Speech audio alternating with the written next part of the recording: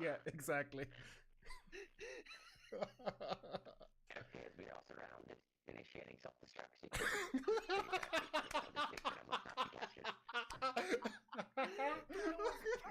Ready?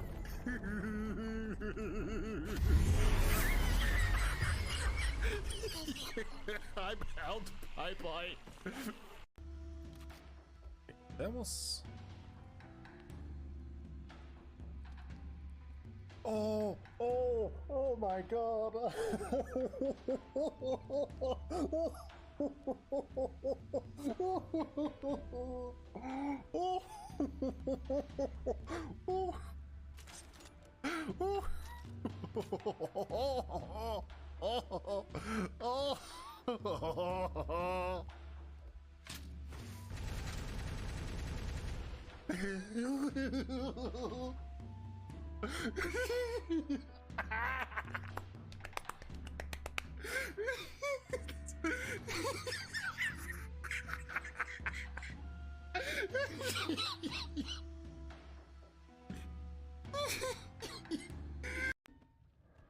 Oh no.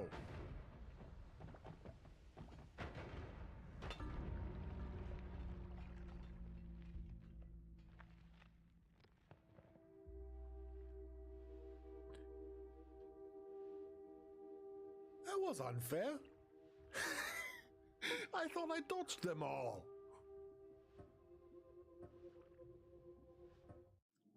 That one stray bomb. Psych! Base incoming.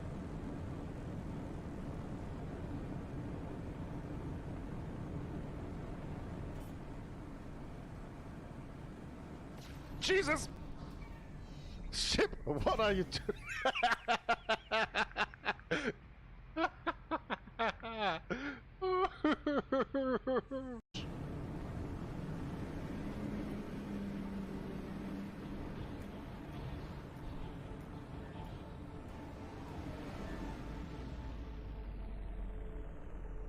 You're right, ship.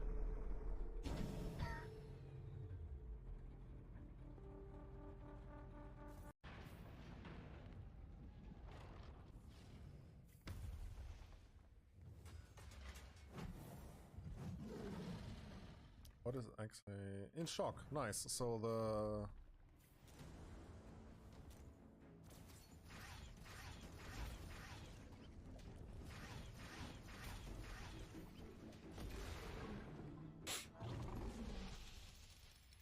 yeah. So about that.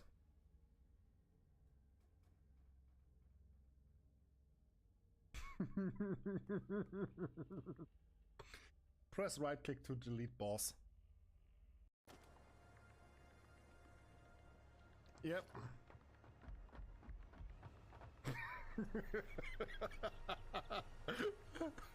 Oh god.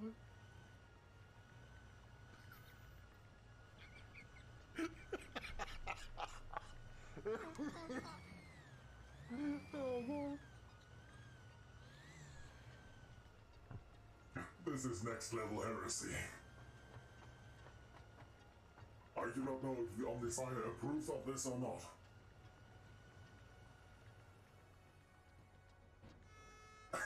Alright, now it is approved.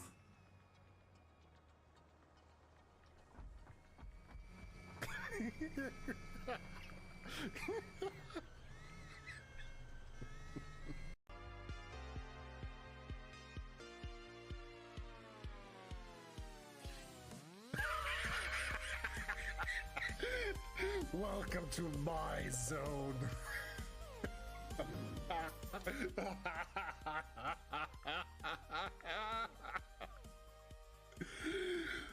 This is my field now.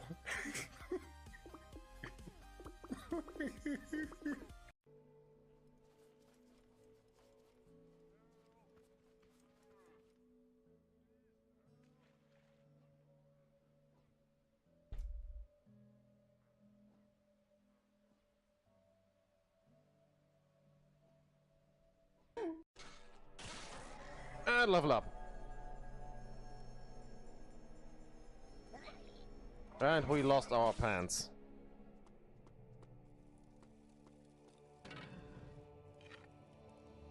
I repeat, we have lost our pants!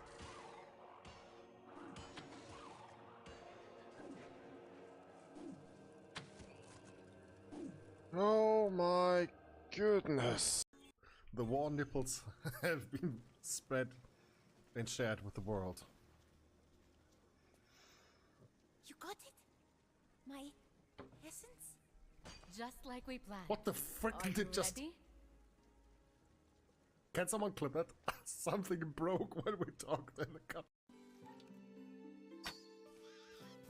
There we go.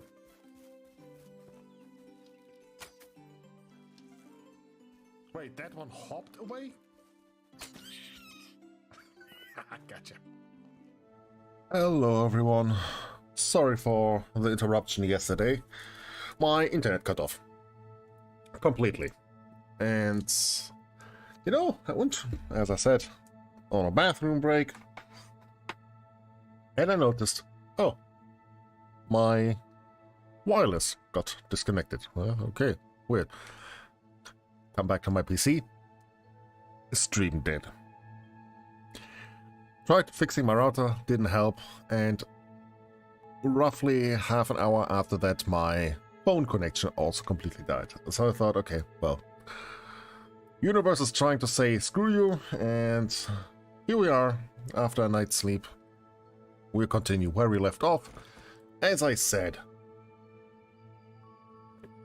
Come on. Stream. There we go, Triforks.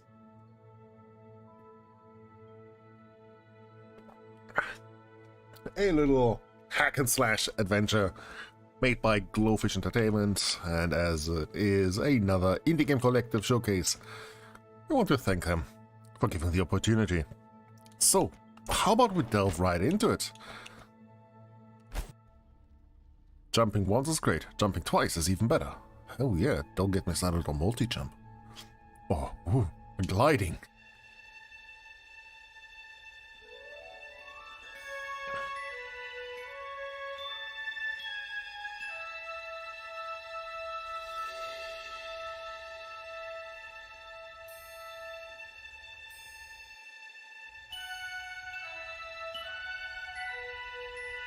Little fox household. Oh.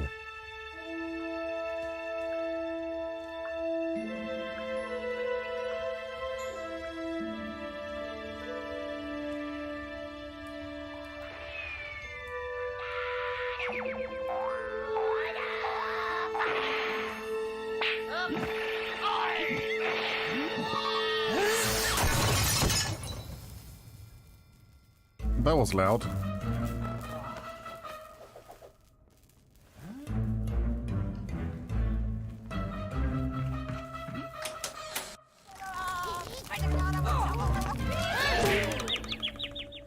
The what?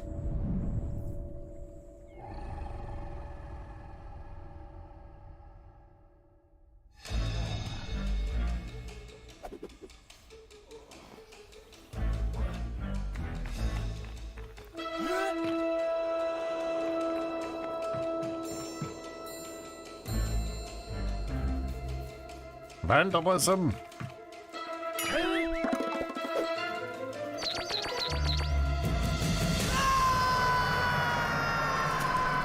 A little bit loud.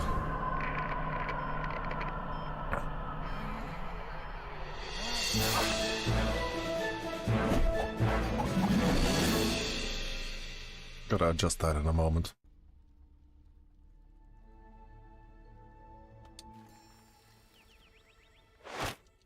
Okay, okay.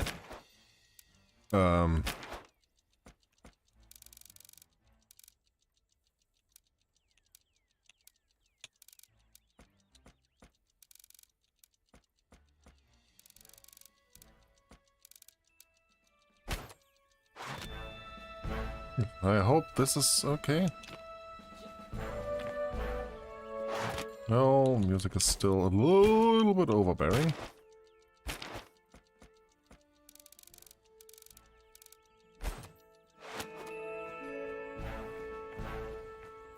Okay, what did they get from here?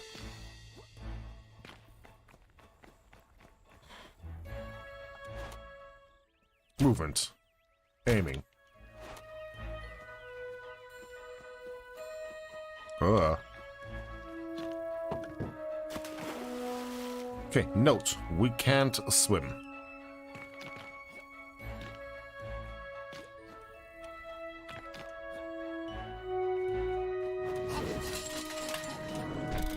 There they are.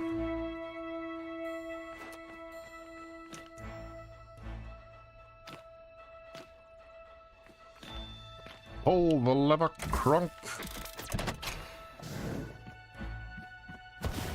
What?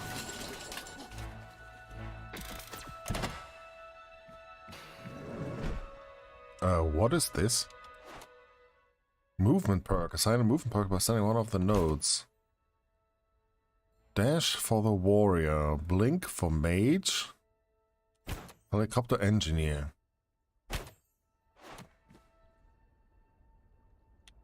Do not fear, the engineer is here.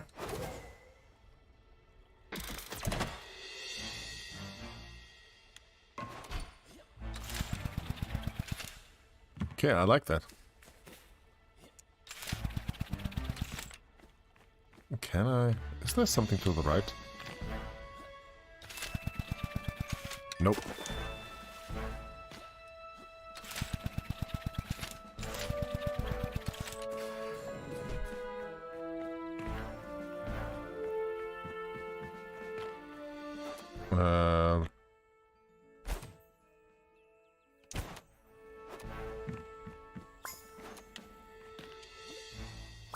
Maybe you can find something across the water?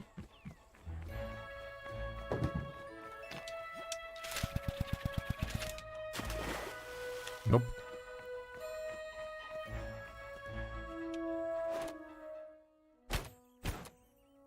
Okay.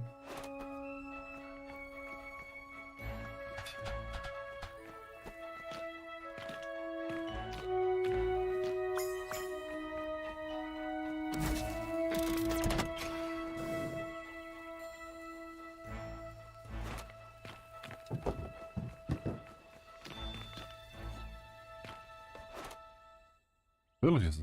Assign an ability. Ooh.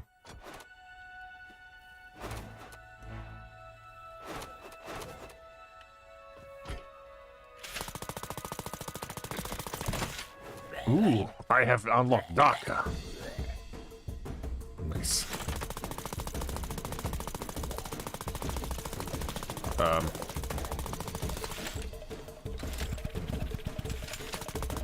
Not the most accurate.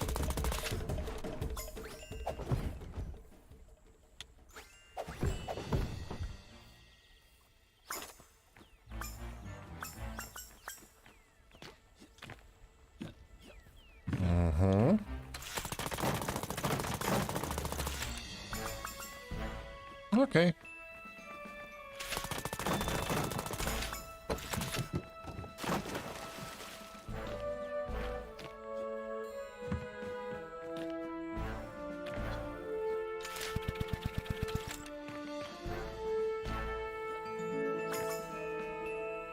What are you?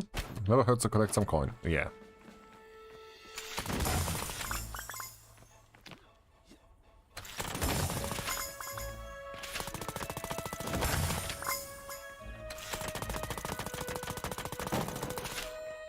Okay, so far, all right.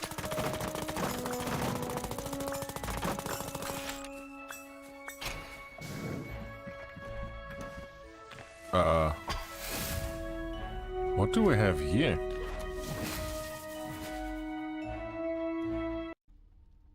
Did we already build this before? Did they build that?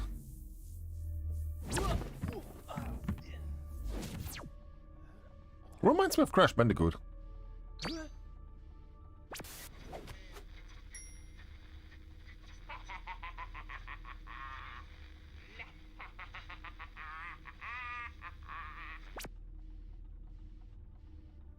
Okay, someone thinks he is a jokester. Eh.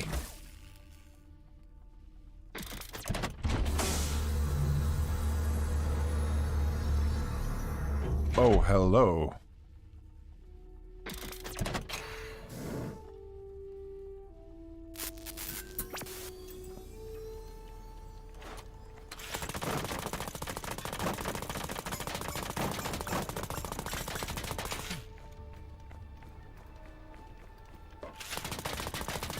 Okay, can't get that.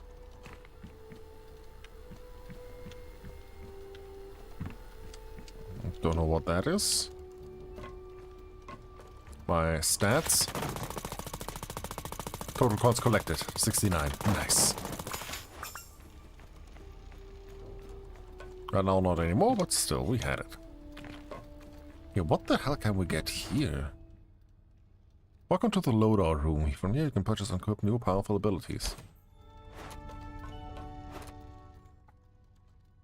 See something to purchase ability, step on the rising node and helps. Okay.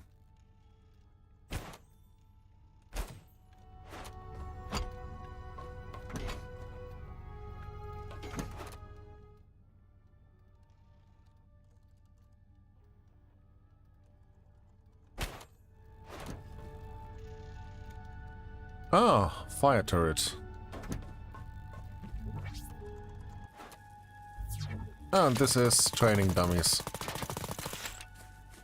Okay.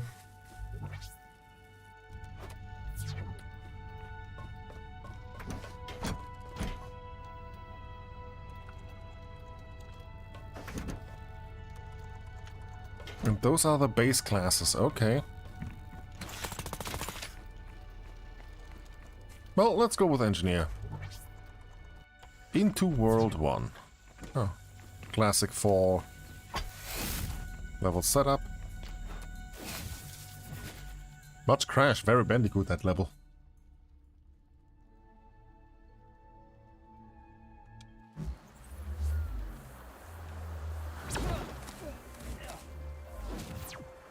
Oh yeah, that one screams Bandicoot.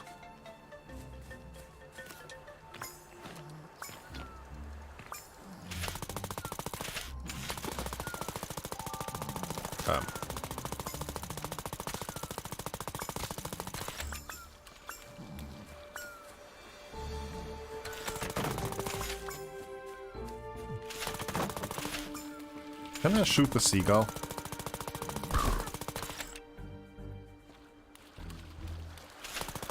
I'm sorry.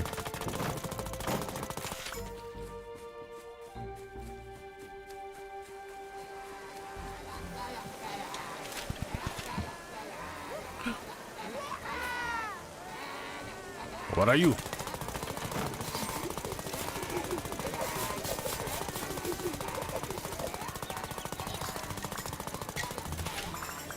Okay, aiming is a little bit finicky.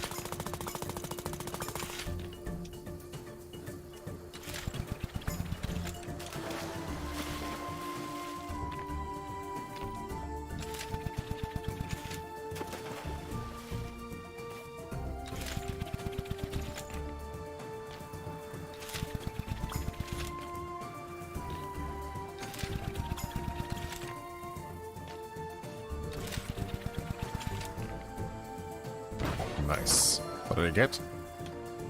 Some sort of crystal.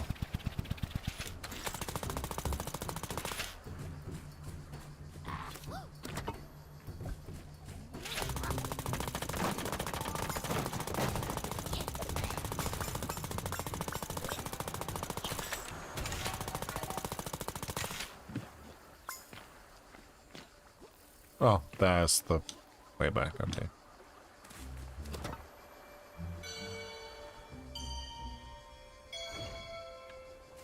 Ah, this had to be charged.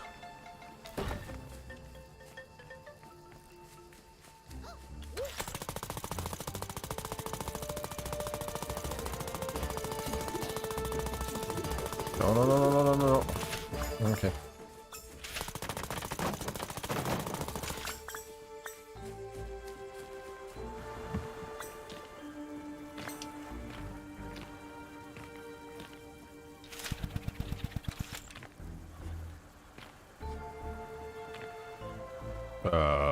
The what?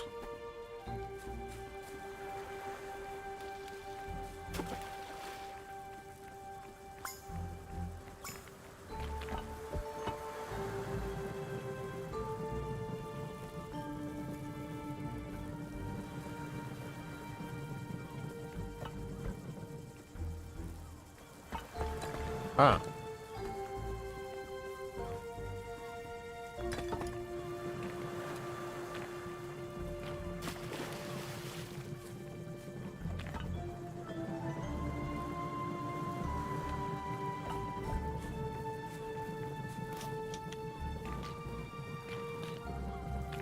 I get it.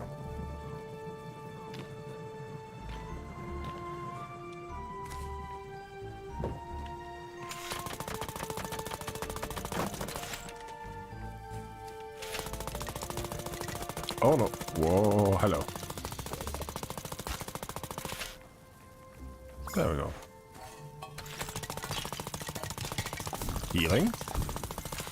Healing. Okay.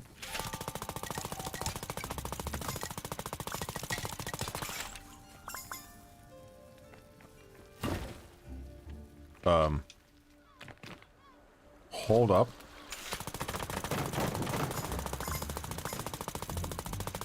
I can't go back?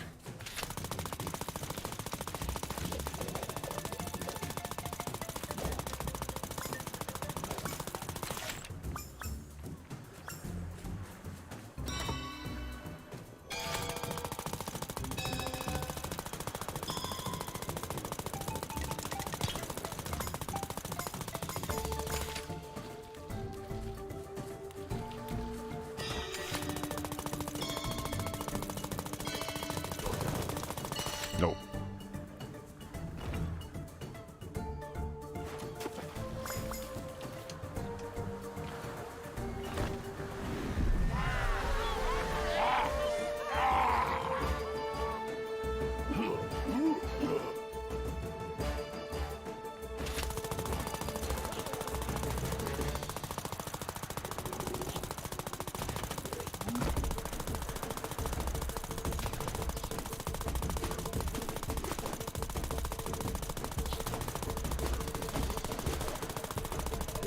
I'm just gonna face tank.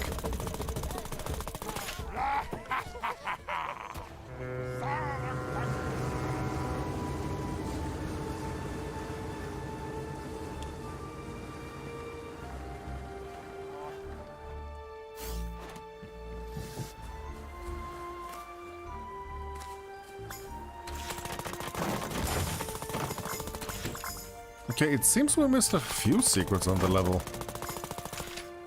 Given that I've only found one of the blue crystals.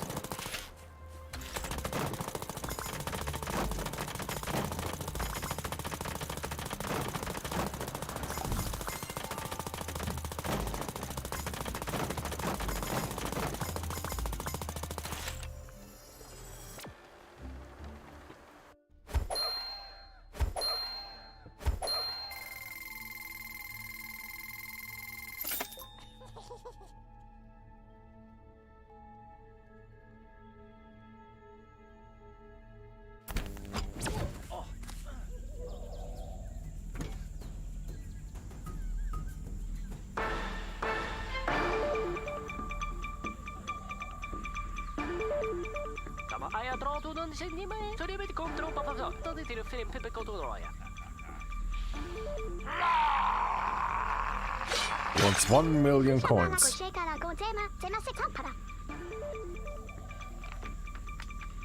Or a bounty of 1 million coins.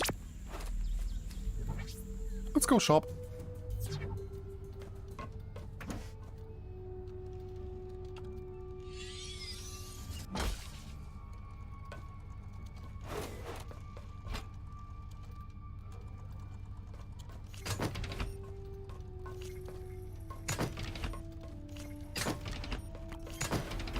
Okay, I can have 3 at the same time. What do I have here? That's a mine.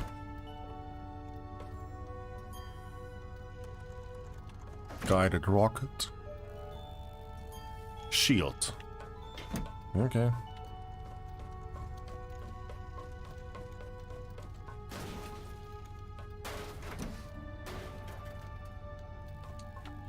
Let's buy all the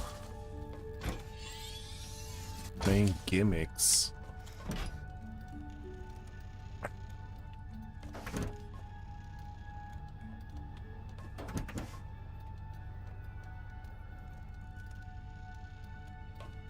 Oh? I wonder if we can mix and match. I hope so. Let's go into another level.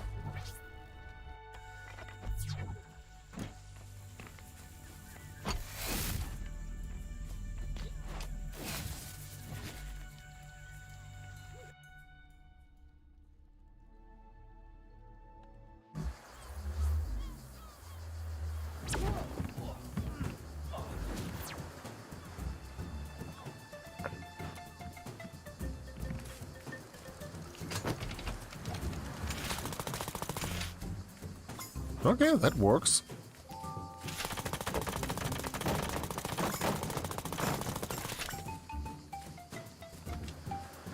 Wilson!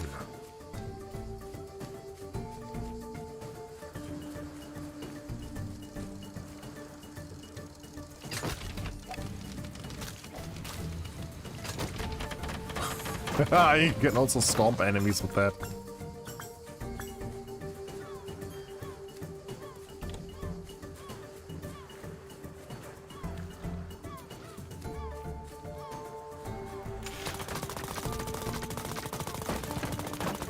Yeah, that was a little bit obvious.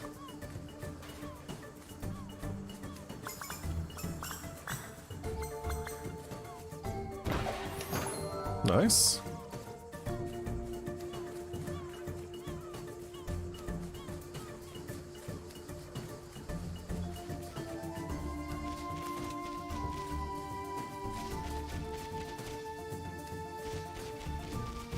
Brute force.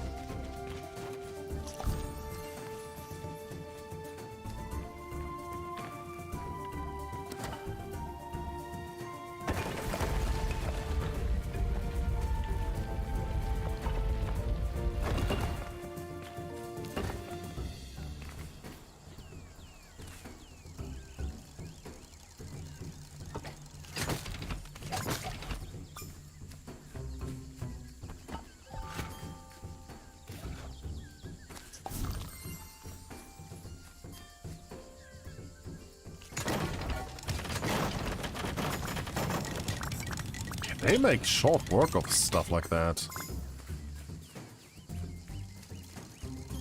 Yeah.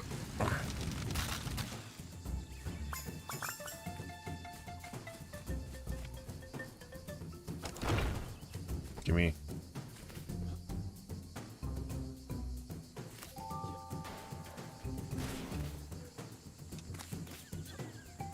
Maybe. Aha.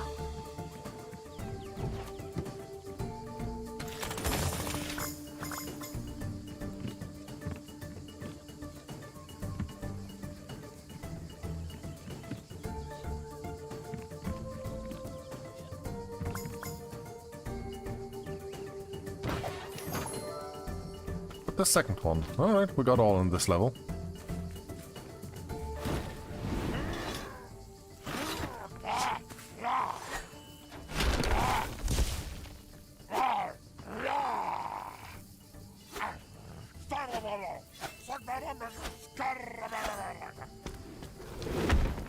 Whatever, man. You stay here.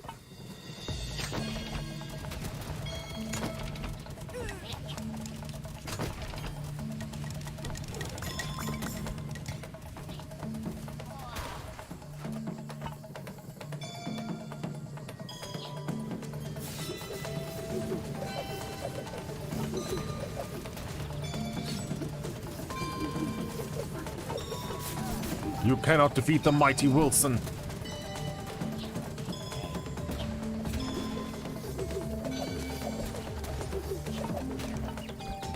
I have Wilson immunity. Don't even try it.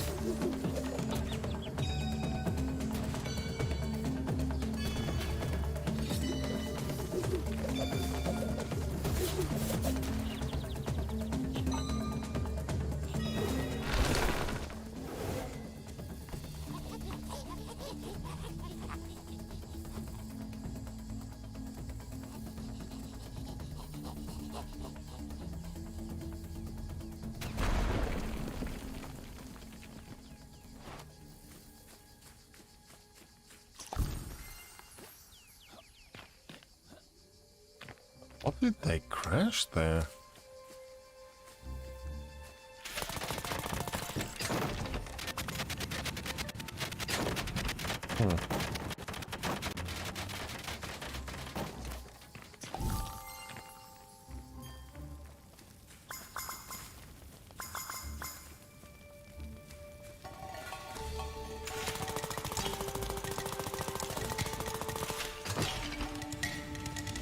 There we go.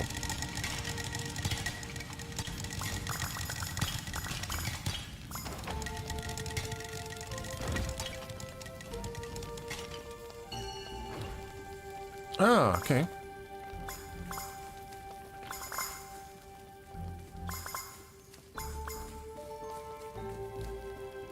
Oh. Didn't do much else.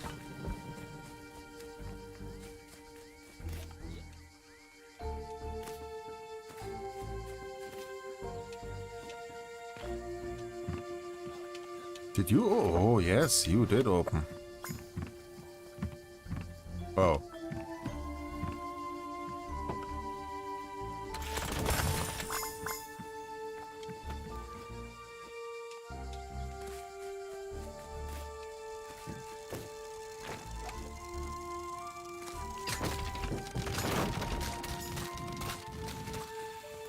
With B.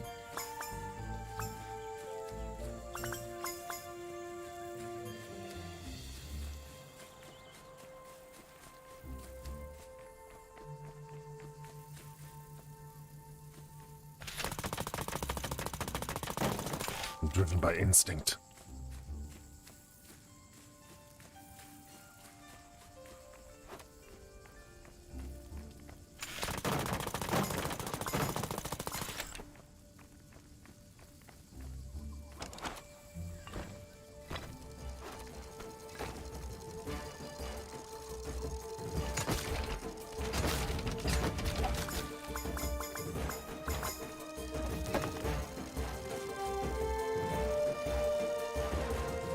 The heck?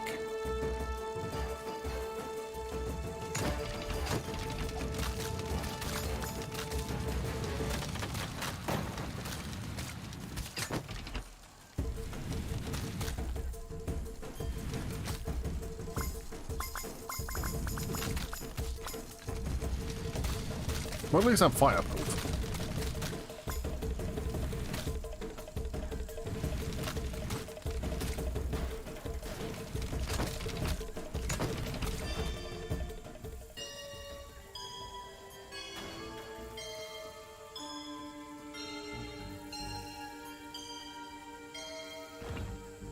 Ah.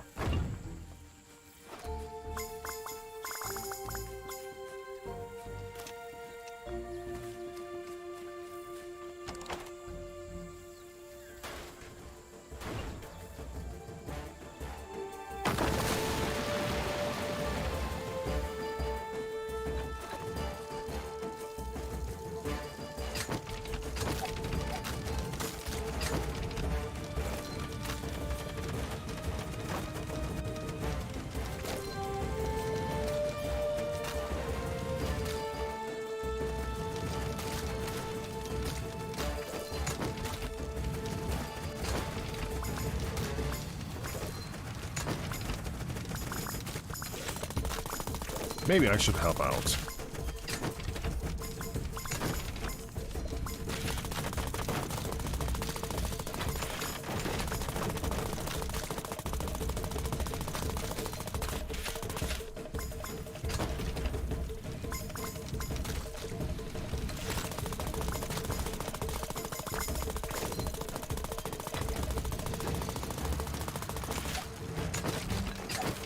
Squish.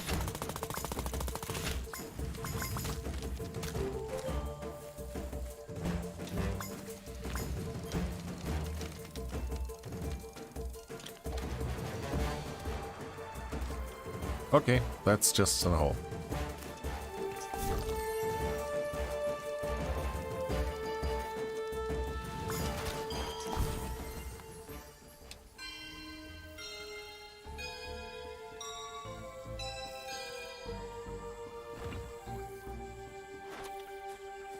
Nice.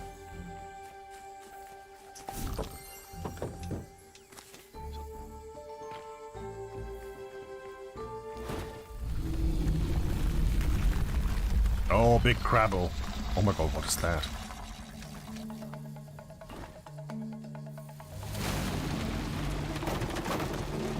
Okay, Wilson, you stay here.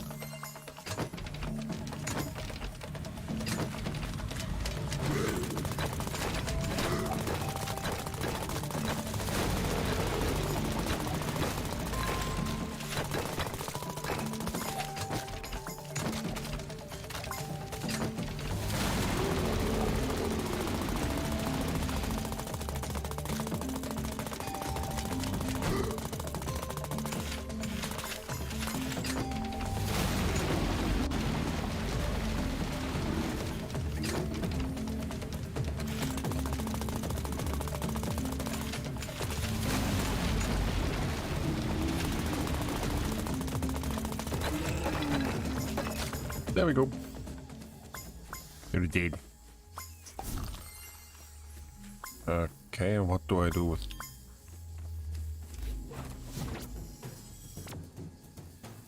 Wilson!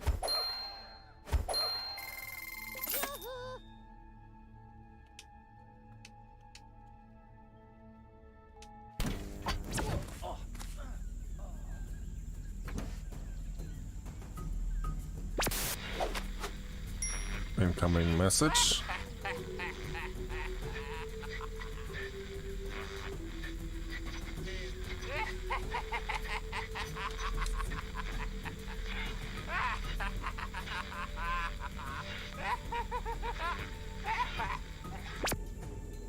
Okay, buddy. You're having fun with that switch.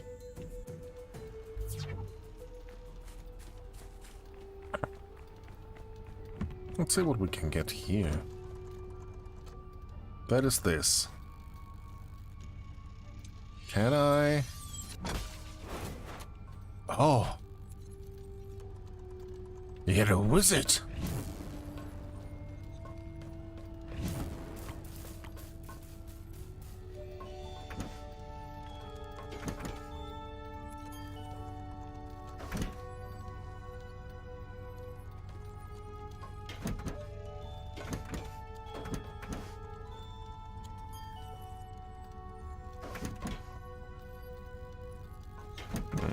Stompy?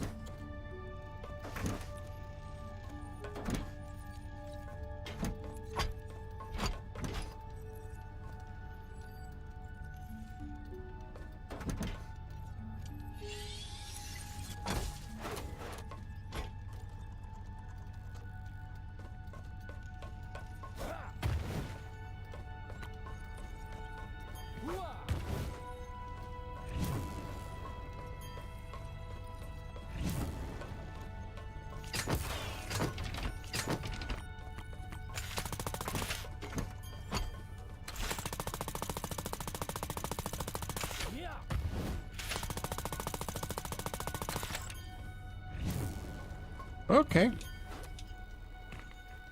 I'm multiclassing.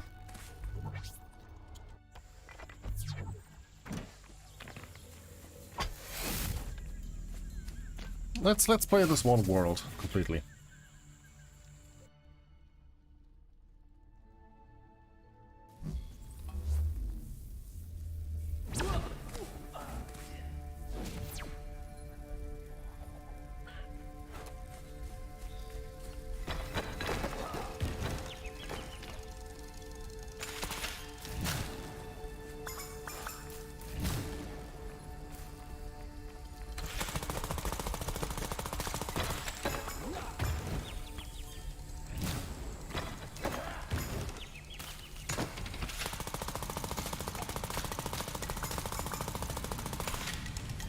Okay.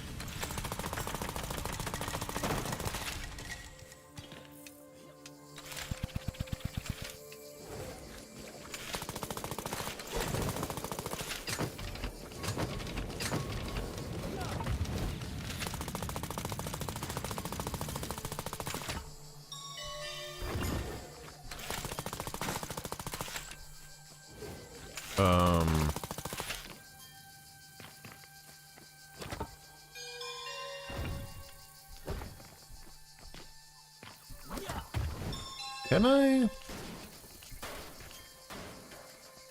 Oh, I cannot cheese this, okay.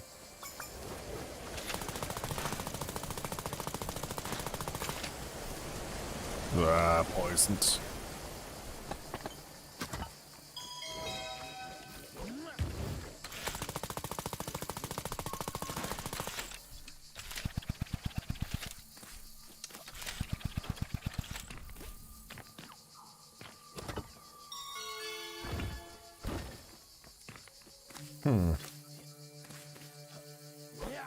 I'm missing something somewhere.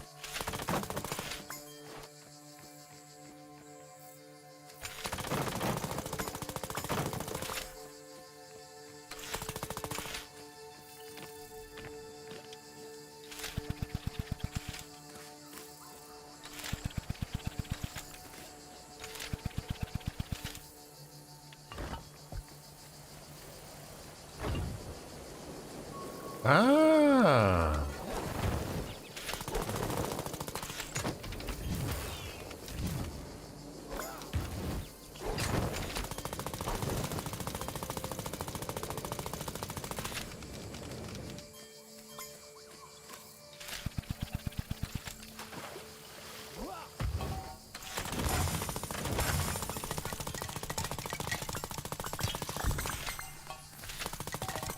It's just a money cave.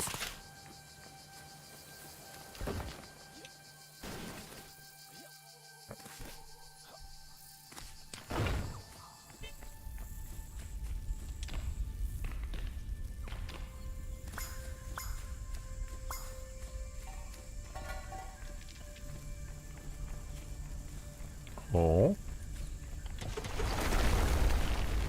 Ah, yeah.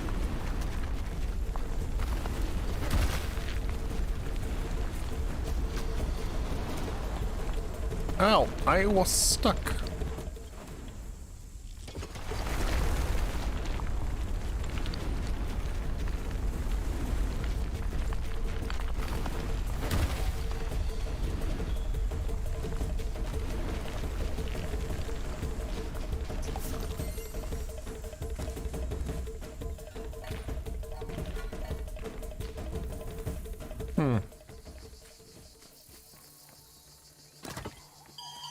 When that rock fell on me, I couldn't move forward or backward.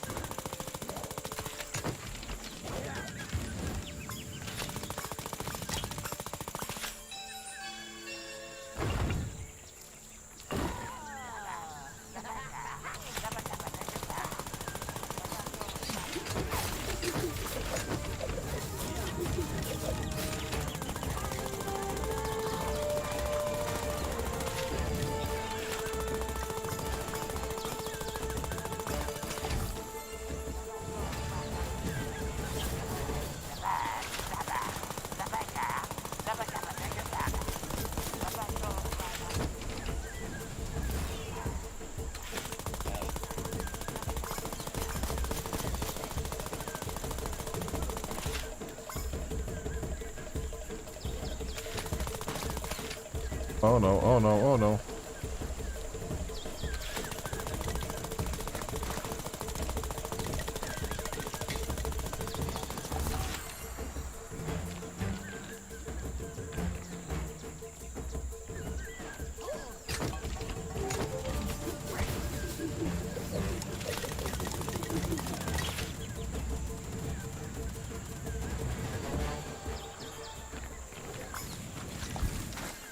Well, that was semi...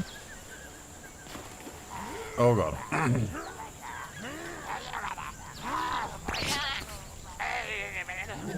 Whoa, whoa, big brain.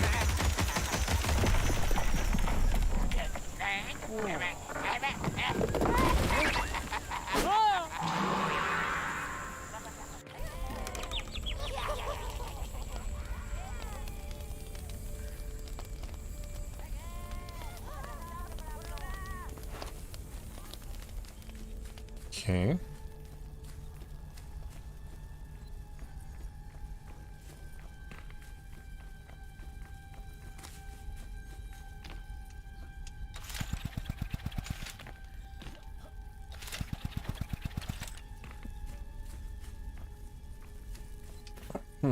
Two ways to go.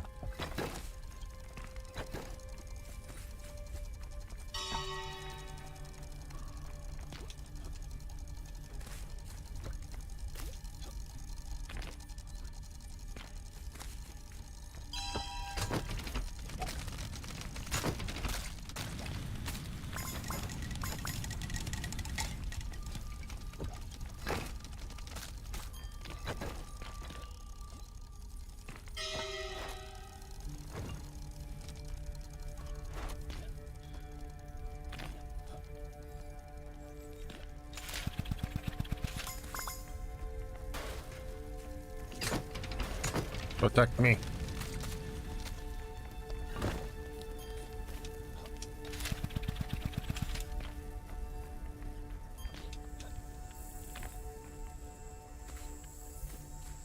Hello?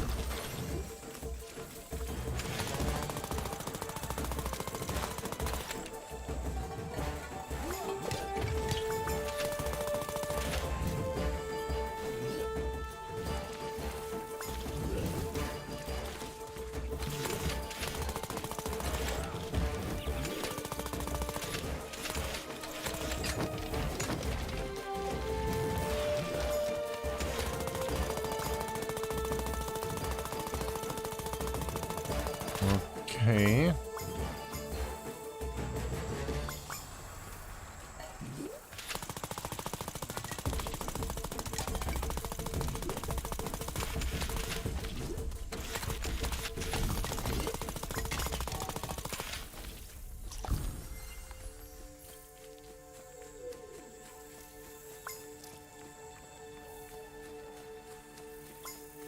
It's not fully down yet.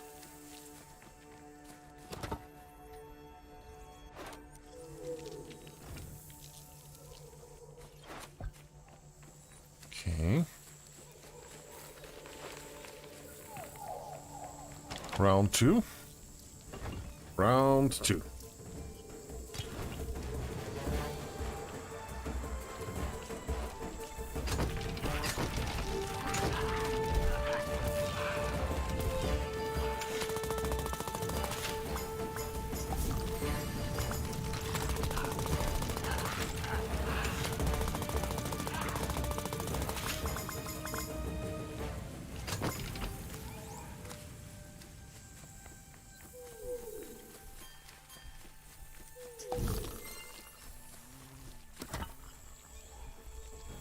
Oh, there is something.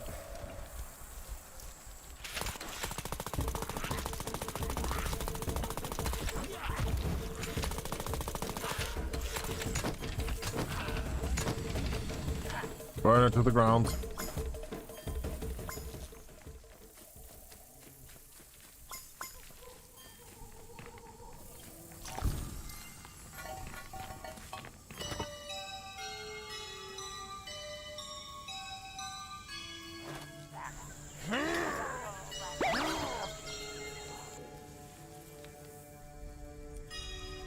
Oh no, I'm opening the temple for them.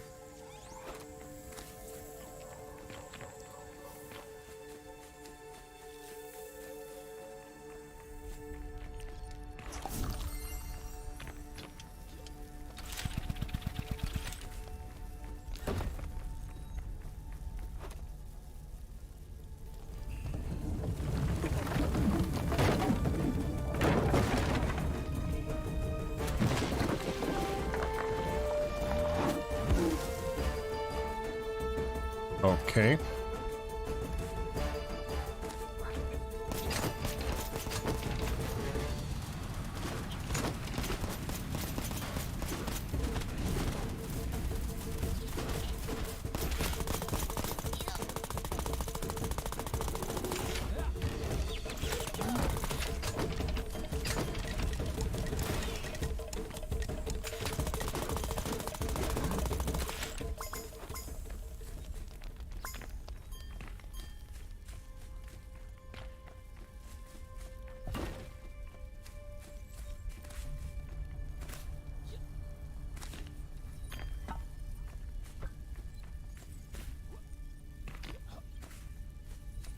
Wait, oh, why did I do that? Just had to flip them.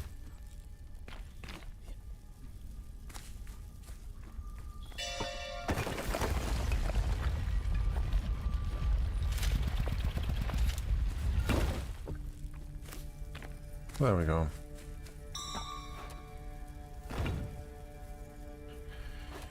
Hey! Oh! It's not only cooldown based, but also mana based. Got it.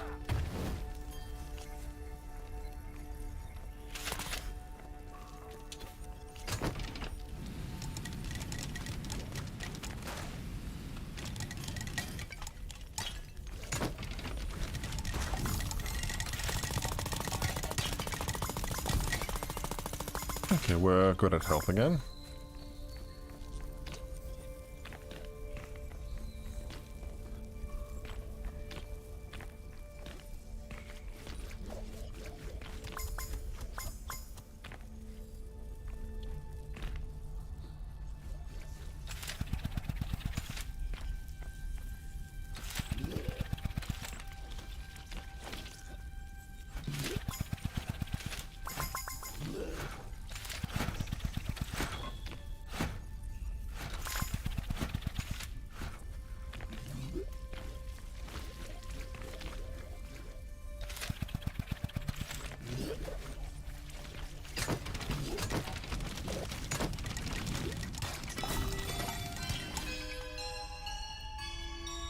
That was easy.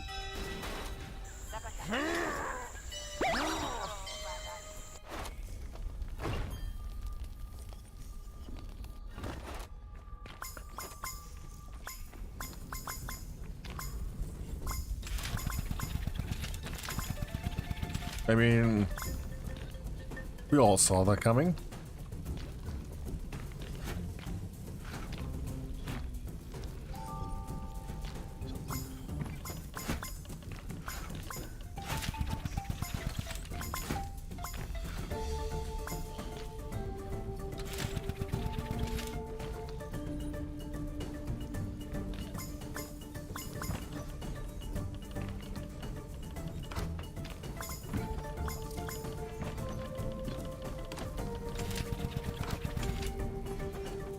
Okay.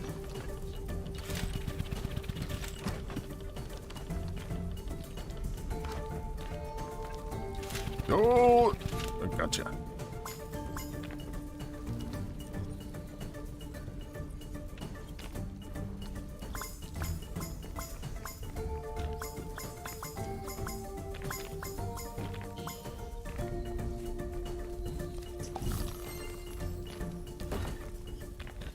Hello.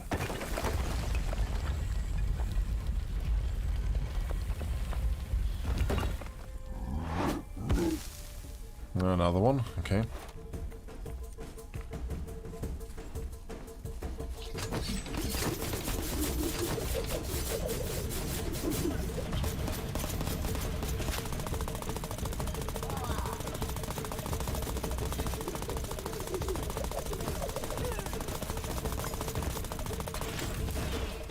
Ow!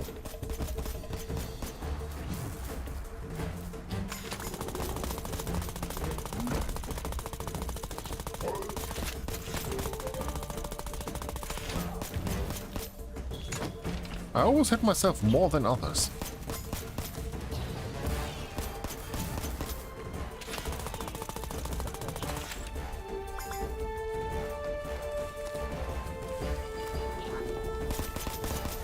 See ya!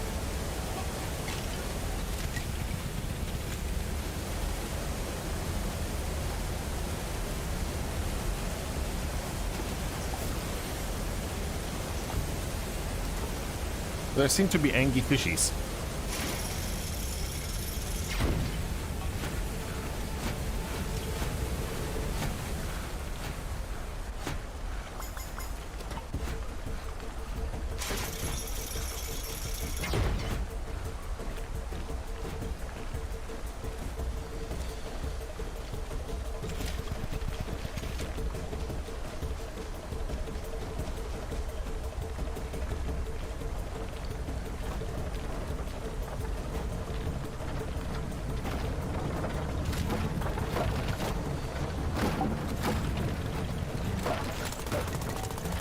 Give me money.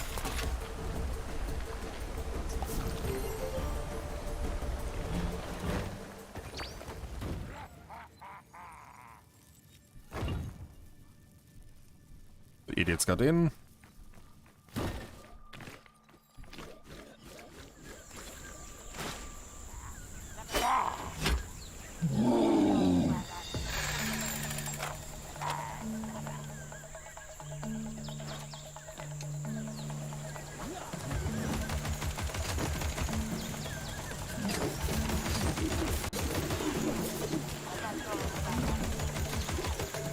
Um.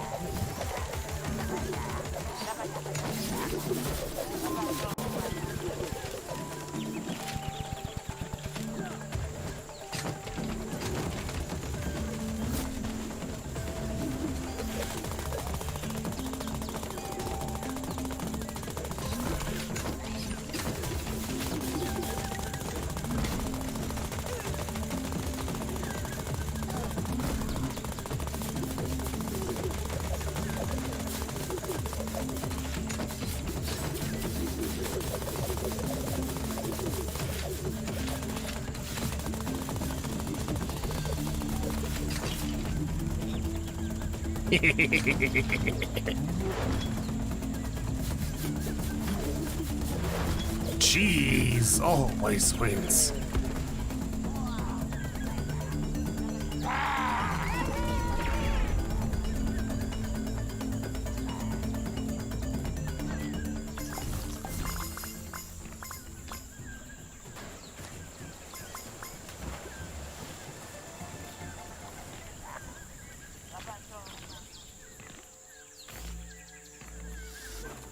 Nice.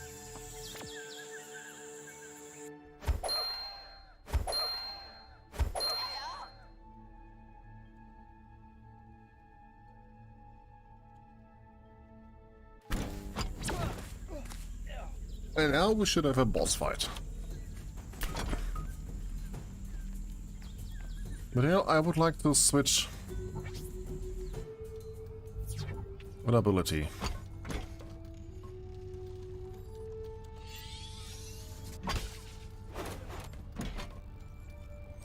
Ooh.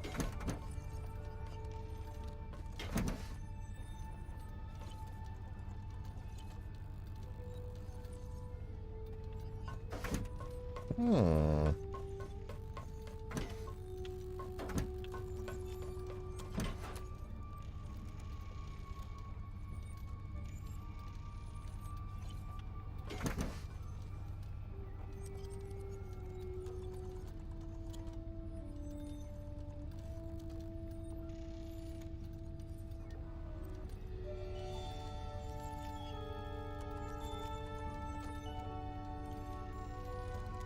Let's get this.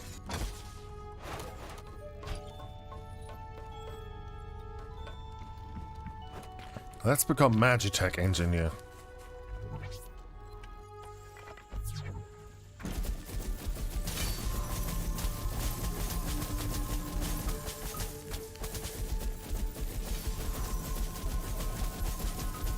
Okay, it connects with the first hit I've made.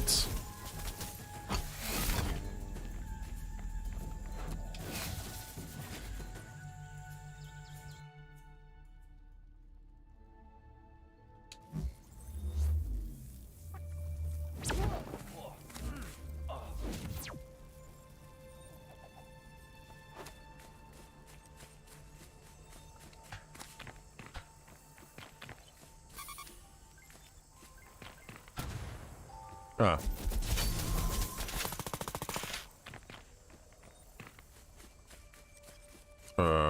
There we go.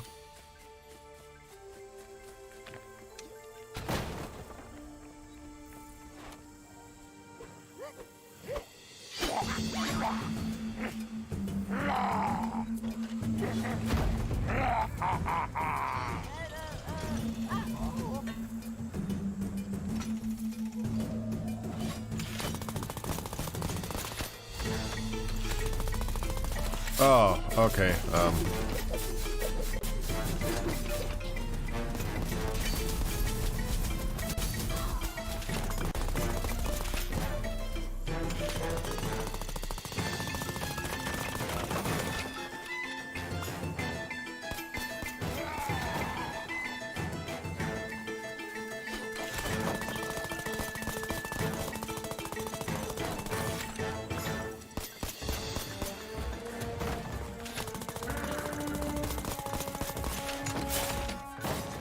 Oh, no, no, no.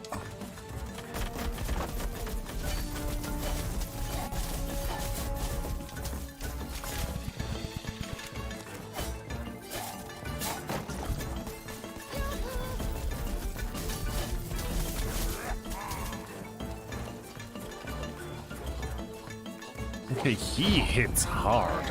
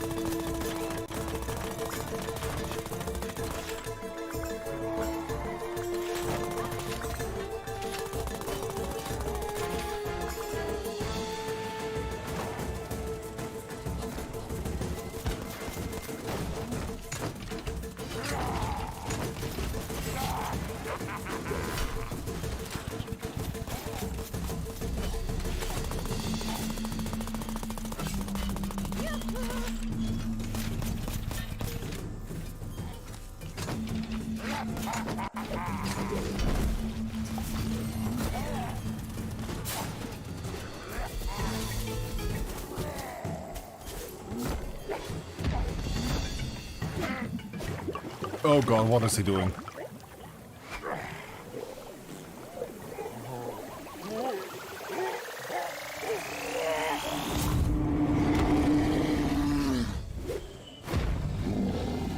The hecking what?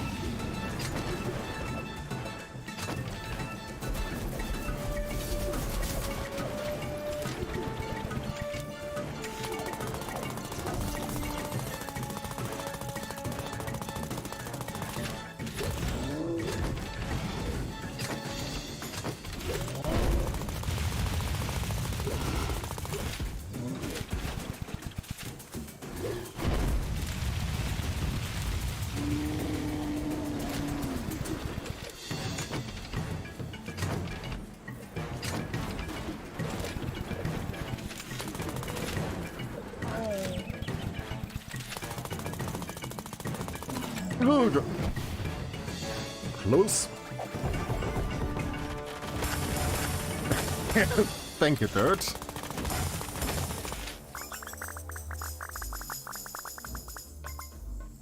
Okay, well, we got a lot of coin.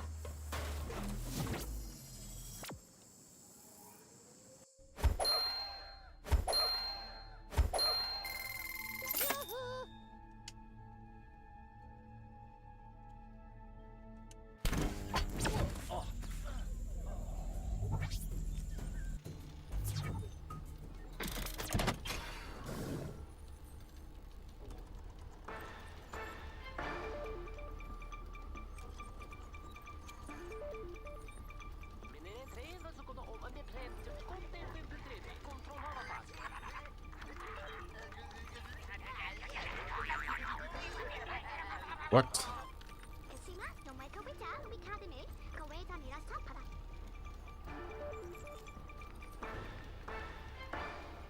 Okay, so our next enemy.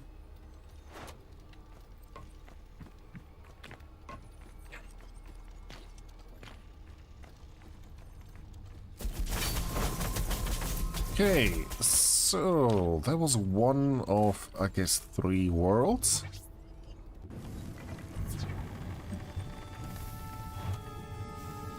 Let's see what this looks like from the border. Off the rails. Lots of lava. Alright. But this was Trifox Adventure. So I would say it's very close. Inspired by Crash Bandicoot, the old ones, I mean. But this hub is very reminiscent of that. Controls feel nice. I don't know if it's just the helicopter dash, probably just because it has so much airtime. Feels a little bit floaty at times with the jump. But overall, the mix match of abilities, I like that. So, if you want to see more, give a like, let me know. But this concludes this showcase. But Trifox for now. If you want to know what's in World 3 or World 2, you gotta play it yourself. So, thanks for watching. Ah, mouse. Okay. No, can I... Okay, how do I save?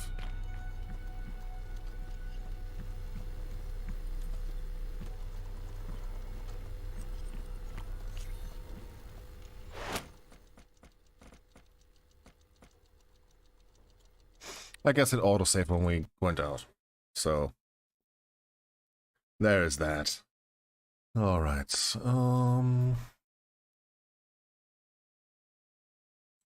It is okay. I gotta go down real quick, get my laundry, and then we will continue with Beacon Pines. So see you in just a few minutes. He dodged.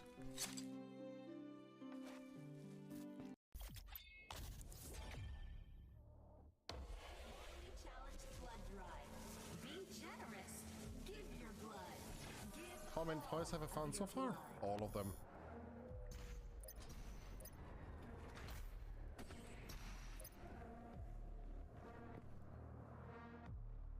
Modern work commute is so nice.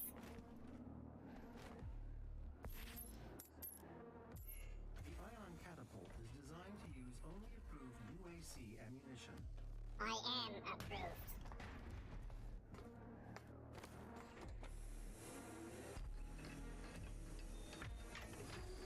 Override loading sequence. Fire. Shoot me. 2, 1.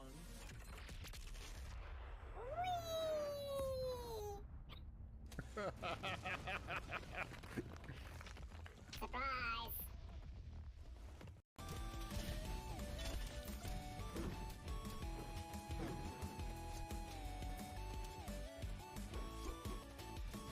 Could you not? What the hell is happening? What? What?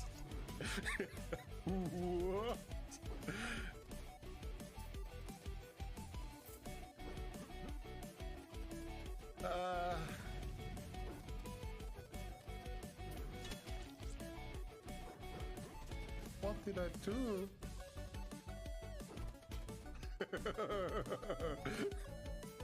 What is this? Snake versus Pong?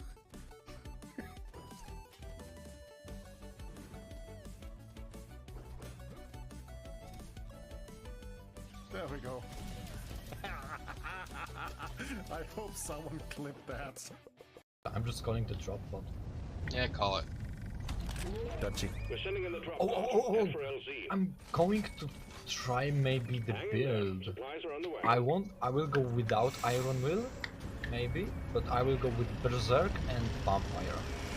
And we will see how it will go. Because I found power Oh, because Hot is nearby. And it's next to us. Has arrived. The mule has been called And I'm off. coming.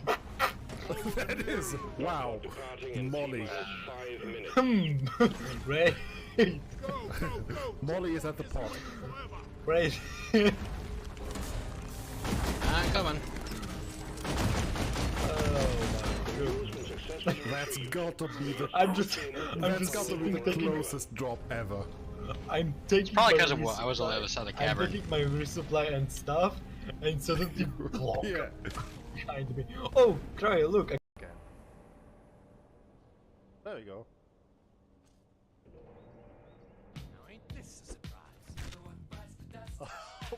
Perfect timing!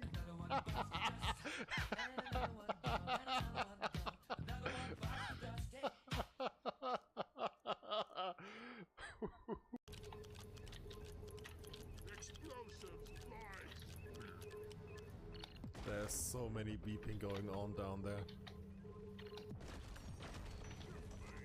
God fucking I'm alive! I'm alive! Bitches!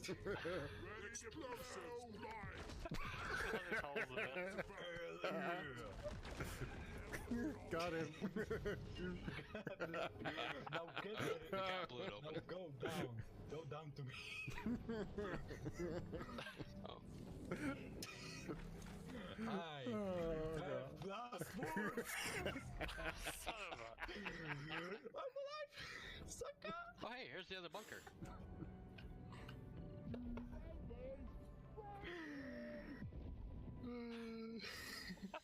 Go. Oh, you Okay. iron-willed. Darn. Shield.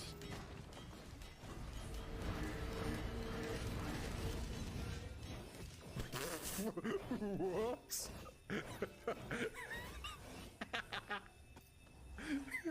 I'm still attached to him.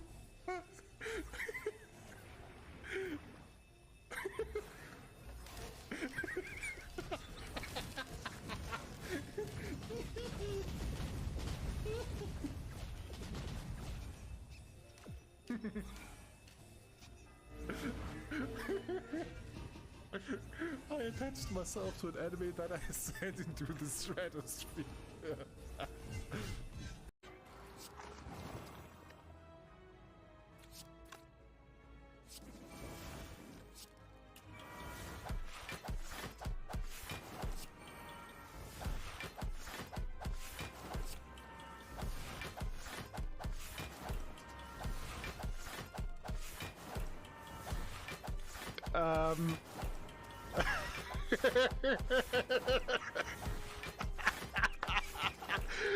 Infinite combo with large nut, log nut enter time trigger manipulation.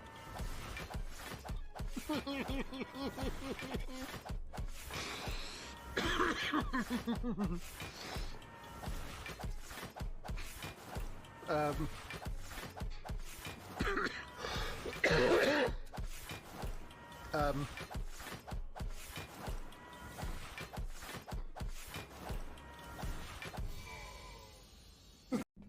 Oh, this is...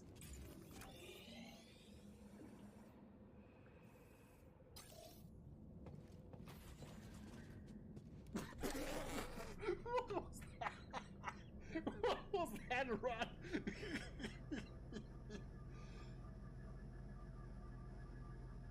What was that? Can someone clip that, please?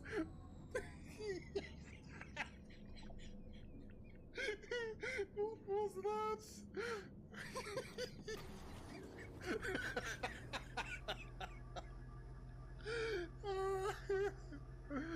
Oh, only top-notch animations.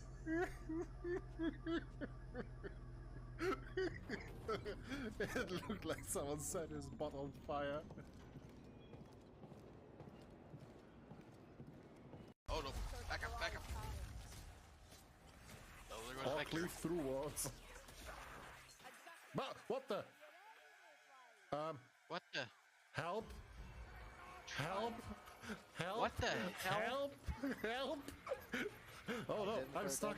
Oh no. I couldn't react because I was just, you know. What the hell was that? Where's punching? I need punching. Punch time! Bonk. Your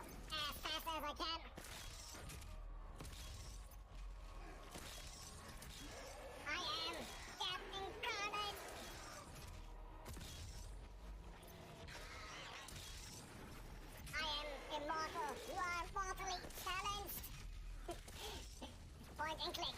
Point and click. I mean, I don't even have to do anything. I just teleport towards my next victim.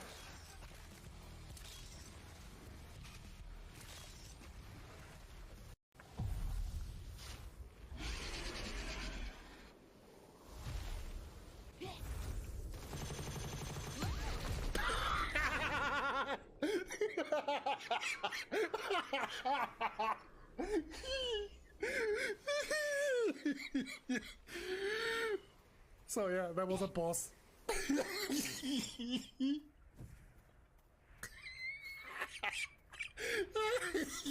Sorry, that was the challenge. I'm sorry. You're to exercise an evil spirit. Chop chop. There's been sighting of a dangerous ghost that has been attacking tamers in a cave to the east. This spectre is quite powerful, so I'm told. You ought to be prepared. You do know that we're kids. You are a cat and Cryorus can't blink. You'll be fine.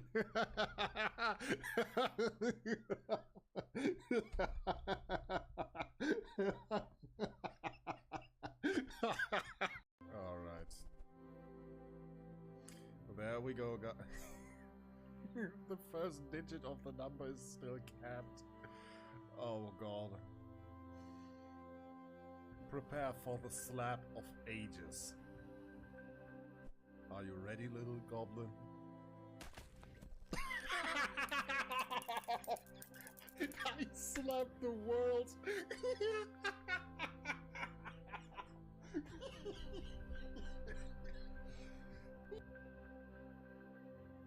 I slapped the world away.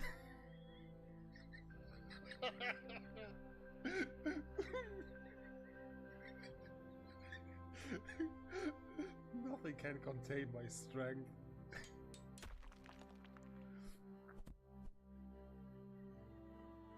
Poor background. Just go up top. This is not okay, Raider. This is not okay. This is absolutely not okay, you know that. What happened to my double jump? I can't get up high, so give me a second. Why? That's how extreme my lag is right now. Let me jump up! What's going on with my double? Raider, what have you done? I'm slowly... What have you done? Oh! Okay. He's spawning more! It looks like... This is not okay. This is not okay. You're crazy, you know that. Okay, I'm just... If he does goof...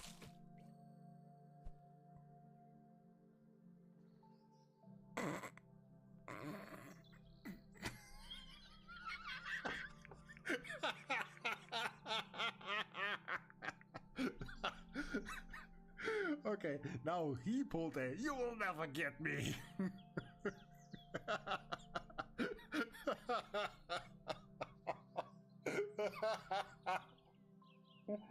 Oh god, what was that?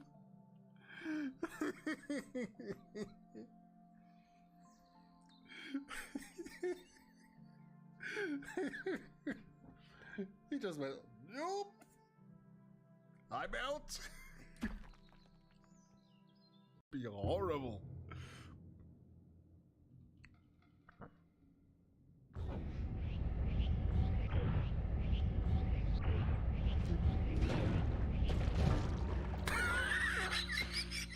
Alright, and we're here.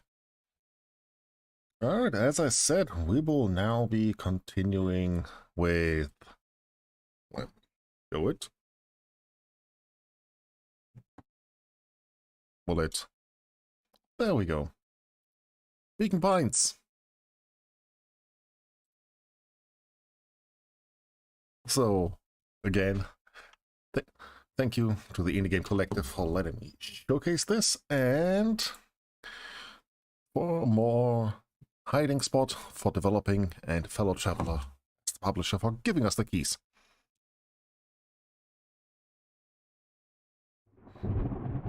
There we go.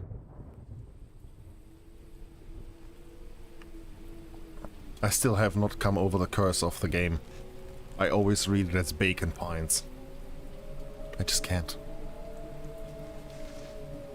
Dear reader, allow me to introduce you to my book. Though it might at first appear like many books you've come across, it is far from ordinary. You may, therefore, have some misunderstandings about its nature. The story that awaits you has not been fully told. In fact, its conclusion is not yet known, even to myself. It is in that way that my book is special. It is in that way that you are special. Without you, there is no story. Chapter 1. Normal isn't what it used to be. This is a story about change. Nestled in a shallow valley is the town of Beacon Pines. Far from the town square, across the river, past the neglected welcome sign, a young boy walks alone at dawn. His name is Luca Van Horn, and like you, dear reader, he's here for a reason. Alright, hello Luca. But yeah, Beacon Pines, a little visual novel story game. Hey Dad. How are things going? Today's the first day of summer vacation. Start middle school next year, I guess. I was 6 when you died. It's been 6 years now. From here on out, you'll have been gone longer than you were here. Feels like that should mean something. Mom always said that this tree was her favorite spot in the world. Me too. Hey, Luca. Knew I'd find you here. Rollo was Luca's closest friend. He possessed many fine qualities, but subtlety was not one of them. Well, after I banged on your door till your gran answered, and after I checked the pond, I climbed up to the treehouse, then I knew I'd find you here. Rollo finally noticed the tears welling in his friend's eyes, and the flowers on the grave. Oh yeah, right. You and your mom always did this on your dad's birthday.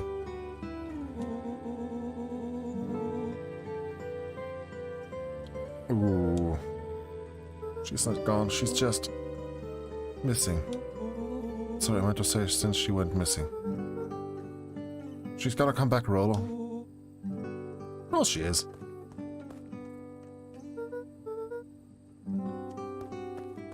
Oh. I think I'm ready to get out of here. Sure, lead the way.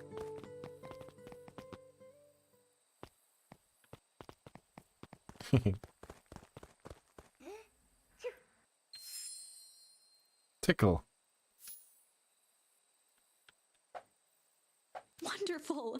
I had a good feeling about you from the moment you opened my book. That charm is a very special thing. Very special indeed. Keep hold of it for now. Its purpose will reveal itself soon enough. Can we do more? Or do they regrow too fast? No, I want to get all of them. I want to get all of them. No! You're regrowing already. Okay. Almost forgot. Whole reason I was looking for you. Well, I found the perfect way to start our summer. How's that? Look to the side suspiciously. Not here. They might be watching. Shh, not so loud. Need to do this in a secure location. Mission control. What you gonna tell her? I don't know, think of something.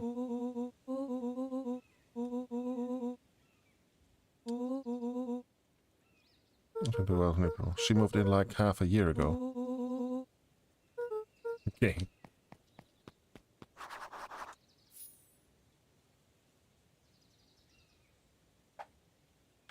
Ah, okay. Can I? Okay. And jump. Dear reader, forgive me for this interlude. Remember that charm you found in the dandelion patch? There are more of those special charms to discover throughout Beacon Pines. They've been known to reveal themselves to those who are willing. Some of them can be found in this very house. Oh? Just some dusty knickknacks.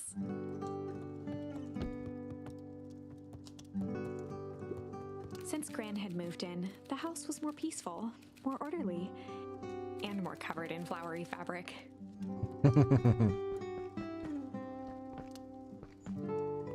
Cannot jump on the couch.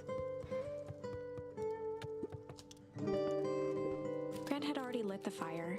She kept a warm house, as if by grandmotherly obligation.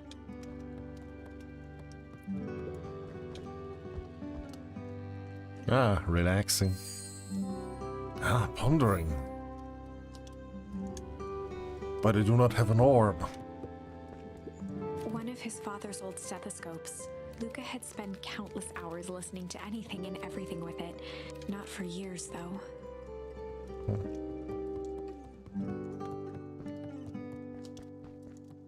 Let's go upstairs first. Luca paused at his parents' bedroom door. He just wasn't ready to go in yet. Could imagine. Gran had commandeered the upstairs closet when she moved in. Some things need shelter from a young boy's mischief, she said. Oh?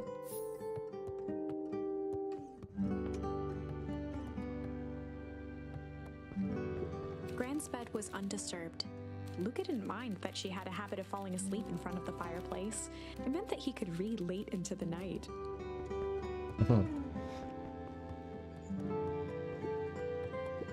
Gran's moving in meant that most of Luca's things had been crammed in the corner. Luca was somewhat annoyed by the situation. Luca tossed on his favorite old sweater. Though Nice. it was the first day of summer, a chill still hung in the air. Nice.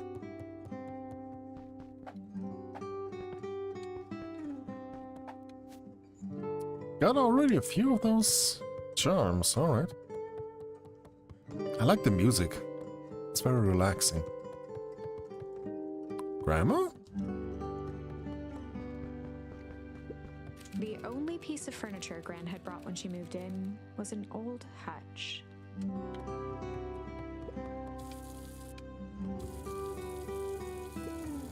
A pair of dull scissors, a broken can opener, a mostly empty bottle of glue, and some loose string.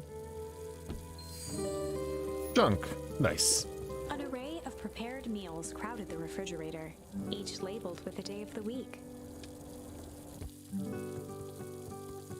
I don't even know what I eat this on the same day. I need to get more to food preparation. Oh my, this is quite exciting. I am now certain that you are the one I've been waiting for all these years. You'll recall I was a bit coy regarding the use of charms earlier. Excuse me, I tend to have a flair for the dramatic. You are about to encounter your first turning point. There are certain times in this tale when everything hinges on a single word. Step forth, dear reader. Okay, and now? A sturdy old wheel.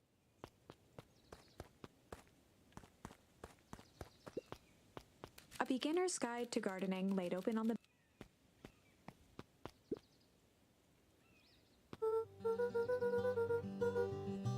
Oh. Hey, Gran, I'm gonna hang with Roller for the day. Hold up now. You Roller had it exactly. The less Gran knew, the better for everyone involved.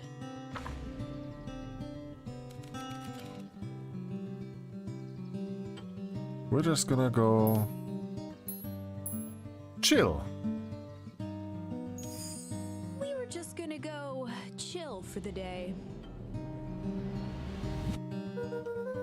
The best lies are built on truth. You're always in a hurry to do nothing. Yeah, doing nothing is the best. We stick to what we're good at.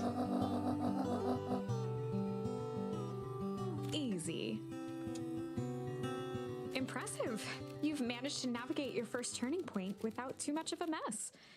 That is the power of charms. A single word can change everything. I think it's time to introduce you to the Chronicle. Chronicle? The Chronicle is a record of the decisions you've made. You can see the turning point, which has been revealed. At any time, you can use the Chronicle to go back and invoke different charms, creating new branches. Luckily for us, this is the one and only turning point where the charms won't dramatically alter fate. It's the perfect opportunity to experiment with rewriting things. Grand jury. Oh god. Just gonna ponder. We were just gonna go ponder for the day. Like true wizards. What are you boys going to ponder on such a lovely day? This was Lucas' chance to sell his alibi. Big stuff, small stuff, medium. Mostly medium pondering. Nailed it.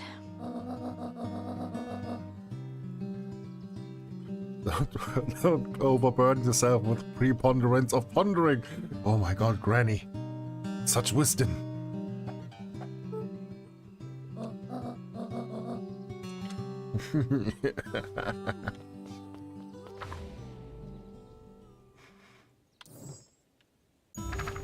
Okay. We were just gonna go hide for the day. Traditionally, when one is trying to hide something, they avoid. Guess Rolo bet some other kids that would beat them at hide and seek.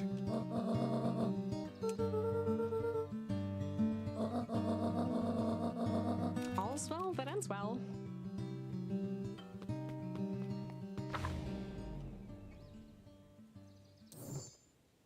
Okay, so this had not much of an effect. Okay.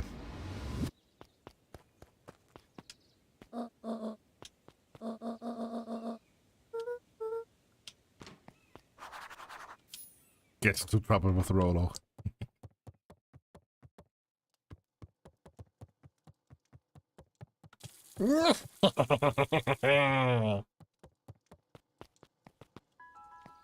Alright, let's go see Rolo. Oh, come on, come on, come on.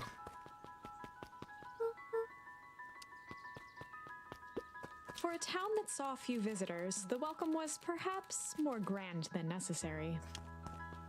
What is over here? The road leading to Beacon Pines was long and a sort of natural barrier for the impatient.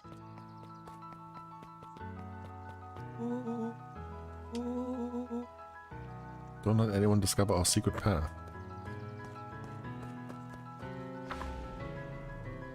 Chapter 2. Welcome to Beacon Pines. For many years, this valley had been a small mining outpost. It wasn't until Sharper Valentine built his fertilizer company that Beacon Pines was established. Over the next 30 years, the town had grown and prospered until the foul harvest and his sudden death. Oh. In the 6 years since, everyone was simply trying to get by. Oh my.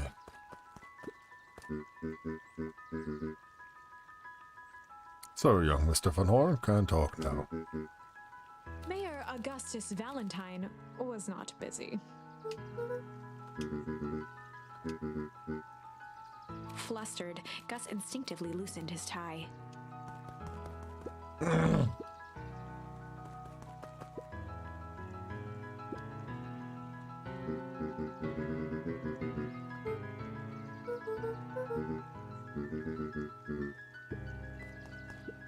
Alright.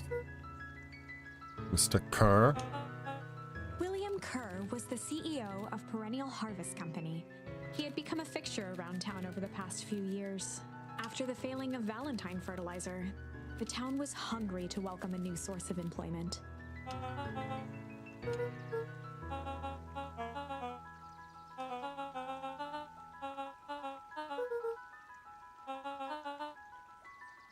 You're about to let some steam herself. I shouldn't have all your little friends.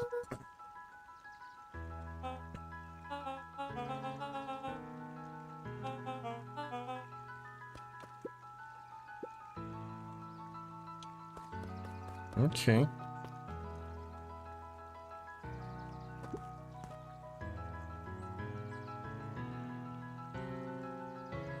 Oh. A little better look.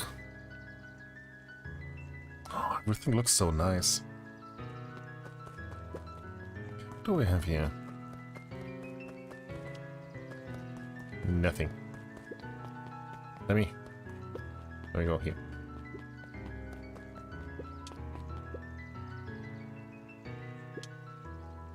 Mr. Sinclair continued snoring and lifted one eyelid just enough to see a tactic he often used to avoid undesirable conversation. The same sleeping boy. Grubby as always. Used to have a perfectly nice view from here. The perennial harvest put that monstrosity of a building here.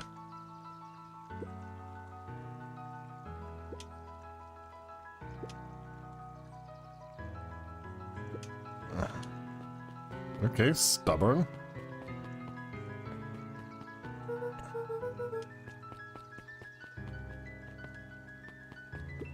Hello? Go on, do I have a moment? Just look at. First week at perennial harvest. He took a pen from the pocket of his sweater vest and began to frantically jot something down on a clipboard.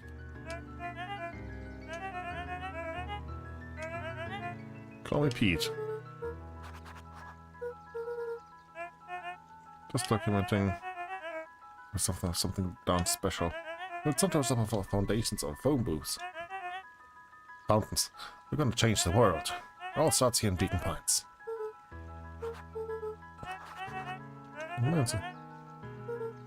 My thoughts? You bet. You get every detail right. Changing the world is intense, so what do you say? Can you answer a few questions?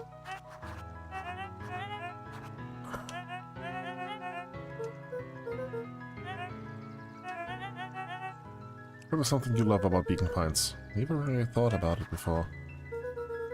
It's the only place I've lived. Pete stopped scribbling and glanced up from the clipboard.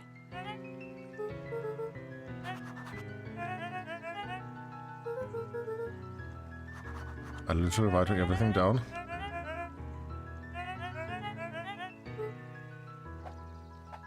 Okay, he's weird. Hello. Come on, Andy, grab his wallet. Oi, oi, oi, oi, oi, oi. Of every but the freaking king of nickels.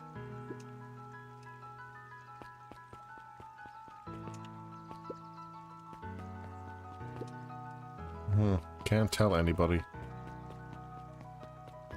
Can I tell the mayor? No. Alright.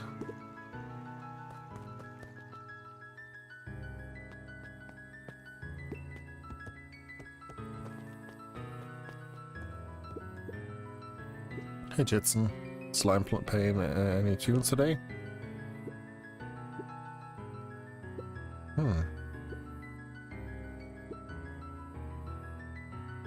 That's what my dad used to do here. If I ever want his chair back, taken to standing recently.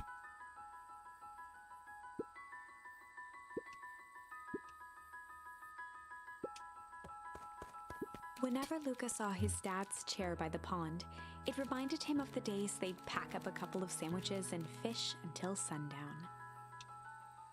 Nice. Luca opened the tackle box and picked the perfect bait.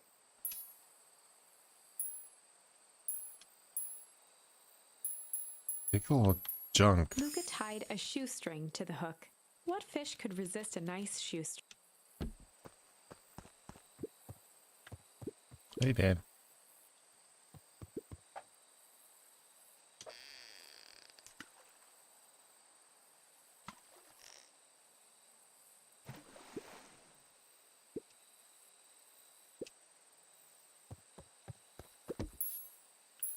Luca gently baited a feather onto the hook, good for skimming the surface.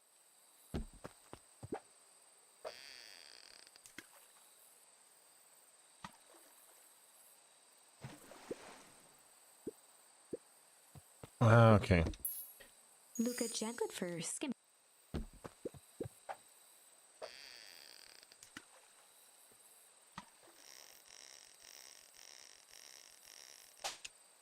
Ah. Okay. Luca good for. So many feathers.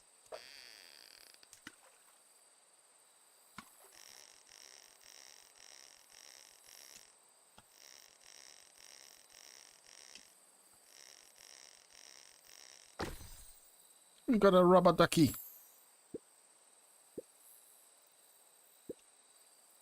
We were just a little drooling ball of fur when you last right for days. Told you it did turn up.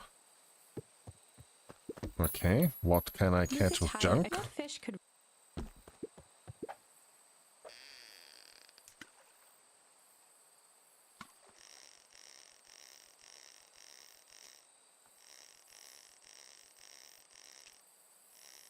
Okay, it's easy enough. Well, we caught a shoe with a shoestring. Where do you think the other is? Hard to say. It's not. Well, whatever it is. I hope that the other boot has at least a sock to keep it company.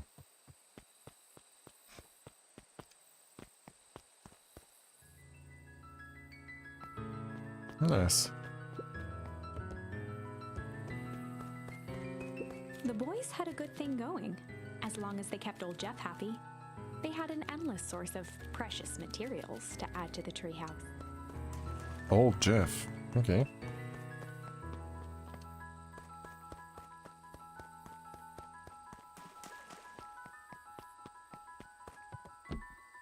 Oh, wow.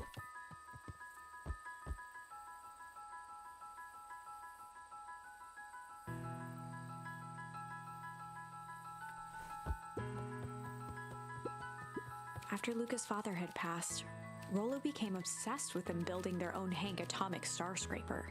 It was some time before Luca realized it was Rollo's way of keeping him occupied. Oh, what a nice friend. On certain nights, when the clouds were just right, the boys could tune into strange patterns of static. Rollo thinks it's aliens. He always thinks it's aliens. It always is aliens. Luca's winter coat decommissioned for the summer. With the cold holding out longer than usual, he reconsidered its usefulness. Luca looked up at the satellite dish. Rollo nearly killed himself putting that up into the tree. Ooh. While it didn't turn the radio into an interstellar communicator, as he'd hoped, it did at least boost the signal enough to overhear truckers one town over. It's actually cool. Okay, what's this top secret plan for South Summer? You know the abandoned warehouse by my place? The old Valentine building? Yeah, well, it isn't abandoned. Makes you think that. Get this. Last night it was glowing. You sure? Kinda. The place has been empty since the foul harvest. Yeah. Who would even want to poke around that place? We would, Rollo. We would. Wait, it's just a busted old warehouse. Just meant we could do some research at the library. You want to actually go to the warehouse? What do you expect to find? Answers. My mom's out there somewhere. And it seems like everyone wants to pretend that she's gone for good. You don't have to come, Rollo, if you don't want to. Look, I remember that time I sort of accidentally burned down the chicken coop. When you jumped in and said it was your fault before my path throttled me. This is a flaming chicken coop sort of deal. I've got your back. Thanks, Rollo. Now I think about it. Walking around a decrepit fertilizer warehouse is exactly how I want to spend the first day of summer.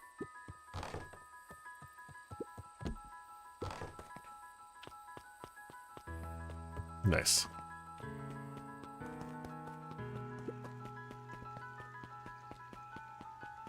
Yo, Rollo. Yes. Catch your breath. I catch her.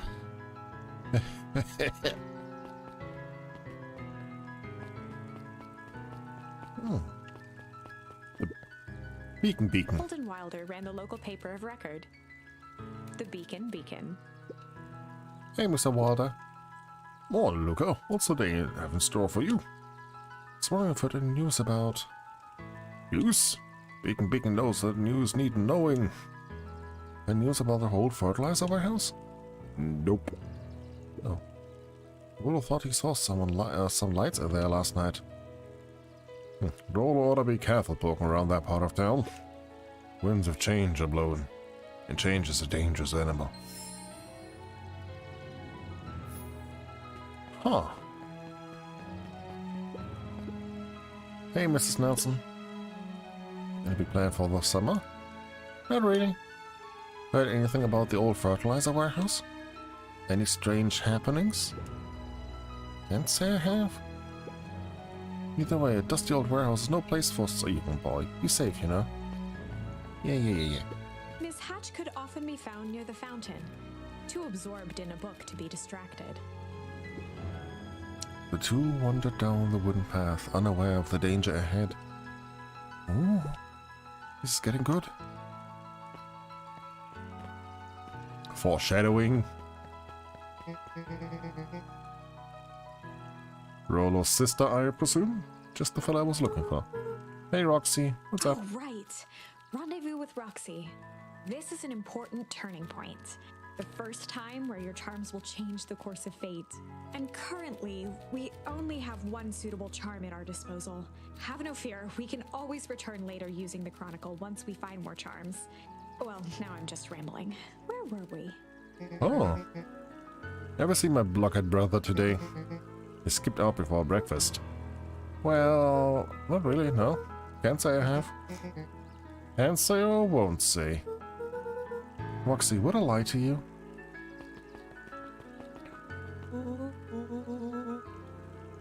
I almost forgot to tell you. Roxy might be lurking around here. This is one of her favorite places to stand around and be useless. Rolo. So we need to make sure she doesn't spot us. Rolo. Why are you doing that turning thing with your body? She's harmless. And a chump. And she's right around the corner, isn't she? Get into trouble. Don't mind me, just over here, lurking. Uselessly.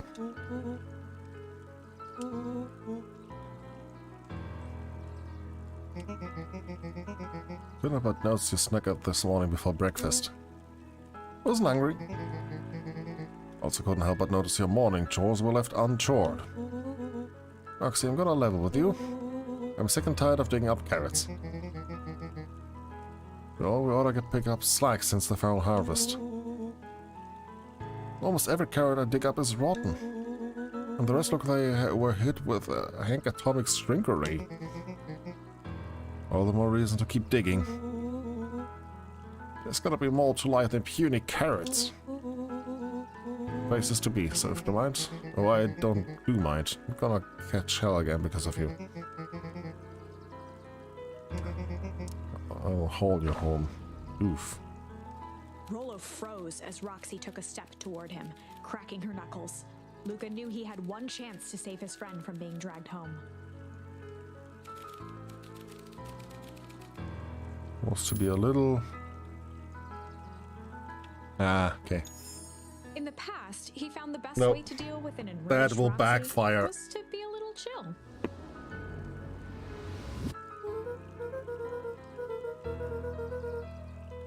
Nope, this is gonna backfire so horribly.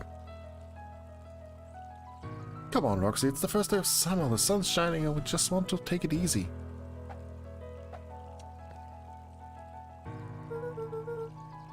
Let's leave tomorrow's problems for tomorrow. That's great and all, but Rolo's problems have a way of becoming my problems. And Pa always says tomorrow's work is best left for yesterday. March, you big oaf. Pitiful report about the Valentine place. Full report!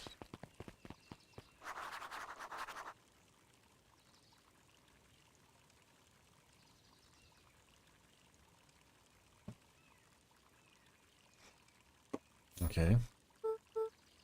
So, Fitz. What are you up to this lovely day? Nope. Cool. Wow. Instant. Not even a chance.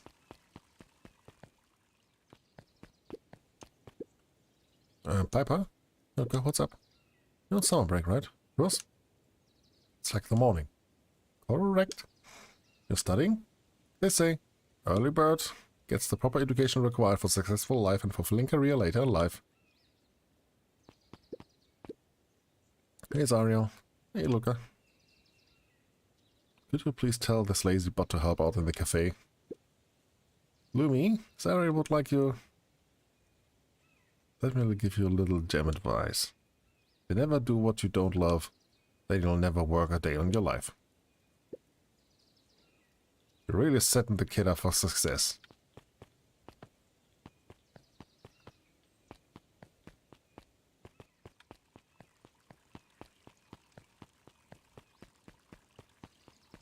Okay, I like it so far. Last Chance Diner.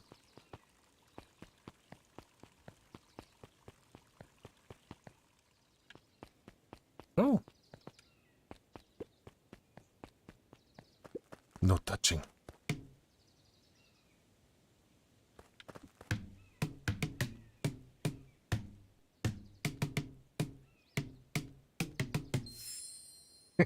Smack! Nice. Oh, getting those chances. It feels so rewarding. Hello there. Hey, Griffin. How's the ice cream gig going? Not great. Still pretty cold out. I'm in the business of selling cold. Well, sure things will warm up soon. Mr. Tolliver's not at his grocery stand? He's prepping for the festival, I guess. Hello. Hey, Bert. Luca. I'm doing some fact-checking for the town history exhibit. Look, kid, I'm just here to put up the lights. But did you know, when the town was founded, there were only 7 citizens? And they all worked for a mining company? And there was only one dirt road leading to town?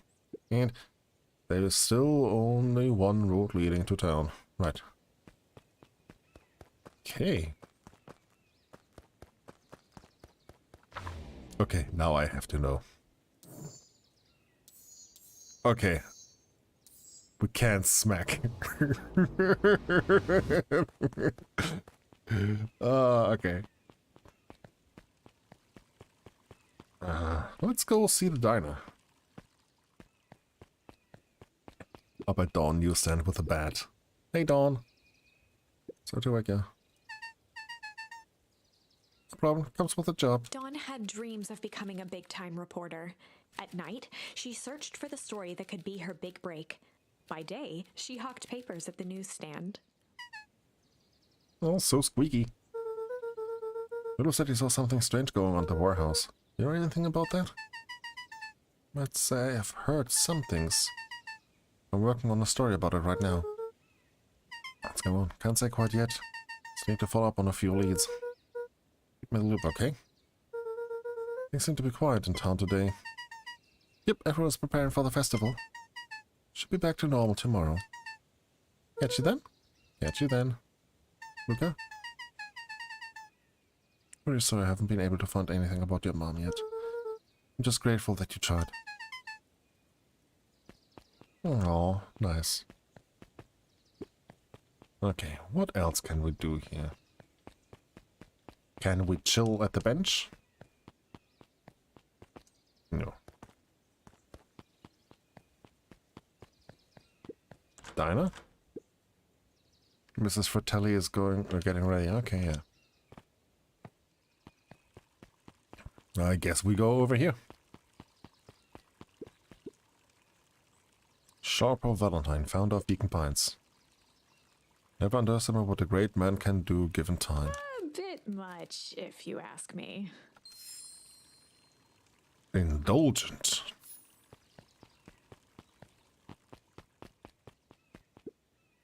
Hey, Solomon.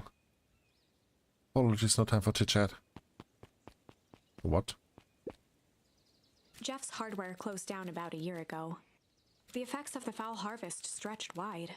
When there are no crops in the field, tractors don't need fixing. Oof. Looks like the library hasn't opened yet. Drugstore. Look at my boy. Hold up a tick. Oh, hey, Mr. Nuncreed. Was just on my way to... I just sold the last jar of your grandmother's preserves. Can't stock the shelves fast enough, turns out. That's great, but I guess Juniper will just have to swing by with more of her lovely jam. Sorry for the... ambulance outside.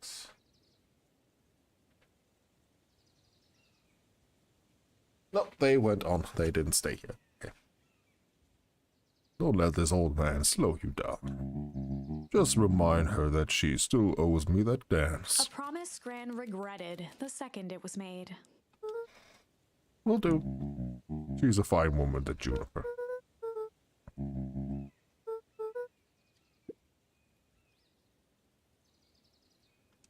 Okay.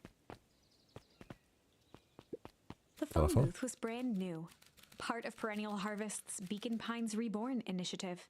It didn't see much use. I mean, if everybody is that close. Luca knew. Okay, can't go back to Grandma. See ya, Mr. Nuncreed. Oh, hey, Luca. Hey, Joey. How's the bug hunt going? Not great. Bugs have been shy this week. Bugs get shy? Oh, sure, bugs aren't that different from people. Sometimes you just want to be left alone. We're going to Weepwood. Just be careful where you step. No bug crunching. Got it.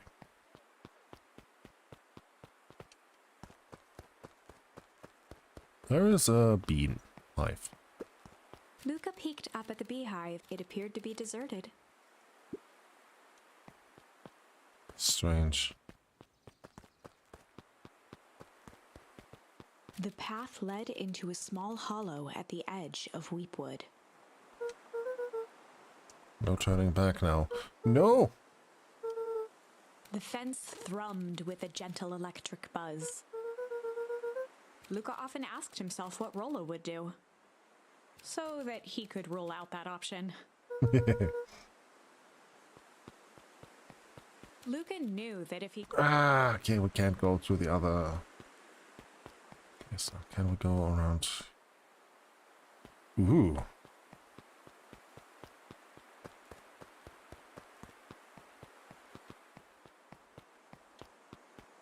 Wait, there is something here.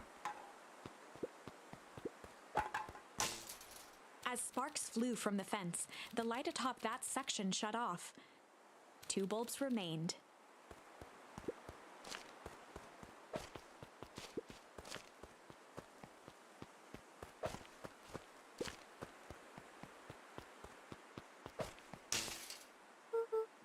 One more to go. Okay, but before we do that, let's go around here. Property of the Valentine Fertilizer Company. Ooh.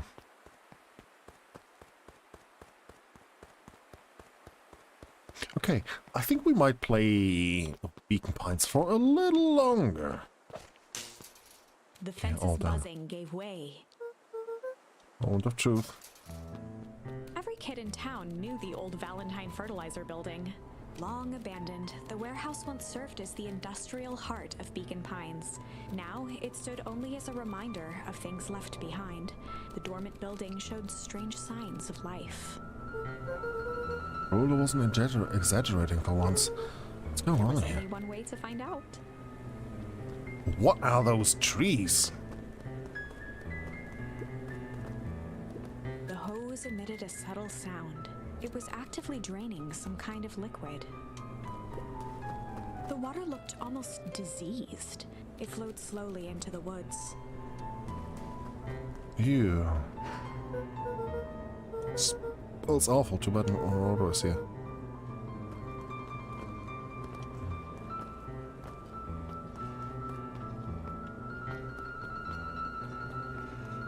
The music really brings it home. Okay. Luca thought he heard faint sounds coming from the other side of the door. He pressed his ear against the cold metal to hear better.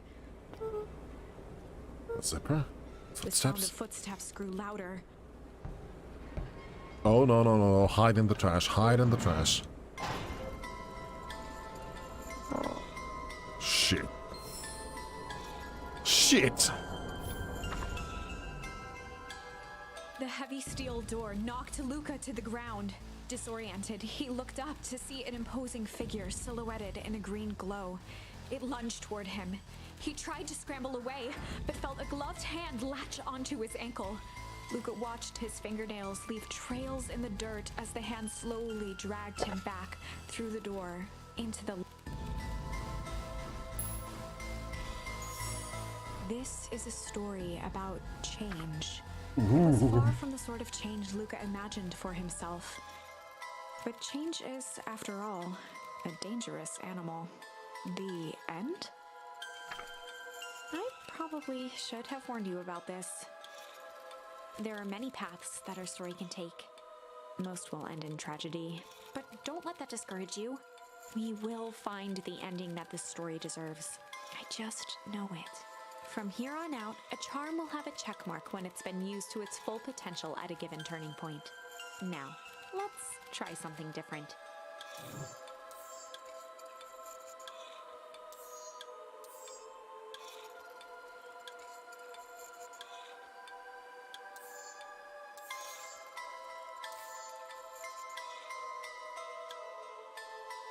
Oh, we can try shit.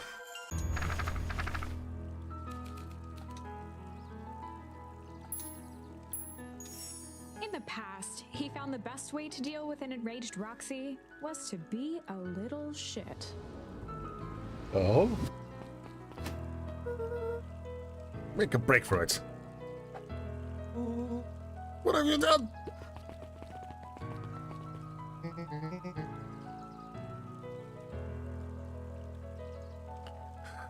Did that little shit just kick me? Run away all you want, you little twerps. Gotta come home eventually. Sorry.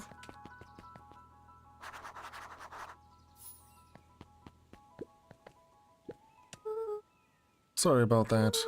Odo can get overexcited sometimes. Solomon Valentine. Current ward of and future successor to the Valentine fortune, huffed as he brushed off his pants.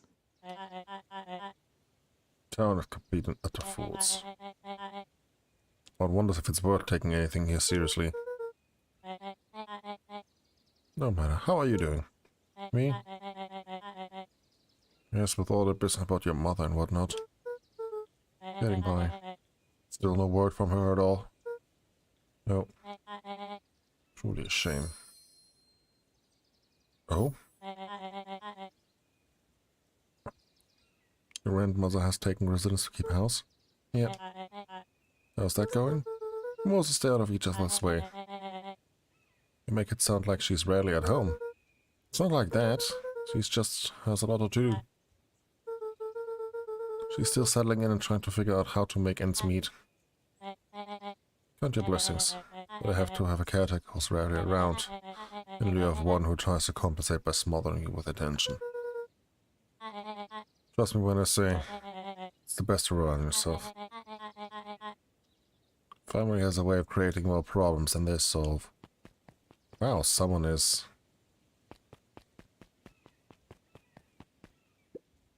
Solomon trifled a gesture toward the approaching heiress Valentine. Speak of the devil. Do not wander off like that. I'm much too busy to look all over you. Apologies, heiress. Let's just take a stroll through town. Strolls are for commoners. You're a Valentine now. I want you to be present for the construction of the History Museum. Future... okay.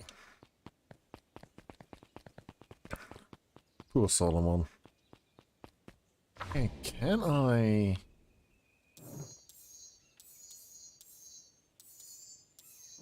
Okay.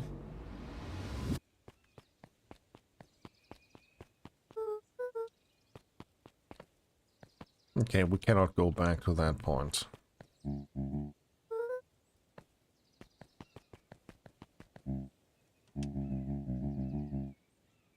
Got too much of his father in him.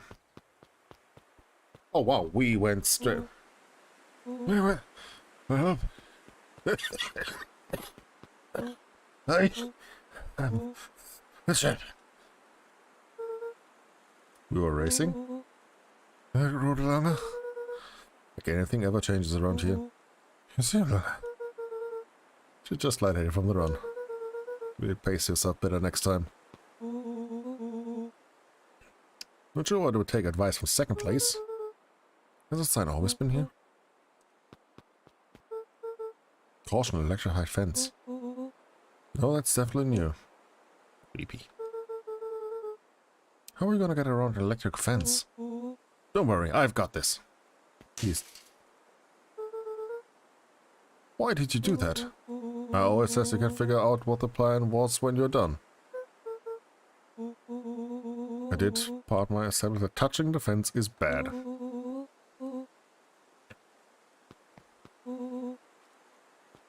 Okay, we know what we have to do.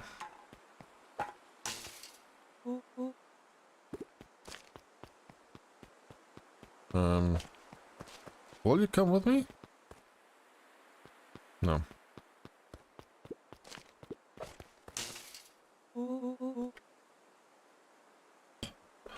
That did it. Look up. Never failed to impress. As the glowing windows of the old warehouse came into view, Rollo began to bounce excitedly. Check it out. Thank Rollo, we weren't exaggerating for once. Was there any any doubt? Definitely needs investigating. Good thing 2 ace detectives are on the case. This is bizarre. It's awesome. Oh. A rumble.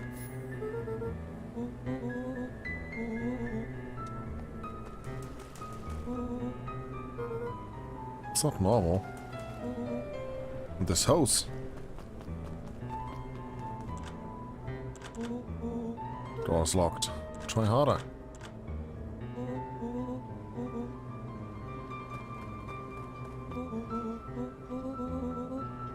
But it's good stuff in it.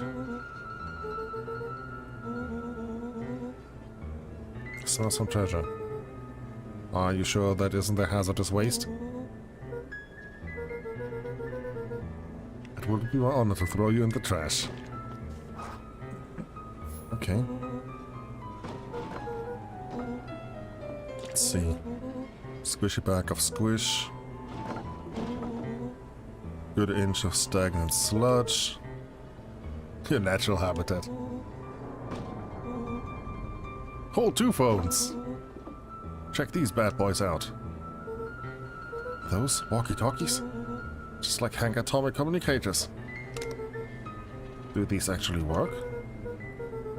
Ground command to Hank Atomic. Hank, do you read me? Hank Atomic, ground command. You're coming in 5x5. Getting a little stuffy in here. Pressing assistance for evac. Oh no. What was that? Sounds coming. Give me your hand.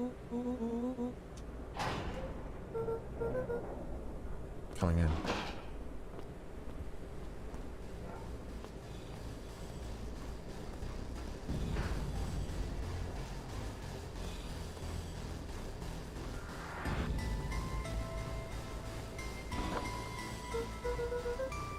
Tell me you saw that. Dude, I don't know what I saw. Get down.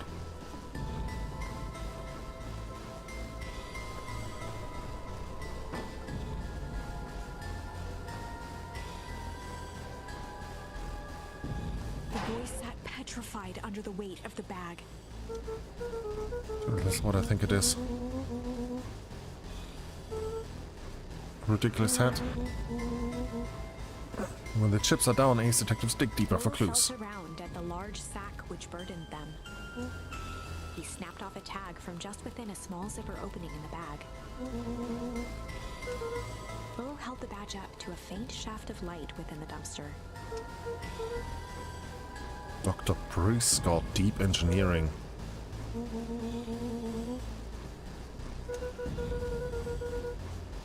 I think it's just one name tag in the back for something else.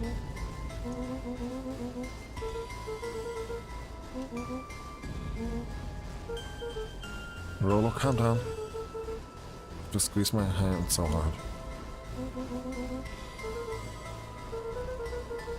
What other slime-covered hand would be in here? Oh my god!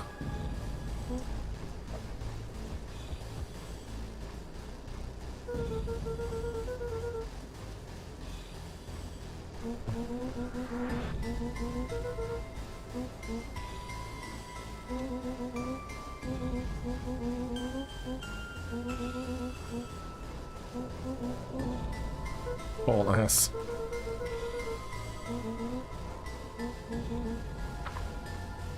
That hand was twitching. In the dark, tracking the sound of Rollo's footsteps as he ran. 1, 2, 3. He pressed his ear to the dumpster wall, straining to hear Rollo's footsteps as they faded away. 15, 16, 17, 35, 36. Screw it, that's long enough. Luca carefully lifted the lid and peered out. Nothing. No sign of Rollo. No sign of the man in the yellow suit. Time to haul ass. Luca clambered from the dumpster, stumbling to his knees.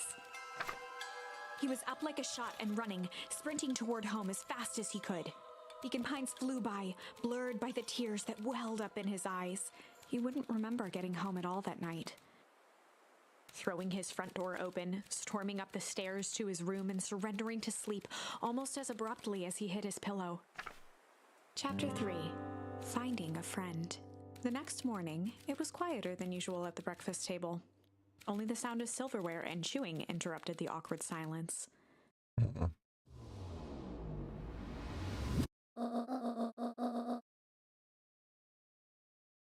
I finished jarring a mess of jam last night. Huh. So I'll need to get delivered into town today. Okay. So what did you and Rolo get up to yesterday? Nothing interesting. Hello? Calm down. No, of course it was the right thing to do. Start gathering folks. I'll be right there.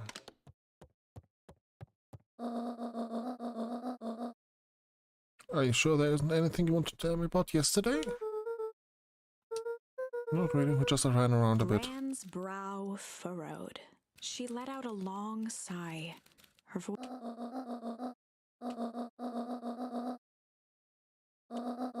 Next time you want to leave. What? There's stew in the icebox, but... You're just here. Okay.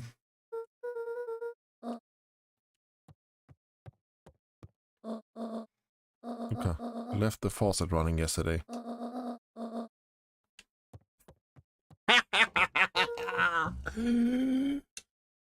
Oh, that's nice. Grandma actually commented on that. Oh, that is attention to the... I mean, the game is about detail, but... I wouldn't expect Grandma to comment on me leaving the faucet on. Okay, let's check the fridge.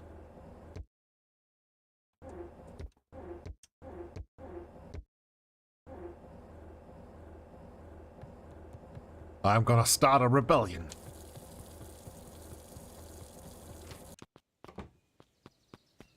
Okay. A faint electronic sound floated in the air. Coming from inside the house? Grandma's room? Young Luca would spend hours hiding in the bushes, waiting for a chance to jump out and startle. She always enjoyed humoring him by feigning terror.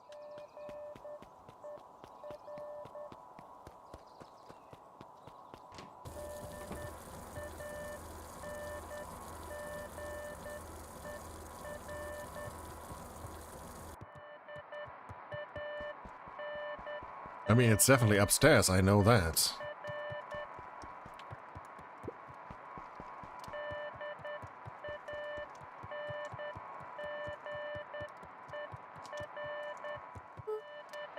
Hello?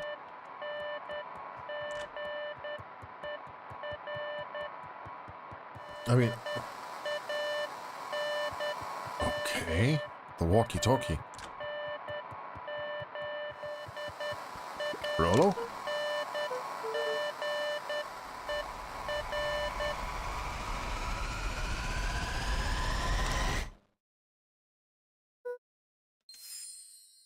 Strange.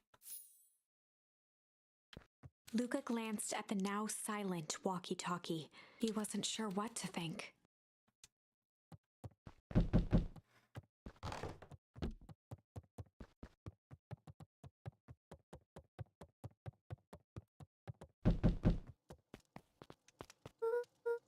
Oh, hey Roxy. That's about the accident kicking you yesterday. Is Rollo here? No. Look at me, Luca. This is serious. Is Rollo here? No, I haven't seen him since yesterday. Rollo didn't come home last night. What? A pit formed in Luca's stomach.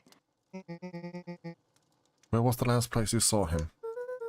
We were playing around at Weepo and then it was late and we went home. If he's alive, I'm gonna kill that little creep. Anything else? Anything he said? Luca's mouth felt dry. No, we were just messing around. You just stay out of trouble. Go see if he's hiding in the library or something. Luca could feel his heart beating in his throat. Rollo.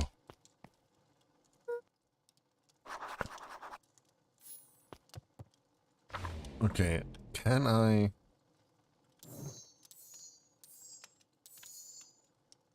Okay, we can't use the charms we have right now. Okay, did I leave the fridge open and the water running? Yes.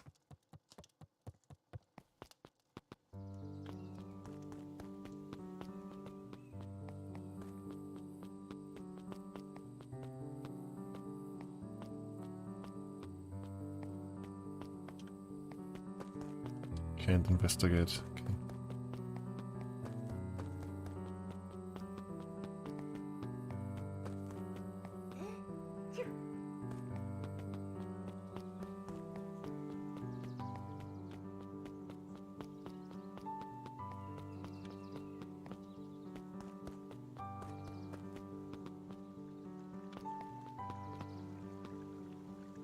Everything looks so abandoned. Have you seen Rollo? Nope. Though I've mostly been talking to clipboards. Setting up lots of stuff for the festival.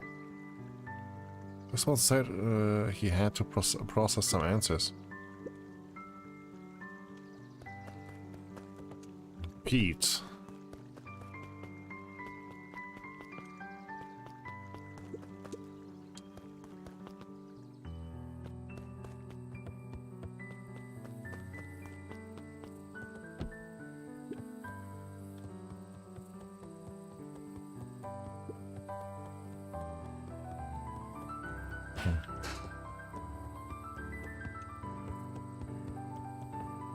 Nothing here.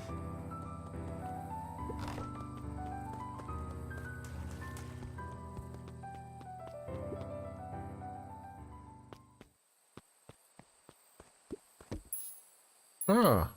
Luca tied a small magnet to the line. Fishing with the law of attraction.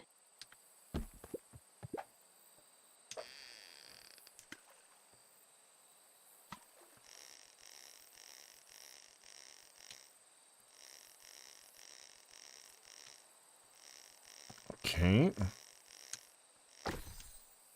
A key. Where do you think the lock for this key is? Why would we want to find that?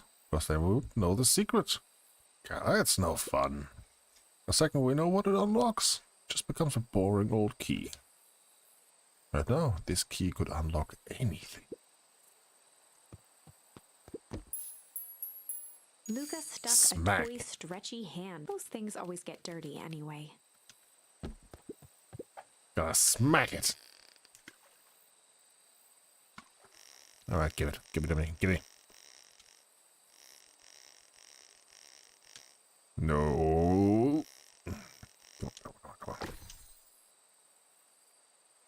Bracelet. Some sort. Should we give it to Mom? She likes jewelry.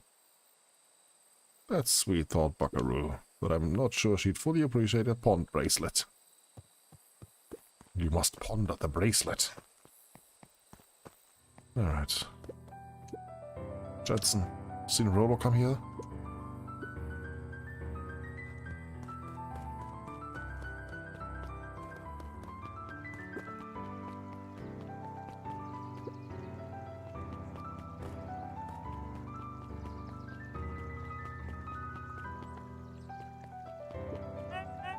Howdy, Luca. Hello again, Pete. Oh, Pete, you silly goose. It's Toby. Could have fooled me.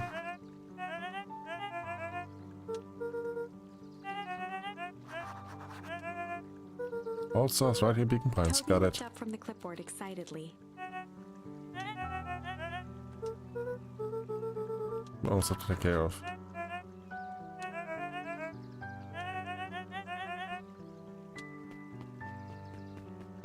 Okay.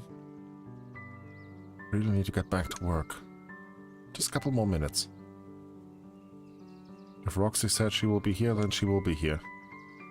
Just don't see why I'm standing around, doing nothing. Waiting for Roxy when I could be standing around, doing nothing, getting paid for it. Just wouldn't listen. No offense, but isn't Rolo always getting into trouble? Something feels different this time. What can we do to help? We need to check where the adults aren't. So it's up to us to check Wheatwood.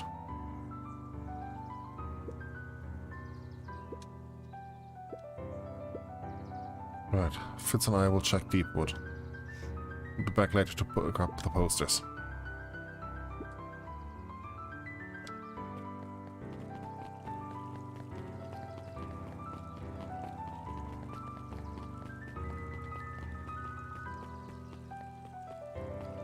Well, let's talk to the others.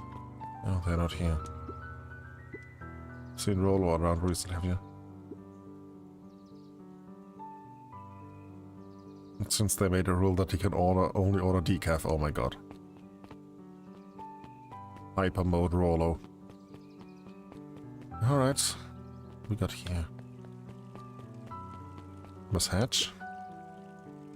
His eyes went wide in disbelief. What do you mean vanished? It's impossible.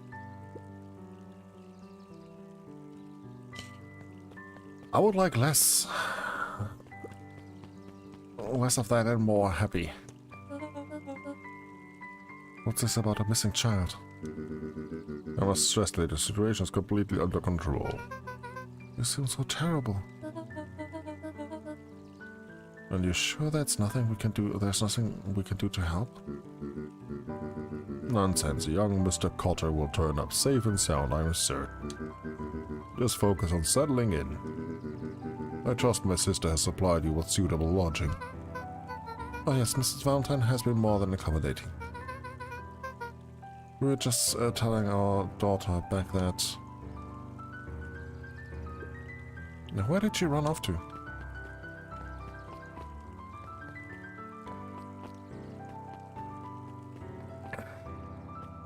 Gone? Is it true about Rolo? Yeah, he didn't come home last night. What if it's connected? Connected to what? Increased activity around town. Windowless trucks, mechanical noises, strange lights, typical shady stuff. What are we doing all that and why? Valentine family is always suspicious. Yeah, that barrel with a skull? Yeah.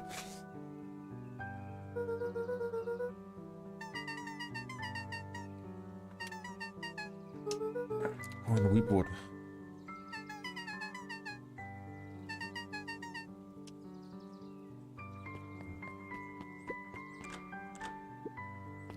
Still closed.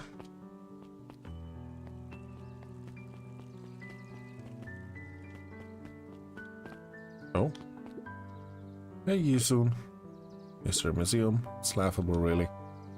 See a roller in there? Not just the shadow of a family clinging to a town, clinging onto the past. Cling.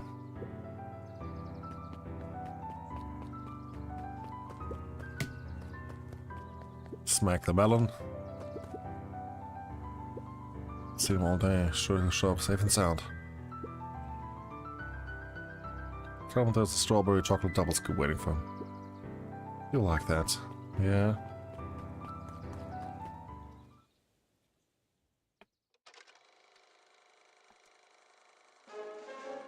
We all know Beacon Pines is a great town. What you may not know is great towns grow from mighty roots. And that is why you cannot tell the story of Beacon Pines without telling the story of one Sharper Valentine. Young Sharper's keen intellect and strong moral fiber led to a grand vision. A vision of a community dedicated to a better tomorrow. In his own words, a better tomorrow is within our grasp, but it requires a singular mind to harness it. Lucky for us, he decided to grow that vision here, in Beacon Pines.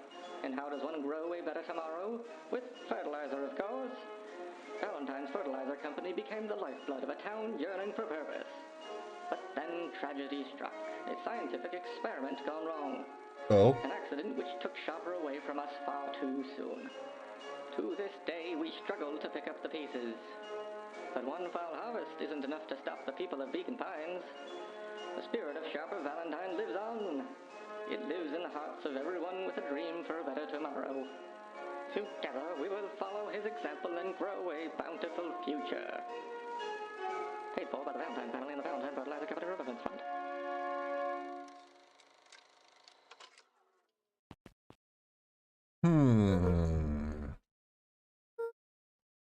Yeah. Unhelpful.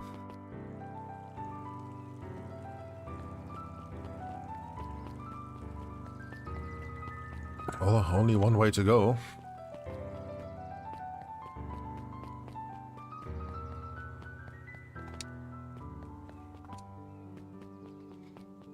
The phone booth was brand new. It didn't. See Rolo?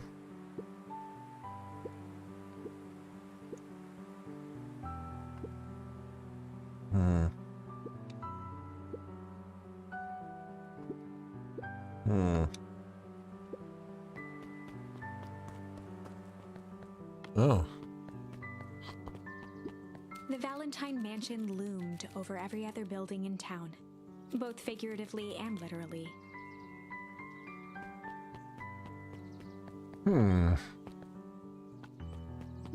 After the foul harvest destroyed their wealth and reputation, the Valentines shuttered off their estate from the rest of town. Ooh. They're hiding something.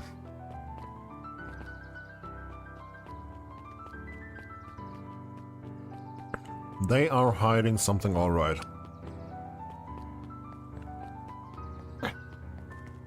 Oh,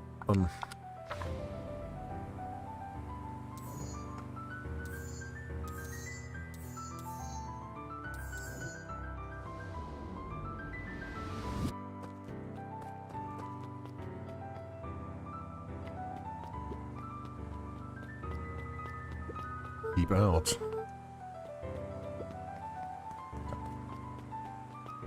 The barrel. Oh.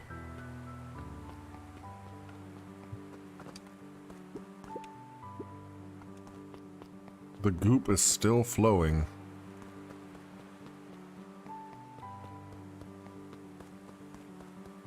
I gotta keep an eye on this. Let me go.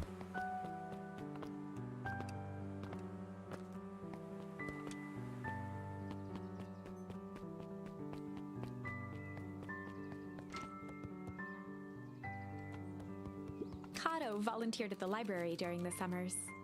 He wasn't very social, so he'd dedicate each summer to becoming an expert in a single, making him a reliable source of very particular knowledge. If you were to ask Kato something he didn't know, he'd escape into the dusty old bookshelves and return with just the right thing. Hey, Kato. Kato was lost in his reading. Luca crooked his neck to see the title, Introduction to Melitology. Well, hey Luca, you snuck up on me. Good book? You know, just started it. He gestured to the shelves. I'm really running out of books I haven't read yet. So now it's on to the wonderful world of bees. Turns out bees are pretty cool. Did you know that around 70% of bee species actually live in underground tunnels? And if there are 2 queens in a hive, they will fight to death for supremacy? Fight! Ooh. Can't see roll around. Not since yesterday. Steven, you'll be the first to know. Oh, the cobs I've eaten. A salad-centric travel guide for the mildly adventurous. Sally Seashore's simple succulent sundries. Luca brushed off a smudge of dust. Or maybe it was flour. 30 recipes so easy you'll doubt it's even edible. Succulent. Ooh. A peek behind the curtain. The methods and ruminations of Patrick C. Montesquieu, one of the greatest acting minds of our time, by Patrick C. Montesquieu. Ooh. Yeah. There were Autobiography rarely are any always. actual new editions. Simply a variety of existing content rotated into the front display each week.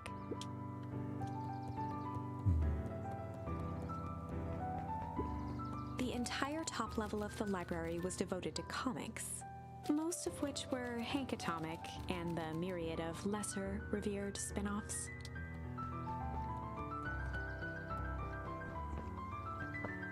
Okay. What do we have over here? Mycological phosphorescence. Oh. Room glowing. Myco complete loss of interest. No, could be interesting. On the corner shelf was a dusty array of thick science books. Only one binding was clean enough to read. Cellular biology and the chemistry of mitosis. I feel like they have more relevance. Hey, Jace.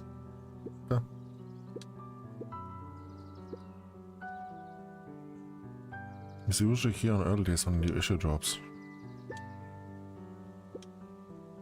If he does something by, tell him meet me you know where. No, he knows where.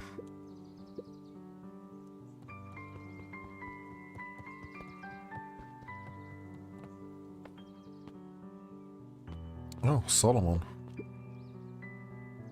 No, not Solomon. What sort of monster puts candy behind a locked door?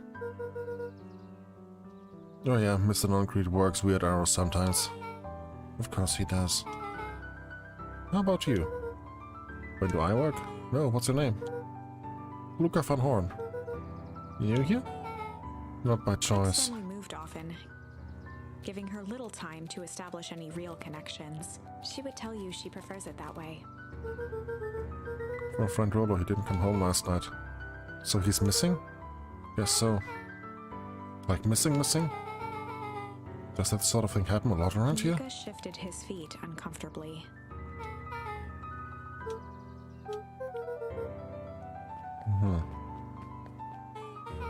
What up? Mac pulled a coin from her pocket. Coming with you.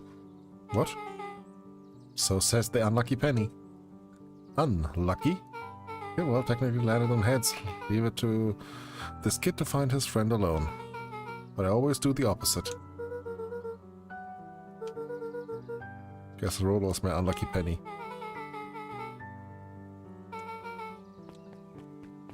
I have friend. Name's back. Pleasure to meet you back.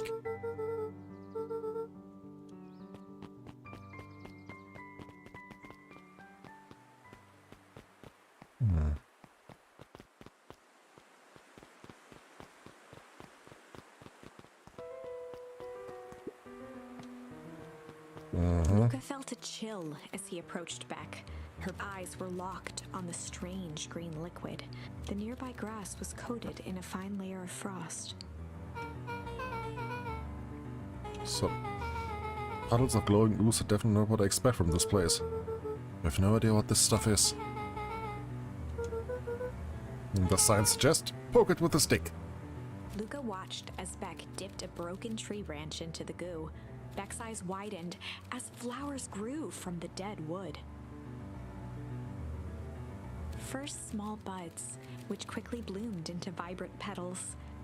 The what? As quickly as they had grown, the flowers began to shrivel and turn gray. Beck dropped the stick with a grunt of disgust. Okay, the science tells us this gunk is weird as hell.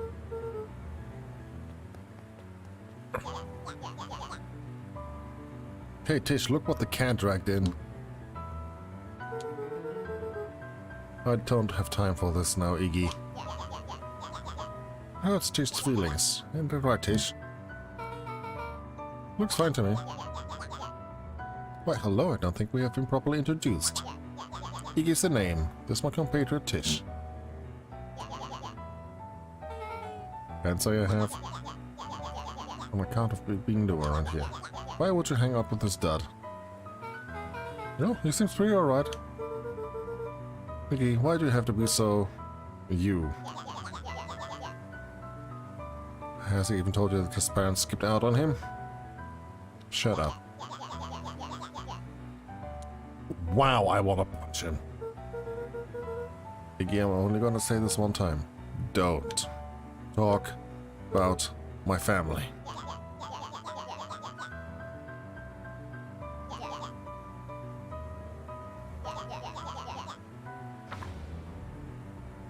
Iggy took a step towards Luca, his sneer lit by the glowing puddle. Beck could see tears welling in Luca's eyes, his fists clenched. Some things about Beacon Pines were very different from the city, but a bully from a hayseed town is really no different from a city bully. Beck took a deep breath and thought. Bust out the... tickles or strange. Ah! Well, time to bust out the strange. A little mud bath. About to pound your friend. Beck stared in silence, the only sign of life being the twitch of an eye. It's weird when people don't talk. Yup. Stop being a weirdo. Some kind of wackadoo? Makes sense, wackadoo travel in specs, eh, At the dud? sight of Iggy taunting Beck, something in Luca snapped. Iggy's smirk shifted to a look of shock as Luca launched himself into his stomach. Oh Iggy's god. eyes were drenched in the glowing ooze. Iggy's voice began to slur as he struggled to get up.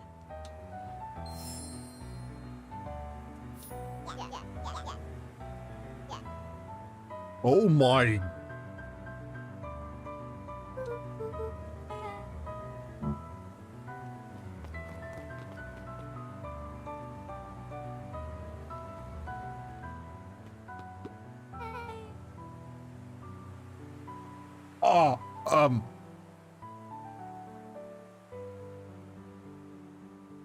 Oh,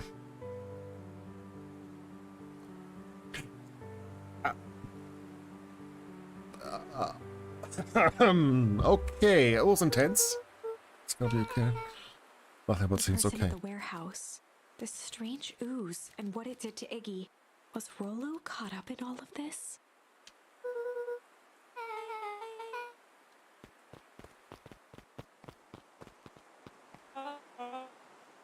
Was you startled me. What on the dickens are you up to this part of town? Just helping look for Rollo. Rollo shot a safe and sound a bit ago. Really? It's funny, really. He just got a little turned around in the woods.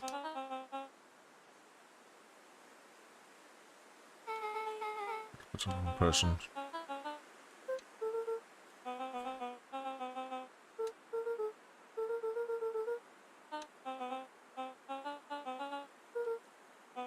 She was very sick.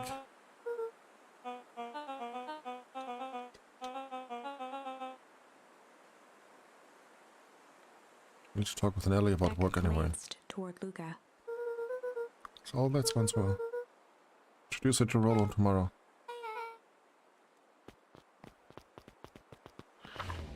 Yeah, there will be a missing kid tomorrow. All was safe. A wave of relief washed over Luca, which was quickly replaced by a sense of dread. Gran is going to kill me. Especially since I left the fridge open and the water running. Again! If he hurried, he might just make it home before sundown. Chapter 4. Our harvest awaits. Luca took a deep breath and gingerly opened the door, steeling himself for Gran's wrath.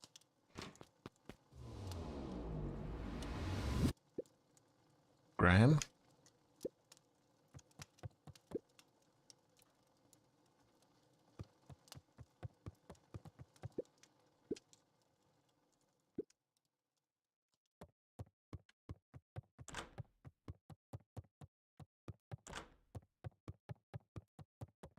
Luca was alone. The house was empty. I haven't been to the kitchen yet, game.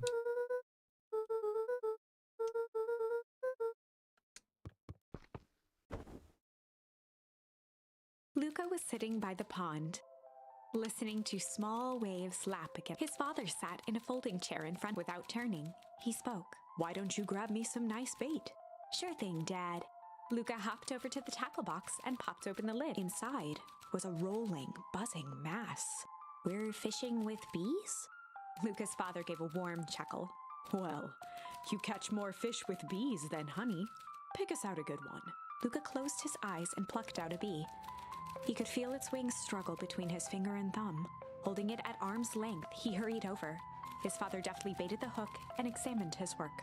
"Interesting choice." With a practiced flick of the wrist, the line buzzed in a graceful arc. The water accepted it without a splash or ripple. The wrong choice, but I respect it. The pond began to freeze over. Sometimes we gotta make the wrong choice before we can make it right. Pallid ice propagated across the still surface with an alarming speed. Luca scrambled back as the ground beneath him turned cold. "Dad, I don't understand." "Sorry, kiddo. Understanding isn't always part of the deal." The relentless ice shot through the fishing line toward his father. "Dad, look out!" His father casually wound the reel. "None of it's your fault, you know. Never was." "Dad, we have to go!" Luca grabbed his father's shoulders, trying to pull him away. "Please, you have to run!" The ice crackled as it spread across his father's hands. "That's the thing about fishing, Luca." His chest began to crystallize. You toss your hook in, and you never know what you're gonna pull out. A shock of searing cold ran up Luca's arms. He gave one last desperate tug. The chair tipped backwards in a single frozen mass. Luca tried to stop the momentum, but it was too late. He watched the icy form of his father slam into the hard ground, shattering into 1,000 pieces that crowded around his feet. "Dad, I don't understand. What does all this mean?" The gentle rustle of leaves was the only reply.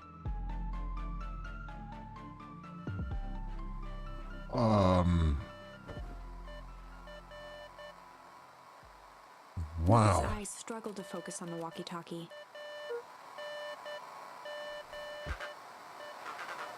Faintly, he could hear Rollo amongst the noise. Luca. Rollo, is that you?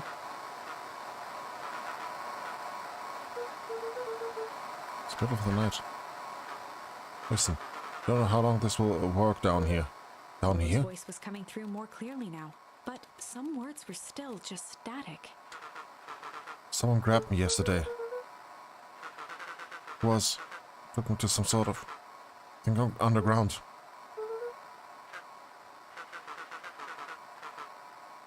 For now at least. No, trust. The signal went silent. Luca held still, waiting for his pounding heartbeat marking the passage of time. I think they're gone. Getting worse. Rollo's voice began to fade.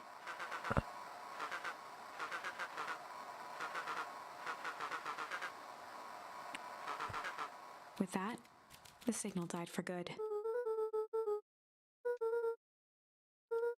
The antenna. Yeah, same time. To use the antenna in Treehouse, yes.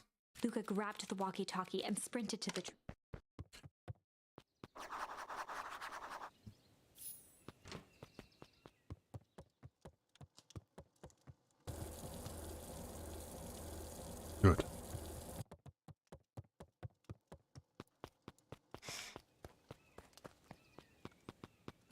heard a group of footsteps approaching. He dashed behind the bushes to avoid being spotted. Swish. What? So we all understand our roles. Count on me. I think we'll need more time. This wasn't the original plan. Mr. Tolliver paused, shifting his eyes to one side. We're all in danger now. I, for once, refuse to sit idle while that danger persists. Refuse? Here I am. You just keep your wits about you. Mr. Tolliver took one long, quiet breath.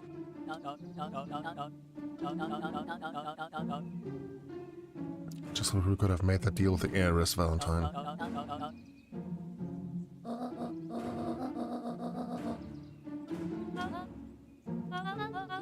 How's Luca holding up? He's fine. Can't lose the sight of the fact that this is all... I know very well what all of this is for. Operation Shark Clock has a new objective. The three shared a determined look.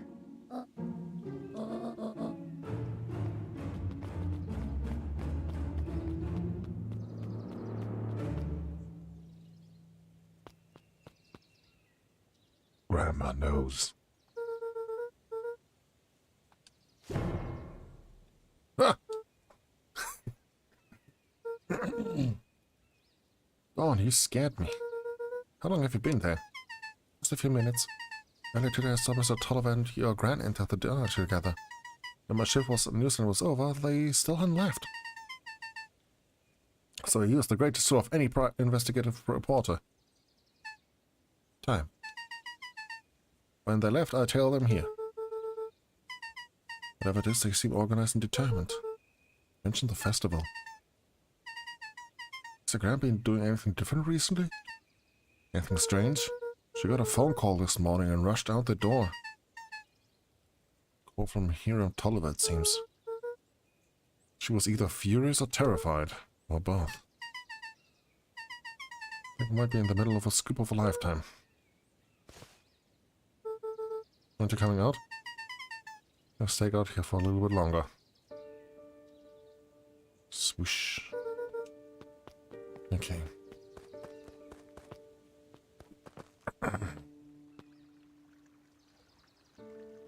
What are those two doing there?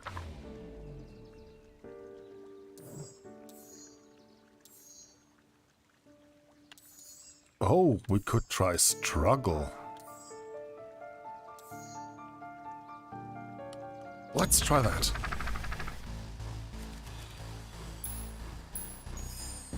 This is a story about struggle. Luca could hear a machine humming somewhere nearby. He felt around wildly, searching for something, anything that could help. His hands found a hard object, maybe a tile? He yanked it free, lifting the cold stone. Let me go! Luca swung the tile as hard as he could at the shape that still held fast to his leg. He heard the crack of glass as the stone hit the assailant's mask. With a muffled yelp, the hand let go. Luca was free and scrambled to the door. He never looked back once on the long run home. Chapter 3. Everything's fine. The next morning, it was quieter than usual at the breakfast table. Only the sound of silver behind.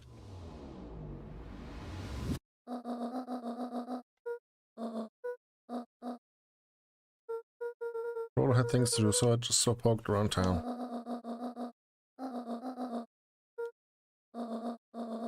Mr. Tolliver at the Bang Wag. Miss Fratelli at the diner. Oh my god, the branching stories are really... Wanted some more. Jam.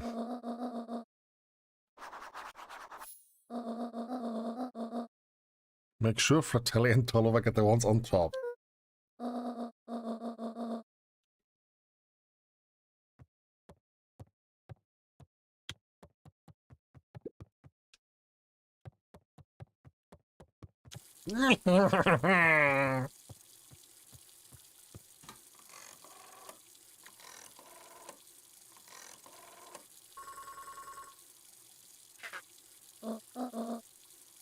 Juniper Hardford. Just hear me out.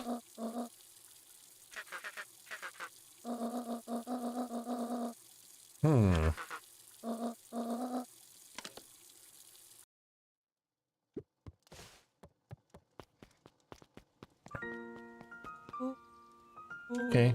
Sorry about yesterday, Roxy can be so annoying.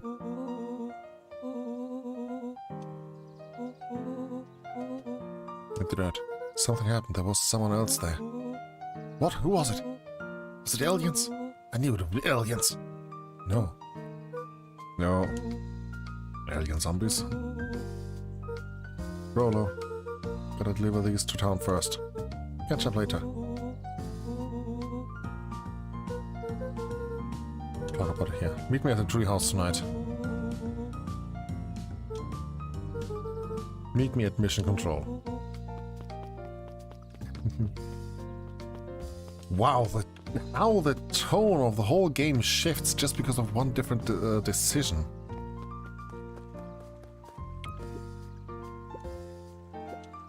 Sorry. I thought they just sort of wander around. Luca checked the soles of his sandals.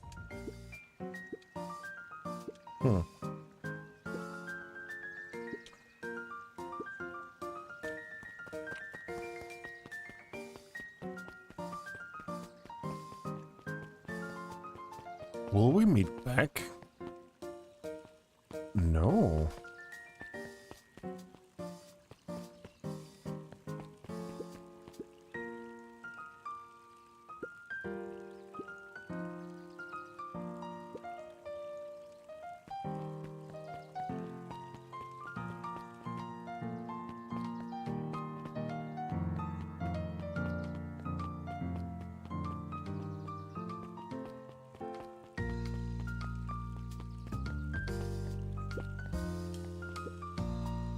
Mr. Wilder, I trust you have time to chat. Eris Valentine, oldest of Sharper Valentine's children, and heir to the Valentine fortune, had a way of making questions seem like demands.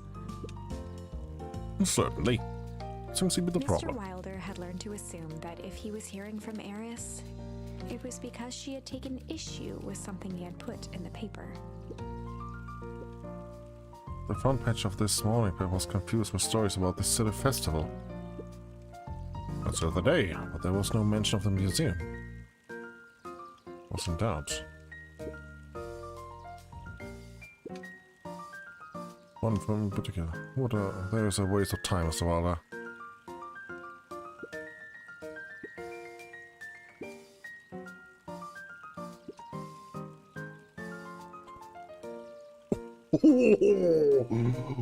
Oh, that's I will make that monocle a permanent fixture of your anatomy.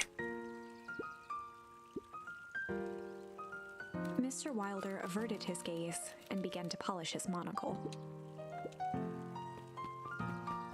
Wow.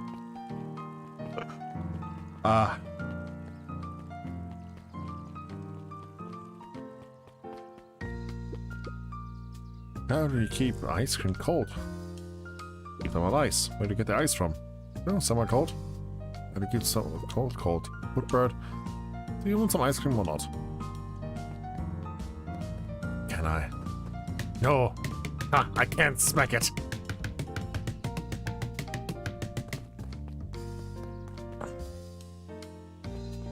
Should I give him the right one? Oh, let's mess up the plans.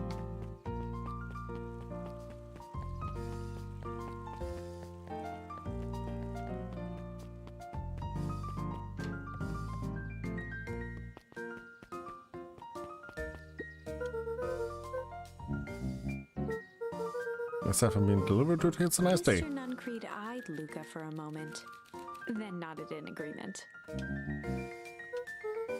Where's your jam? Yes, she's busy today. He handed the jam to Mr. Nuncreed, and he nestled it with both hands.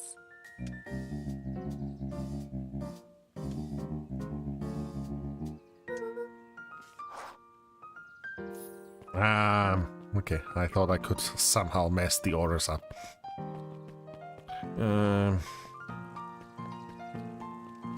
Let's go over here. Dawn!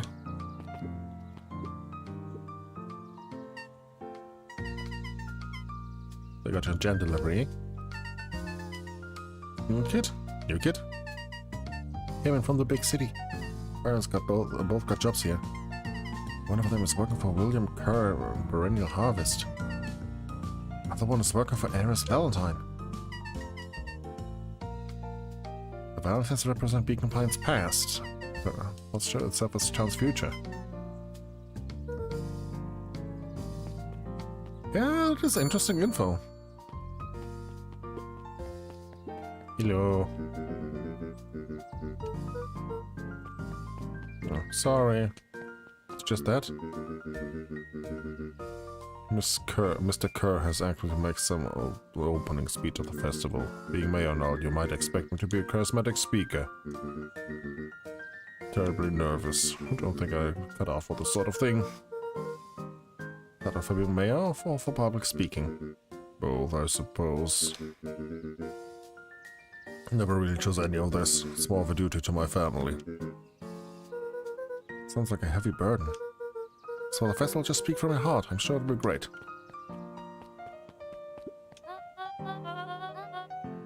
Where's my favorite little jam runner?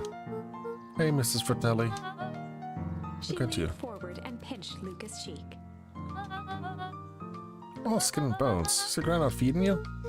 She is, just... Taught your ma how to cook back in the day. You had her, you and her used to help out in the diner.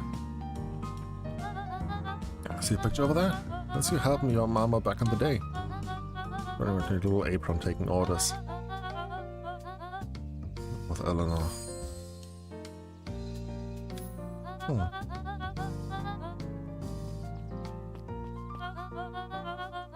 Luca shifted the basket uncomfortably. Mrs. Fratelli lifted the cloth and inspected the jam. She carefully lifted out her jars of jam. Grand hello for me, Luca. Will do.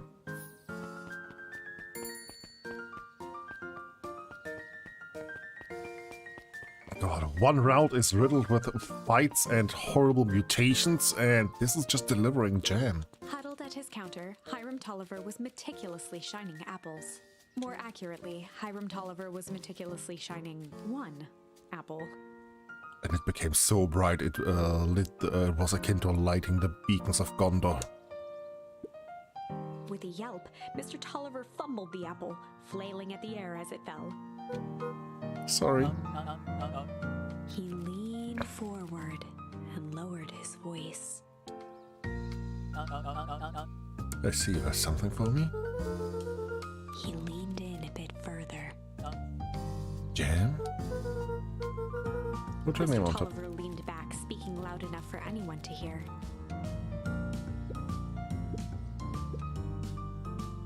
He reached forward and snapped up the jars of jam, giving Luca a...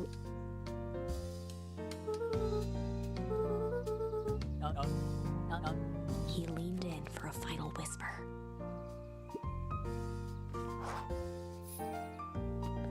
Okay, he is ultra sus.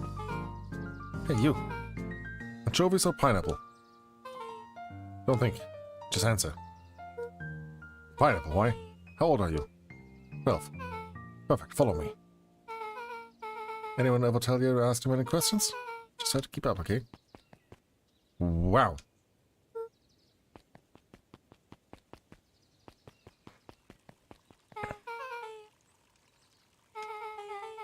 Here's a new friend I was telling you about.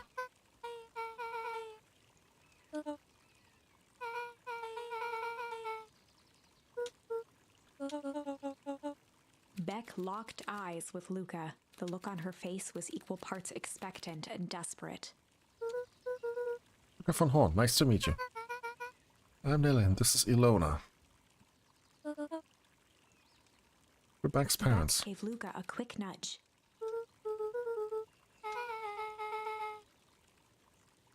I doubted you.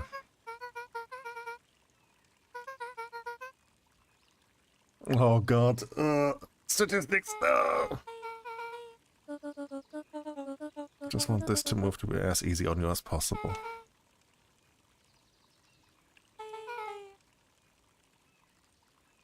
A friend has been friended. Dinner?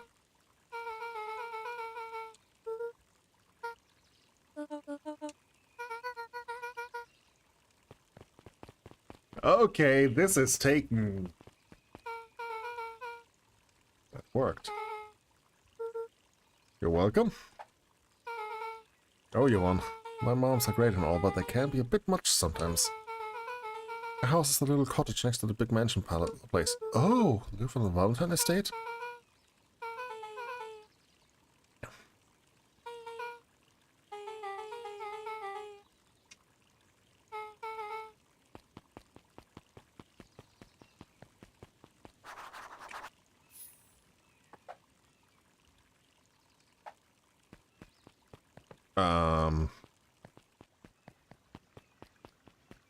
Shouldn't I meet Rolo?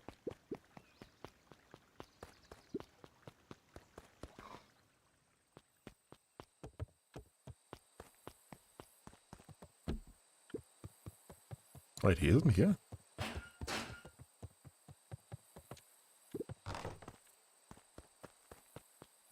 Okay.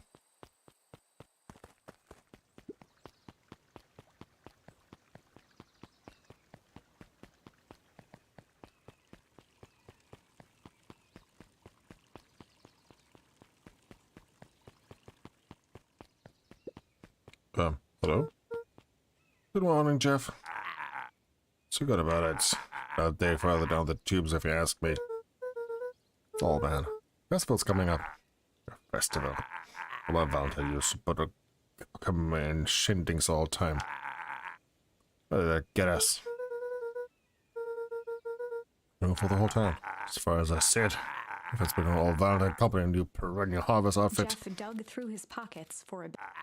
What's different between this empty soup can and this brown banana? Exactly.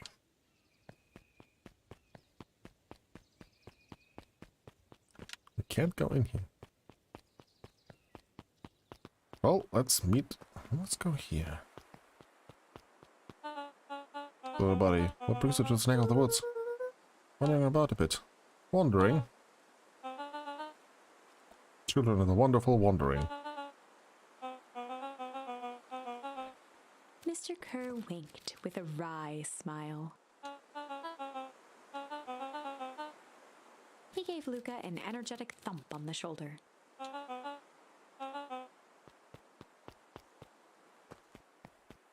Sus. Ultra sus. So who all lives in our house? Ares and Gus Valentine grew up here. Solomon moved in a few years back. Creepy little kid in the vest? Sounds like the one. Huge thing. But a bunch of shady stuff happens all the time in a place like that. Valentines pretty much keep to themselves. So it's empty and boring? Pretty much. What a waste. My mom says that it used to be way busier before Sharper died. Or the foul harvest. The first time someone mentioned this foul harvest thing. You all used the same ominous tone. Trying to explain how that harvest gone all fouled up, but we can't keep my parents waiting anymore. This way. Yeah, I want to know what this foul harvest was as well.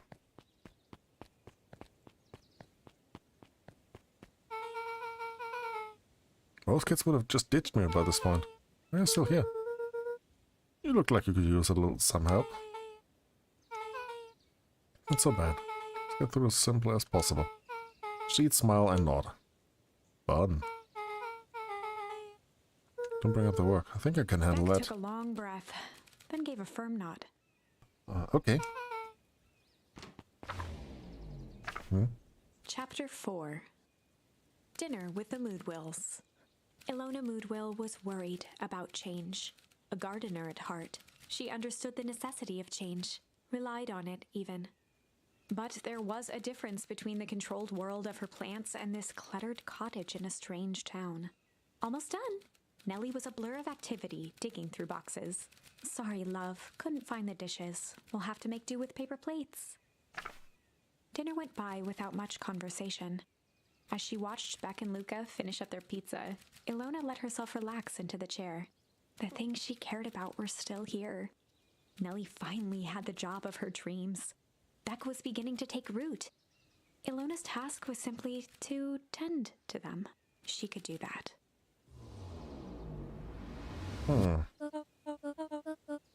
Tell us a bit about yourself. Where do you live? I live with my grandma, over on the other side of the river. Where are your parents at? Beck, Manus. It's alright. My dad passed away in an accident at the fertilizer plant 6 years ago. Dear.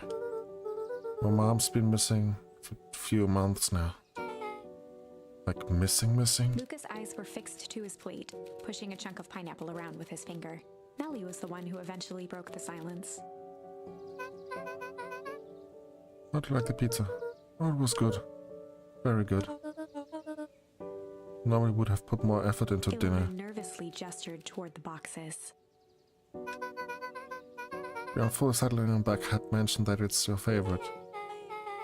Skipping the part that said his mom was missing. Has us all a little tired. Luca wiped his face with his sleeve. Said that you moved here for Beck work. gave Luca a swift kick under. Yeah. No, Sam, we're here for work. We love it. She's brilliant. News lead researcher.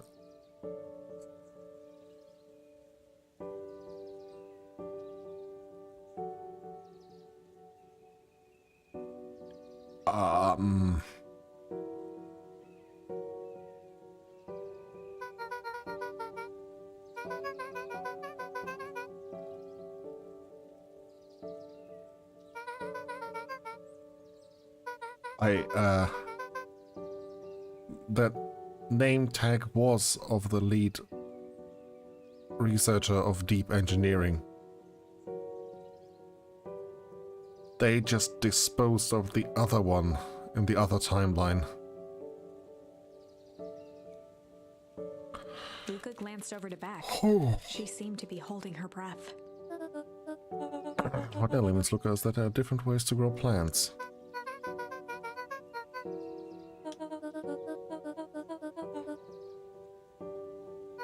Oh. Beck slammed her fist into the table, perhaps harder than she intended. I would seem to say. Luca glanced outside to gauge the time. The sky was darker than he expected, filled with...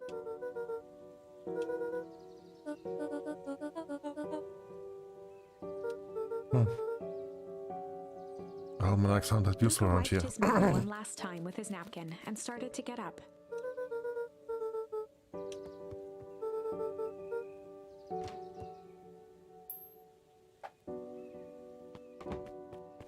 The penny says come with you. I'll walk you home. Surprised, Luca turned around. He knew Rollo could be prickly around new people, but Beck seemed cool. Rollo would warm up to her eventually, probably.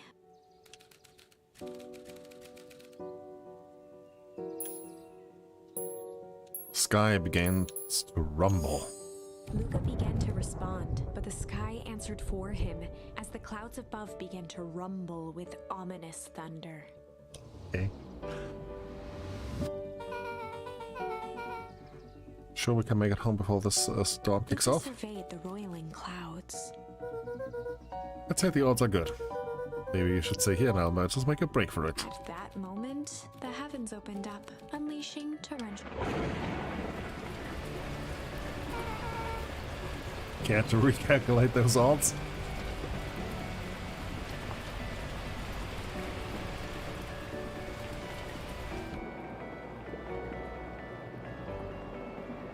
Nelly will keep trying to reach her gran on the phone.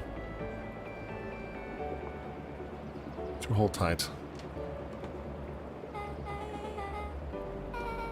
Most of us still in the boxes. And if I poke around, be my guest. Poking. I love poking. Luca squinted into the eye hole of the microscope. Looks wild. What is it? Gum. Luca Gum? adjusted the slide with his fingers to get a better look. Tracking the structural integrity of gum with increasing amounts of chewing. Chewed that one for 47 days. Wiped his hand off on his sweater and gave a nervous laugh. Beck looked down, timidly tapping the ladder with her feet. A little. What a weird can be cool.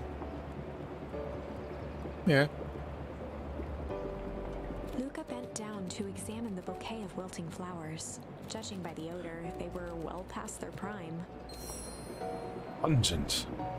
He flipped open the attached card.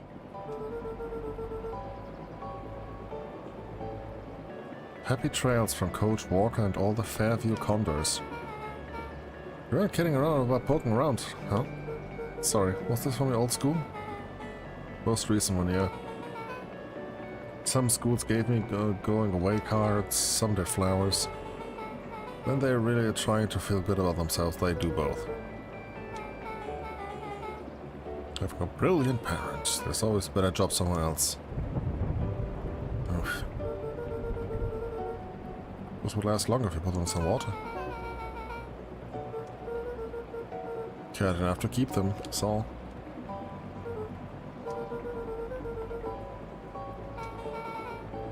Looks like this one. Mom and I tore the whole thing down to the bolts. Carried away sometimes. I think she feels guilty for working too much. Shows me with high-tech compensation. Luca flicked at one of the toggles. But you can get all sorts of stations on this. You wouldn't believe the stuff I could pick up back in this city. It's all farm reports and setting. Replace the radio in the treehouse.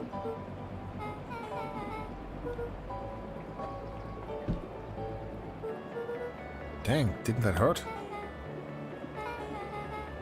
That hurt more than I expected. He's look cool doing it.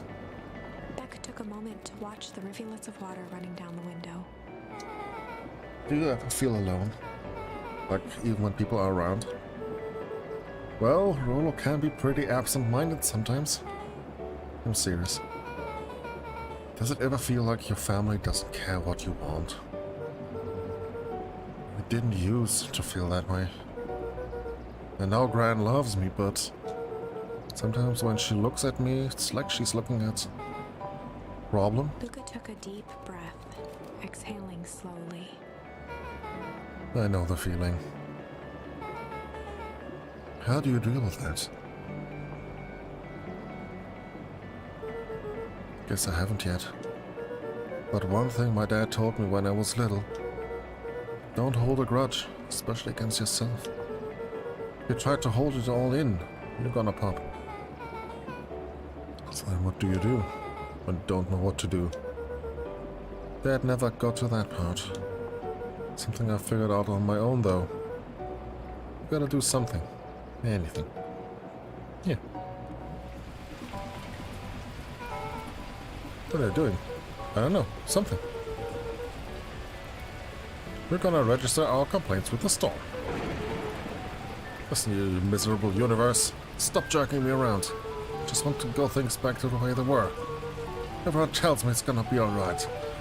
But things are gonna change. Let out a feral scream that echoed into the night. Everything gets worse. Screw.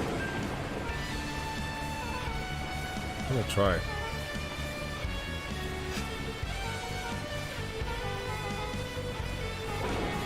Why can't I just deal with it and be happy with for my mom? Her voice dropped to a trembling whisper.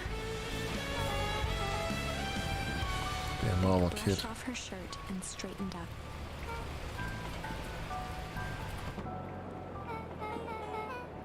actually feel a little bit better. Abruptly as it began, the storm abated. I should head out before the rain starts up again.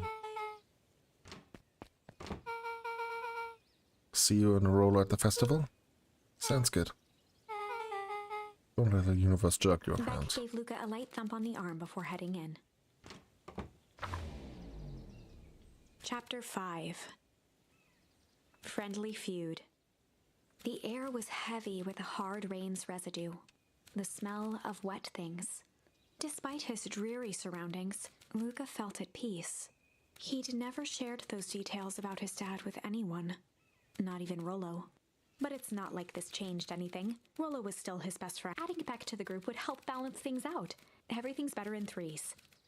This is what Luca told himself as he headed to the treehouse. Okay. Ah, this is...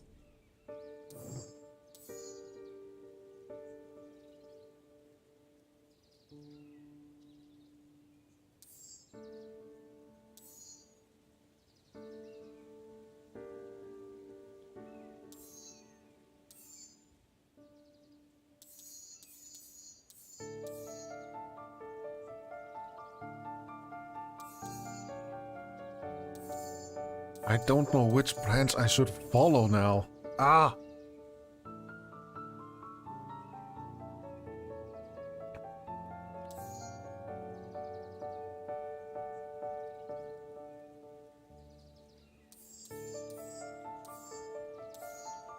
Do we follow the path where basically nothing happened? And... well, I say nothing happened. We were grabbed by the hazmat person and then ran away, but no kid was missing. No mutations. Or do we go this way?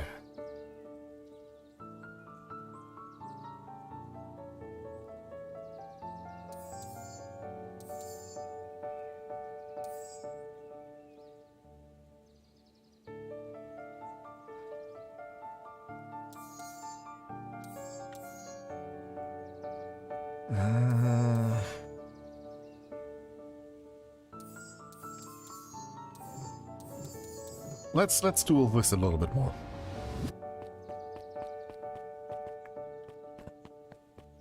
Dawn.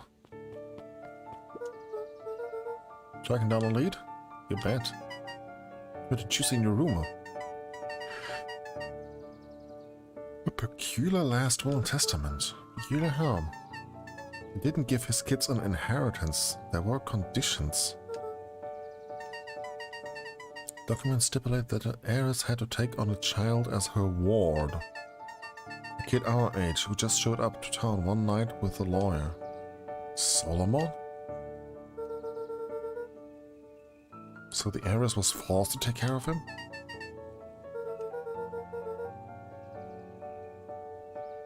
How would Sharp come and care so much about a random kid? Sell some wild oats.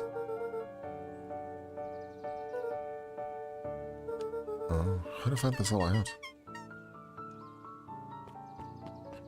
Oh.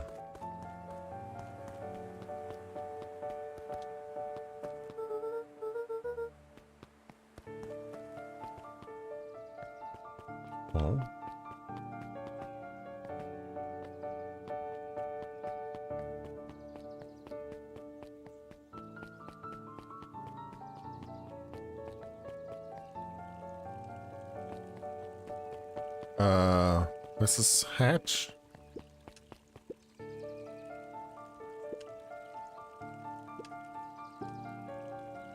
No, Rollo! There was a storm!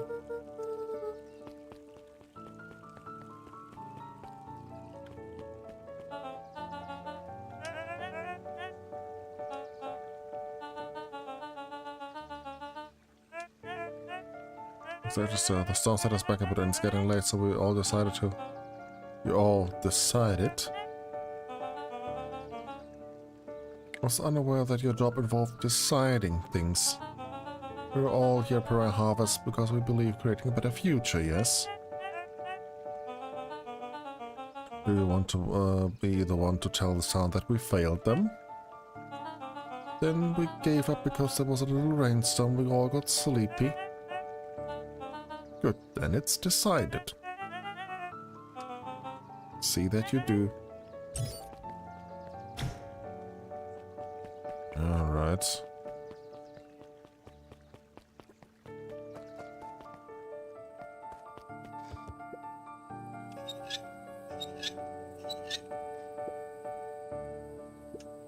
Luca had only ever heard him speak in this stiff yet gentle tone a few times, and it always meant one thing.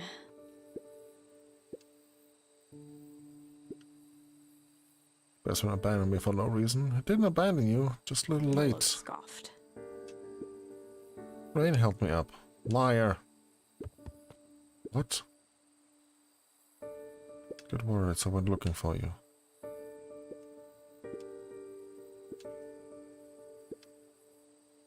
All day deliver some jam. Lucas stumbled on his words, knowing he'd said too much.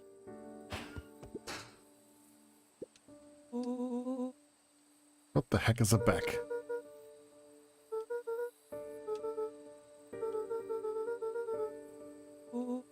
New friends? Oh, no, no. No. I was waiting on something, I made some mission control. Was gonna be a surprise.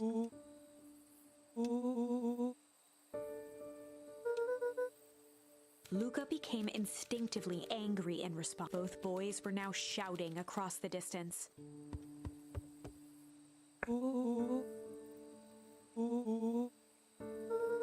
Of course I can, you ass. Get trouble waiting so late for you.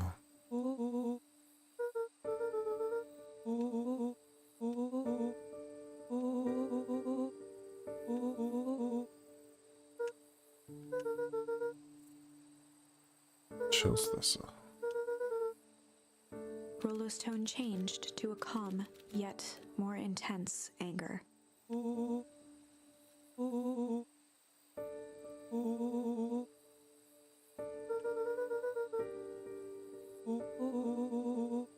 The words hung in the cold night air. Oh.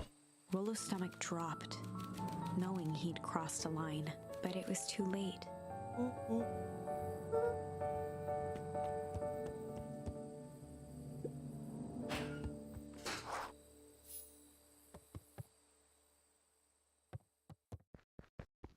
Right, we don't have the walkie-talkies in this timeline.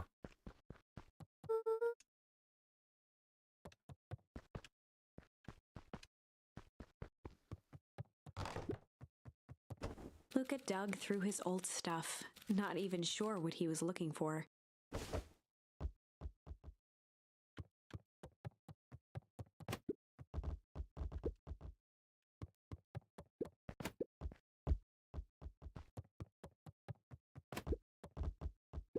Oh, look at me, amazing. Oh god. Now it's getting ugly.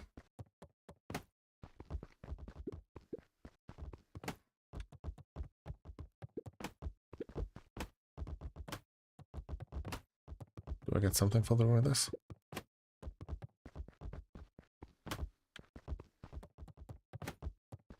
Let's go to bed.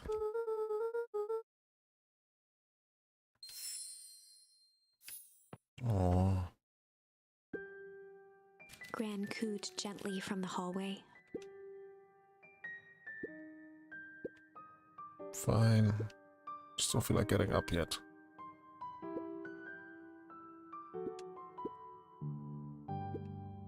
Luca just wanted to be alone. He waited to hear the sound of the front door closing.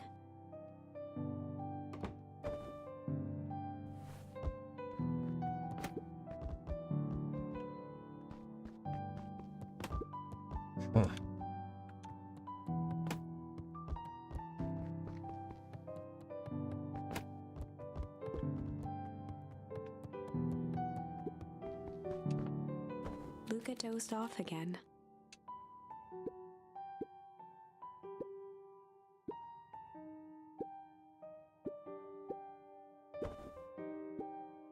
talk to you.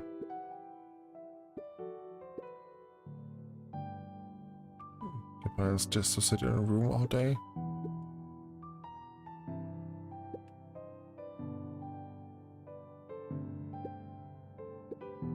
Lucas still couldn't bring himself to go out. Besides, if he ran into Rollo, he'd have to actually confront the situation. There's never anything interesting at the festival anyway. Oh?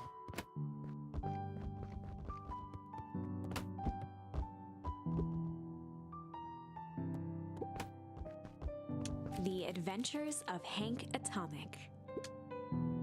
Read first volume. Luca carefully opened the cover and began to read. Rollo had received it for his birthday. A special hardcover edition with behind-the-scenes commentary and bonus art.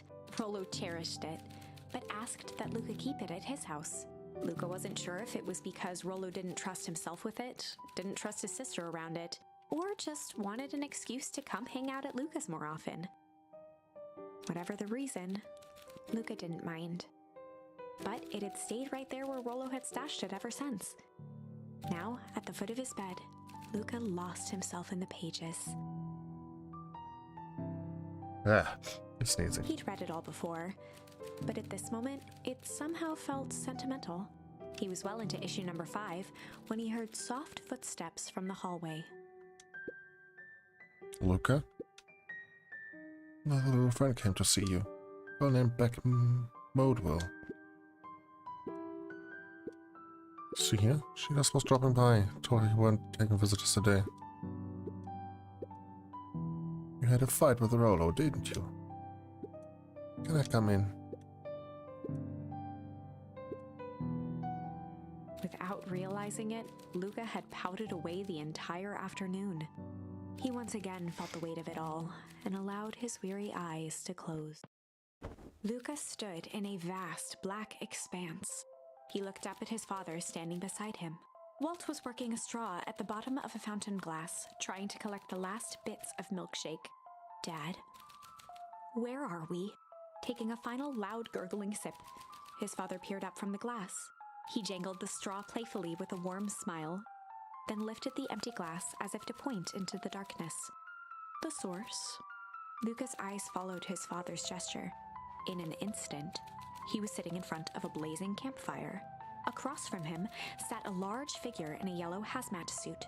The figure's voice was a scratchy echo. Well, if it isn't the man of the hour, make yourself comfortable. Luca held his shivering hands over the flame to warm himself. It doesn't work that way here. Their yellow-gloved hand pointed to the base of the flame. It's a cold flame, see? Luca peered at the base of the fire. It wasn't wood that was burning. It was Beacon Pines itself. Tiny buildings, freezing and crumbling as they were consumed by flame. Luca could see small shadows moving in the burning city. People. Luca leapt to his feet. We've got to help them! The figure gave a dismissive wave of their hand. Why waste energy helping people who can't even help themselves? The figure bent down to examine the panicked crowd as they desperately tried to stop the flames. They only care about what's right in front of them. Not like us. Luca's voice was a trembling whisper. Us?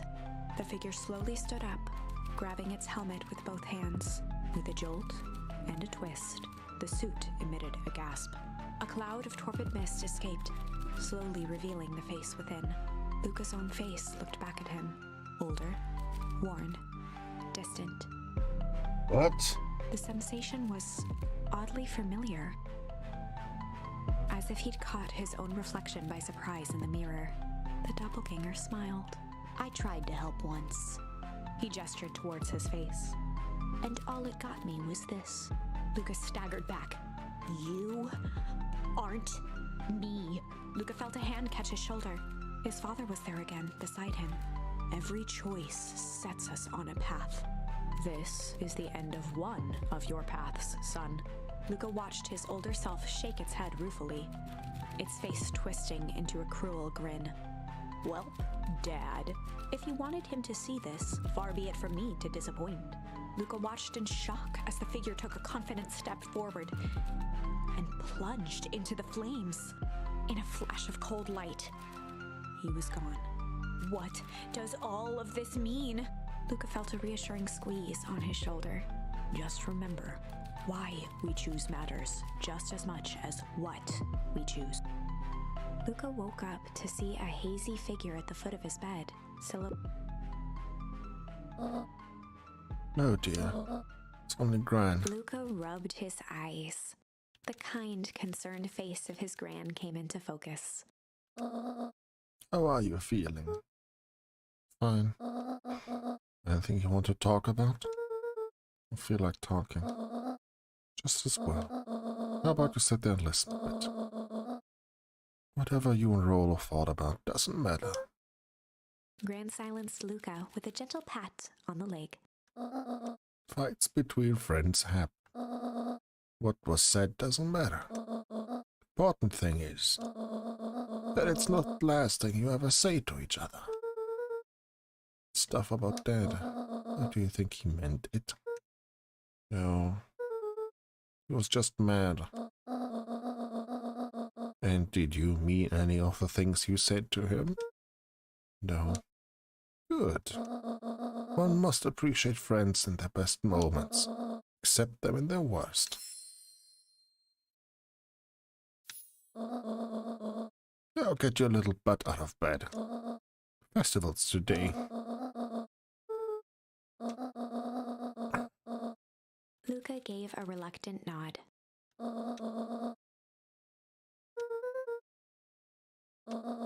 What did I just say? Buy him a corn dog.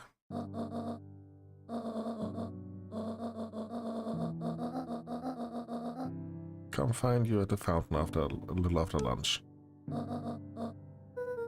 Love you too. Luca took a deep breath. Okay. Chapter 6. Chapter 6. Through thick and thin. Despite Luca's bitterness, Gran was right. He needed to hash things out with Rollo. A big fight changes the nature of a friendship. Whether, in the end, it is for if one is not careful, the same for me. Luca emerged from seclusion, taking in the crisp festival air. But the events of the day weren't on his mind. He had to find Rollo. Well, this time we have to find Rollo again, but different circumstances. Much better circumstances. Luca? Rollo wanted me to tell you something. Roxy rolled her eyes, shaking her head.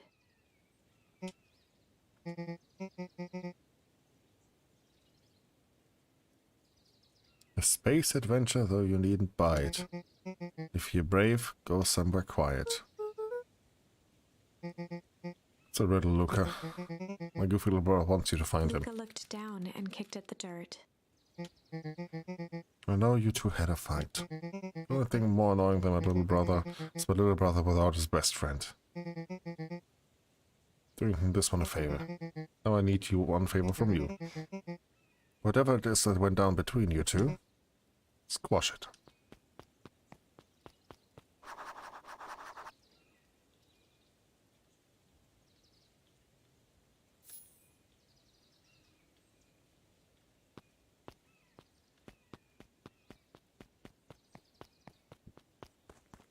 Probably the treehouse. Was the beetle hunt? Pretty rotten. Haven't seen so much as a Exuvii. Couldn't find any critters at all.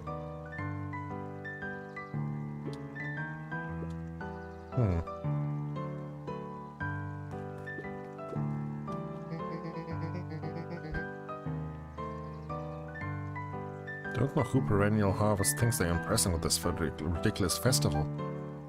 Totally. Town's still falling apart.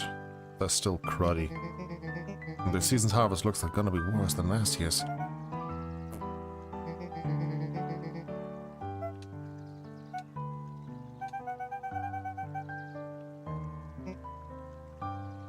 bats. Still gonna be mad at them. Just rather be mad while sipping some delicious lemonade.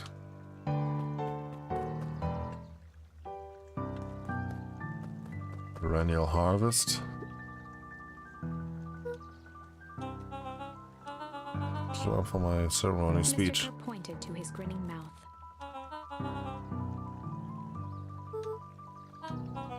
Oh heavens no, I'll break a leg.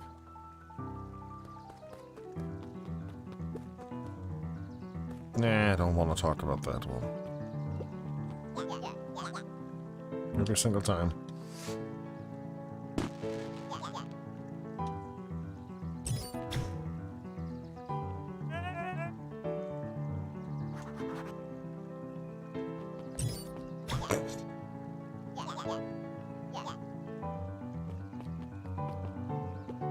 Jeff was staring into the distance with a...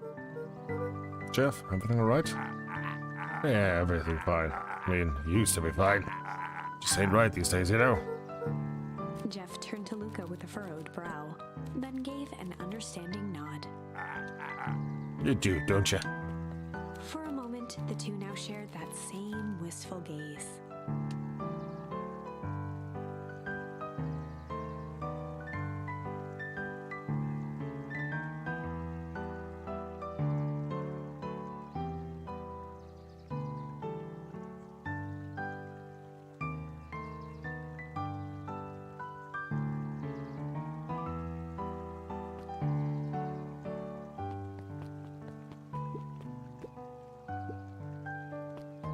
Ain't moving.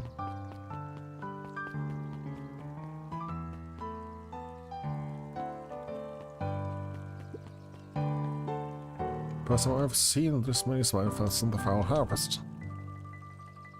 I harvest, but mostly they do put on a nice party. Okay. Oh wow, no dialogue with Miss Hatch. I have to take a break from studying to see what the whole festival fuss is about. Sported backpack full of books. So what you got in there? Books.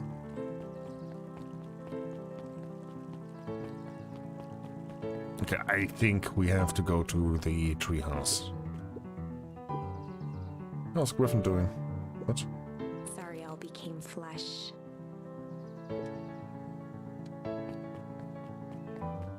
Aww.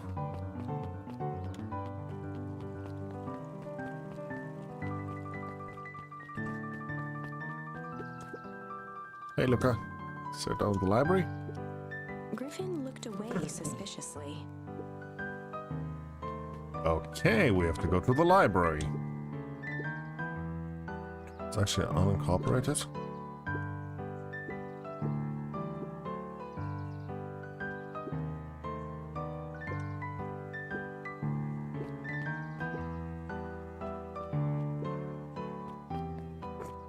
That kid knows too much.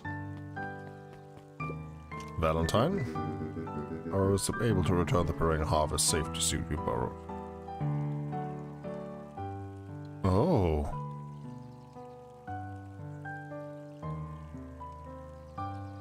Oh.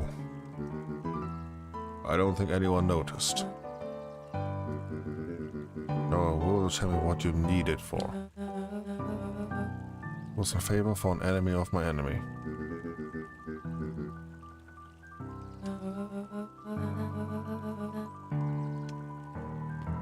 Ooh.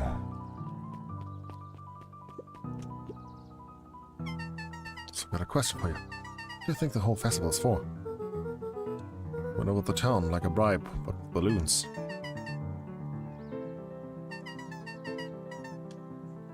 Should I eavesdrop on a couple of gossip clipboards?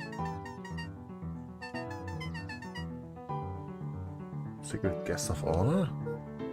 Special guest? How's it going? Can't dig that deep, but whoever this PH thinks a big deal.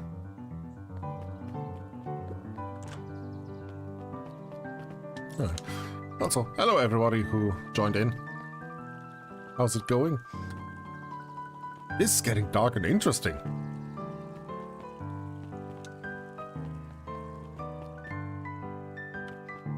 Okay, we definitely have to go to the library then.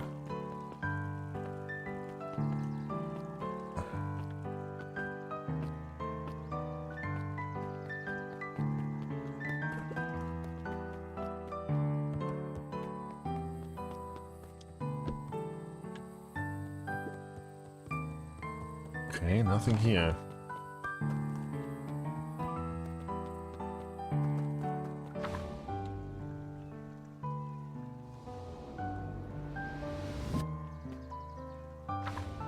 Ah, damn it. Backpack.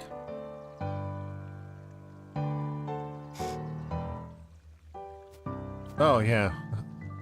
Space Adventure, though you needn't buy it, because the library always has the latest issues of Hank Atomic.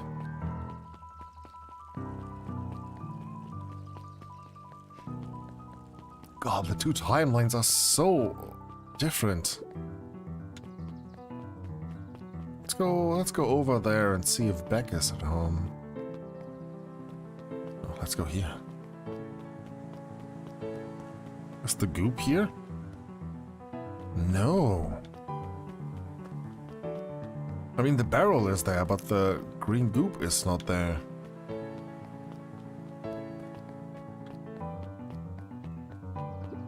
The Valentine mansion loomed over every other, both figuratively.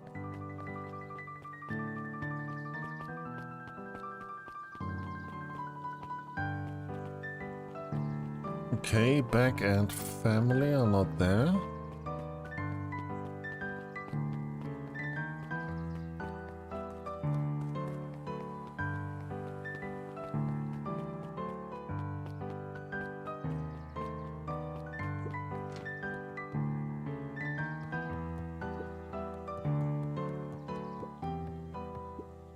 Hey Jace, still working through the newest Hank Atomic? Does it actually shrink stuff?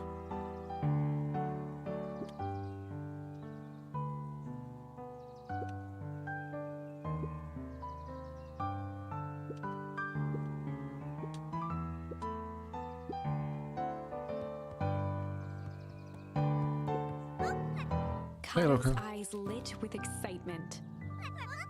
Expecting you.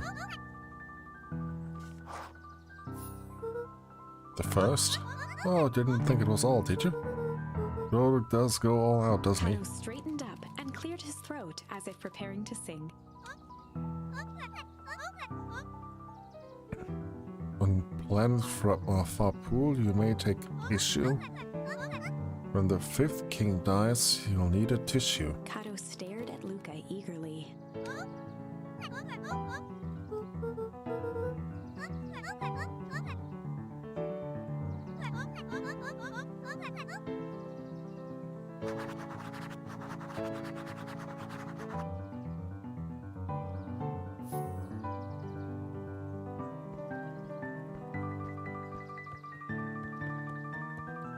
There were rarely any simply.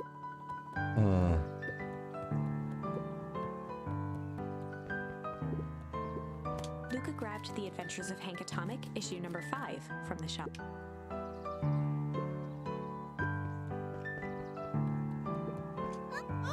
Kato removed his book from the desk and replaced it with Luca's, turning on the lamp. As he slid the book under the purple light, 2 words glowed. The Adventures of Hank Atomic, issue 5. Luca clicked his tongue with recognition. Your little cipher pen. That's... They had the special flashlight. I lost it. It's purple light bulb. Halloween candy station. Roll. Kato began flipping through the pages, stopping when he hit a glowing word. Get away with such a grift. Continued flipping. Only found in Grub Cart. Reaching the end of the book, Kato looked up.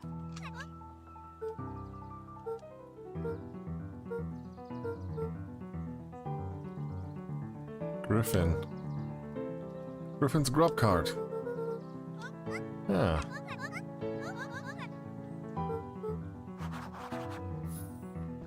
We already went to Griffin before. Is it me or are the rain clouds forming there? No, okay. Yeah, Griffin. Before Luca could finish his sentence, Griffin handed him a corn dog.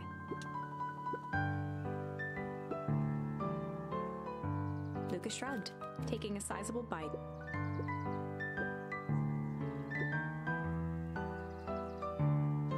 Give you that one specifically. Luca tongued at his cheeks, feeling something rough. He reached into his mouth and pulled out a slip of paper. Come He shook on. off the bits of corn dog to read the slip.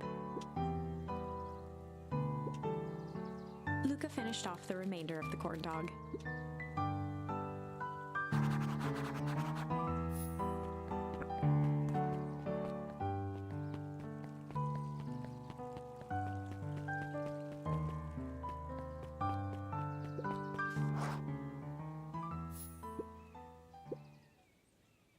There's no way I'm actually doing this. It's way below my pay grade. Come on, you big stiff. Lumi waved his hands around sarcastically as he began.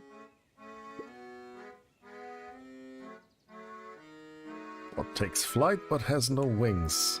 The final task a friendship brings.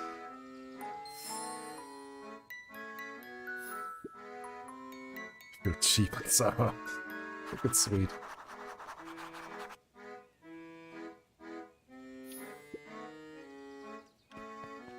Okay. I mean... Oh, Rolo. Hey.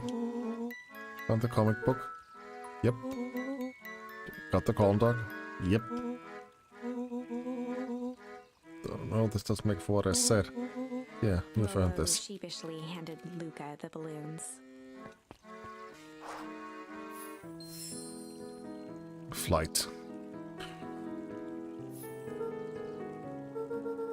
Have to go all this trouble. Sorry I got so mad.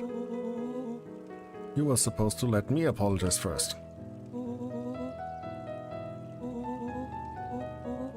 I'm really sorry. What happened with your mom and all? I always wanted to be there for you. Be a good friend, you know. You said you were hanging out with someone else. Kinda freaked out. Still my turn. Like, I needed a new friend to help you. It meant that I wasn't good enough. That was selfish and wrong. I was wrong. I'm so sorry, Luca. Okay, apology over. You can talk Luca now. threw himself at Rolo, hugging him as tightly as he could. Aww. Don't deserve you. That's why we deserve each other.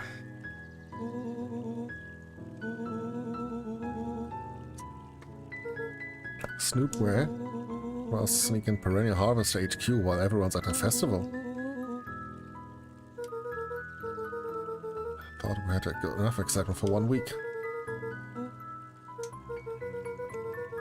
The rest of the world can wait one more day.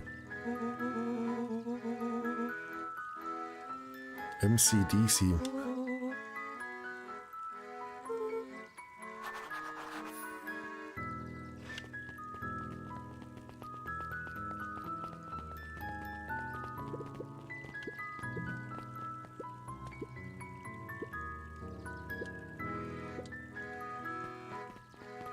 Bit creepy.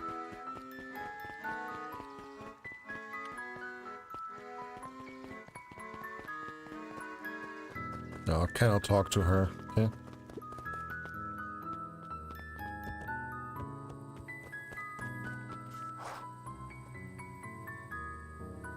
Head to the treehouse.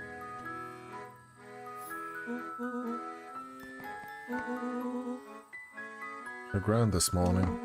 Just to give you this. Rolo handed Luca an unopened letter. Wait for you inside if you want to read it now. Luca, some things are going to happen that might be difficult for you to understand. If I am honest, I hardly understand them myself. What? But whatever happens, I need you to know that I love you. None of this is fair to you. You have already lost so much. We What? both have. I wish there was a simpler way forward. But if there is, I haven't thought of it. God knows I've tried. Everything I've done, I did for you. I hope someday you can accept that. Love, Gran.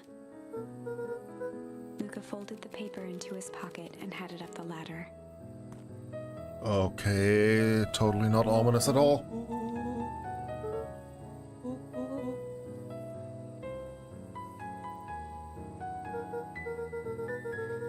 You really didn't have to go through all that trouble just to apologize. You've been looking forward to the festival for weeks. I ruined everything with my big mouth. It's the best way to make sure you still had a good time without me. Luca was at a loss for words, but that was fine. Words aren't always necessary.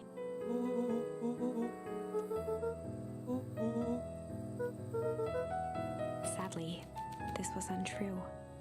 A distant rumble shook the treehouse. What? It was not fireworks. It was something the boys couldn't possibly comprehend. Something as old and cruel as time itself.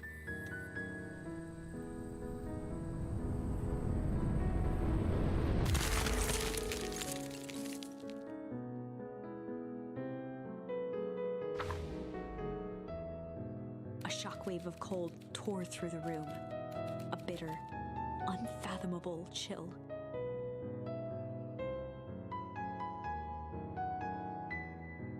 We weren't lying to Grandpa when we said at the beginning we're going to chill.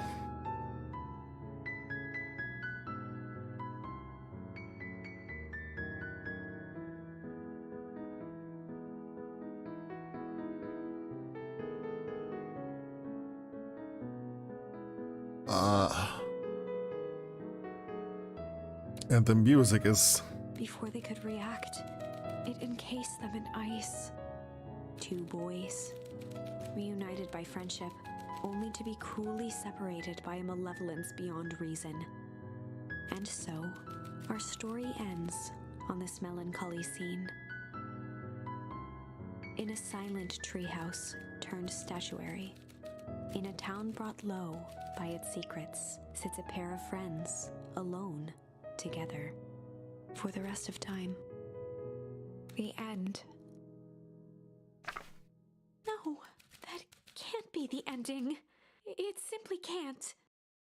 I won't accept it, and I hope you won't either. There are more endings, more possibilities. I can feel it. We are just going to have to sort through them all until we find the one that fits.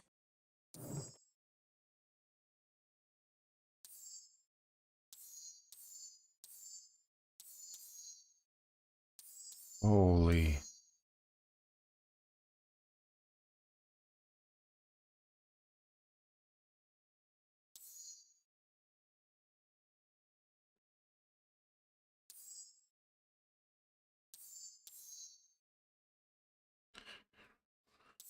Okay.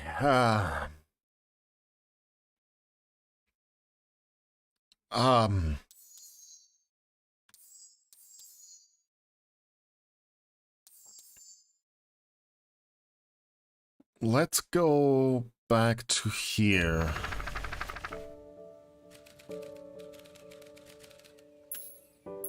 Break. Luca began to respond, but the sky answered for him as the clouds above began to break, revealing patches of star-filled summer night.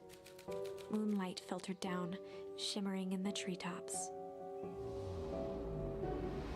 Oh, this is the timeline where we meet. Where Beck and Rolo meet. I promise what I'll tell him Luca about. stopped himself mid-sentence. Tell him what? Spit it out, bub. There's a juicy secret you've got to tell me. Come to the treehouse and tell you both what happened.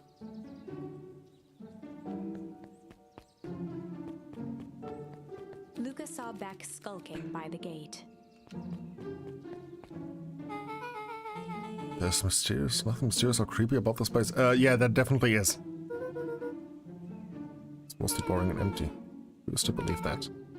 Big spiked gate, looming mansion, rich, reclusive owners. It even smells shady. Beck grabbed the wrought iron bars and shook the gate. Mark my words, you decadent nightmare house. You will reveal your secrets to me.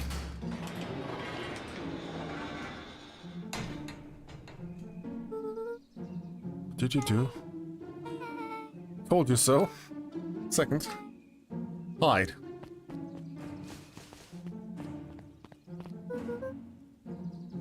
Ares Valentine. Who's she talking to? Shh.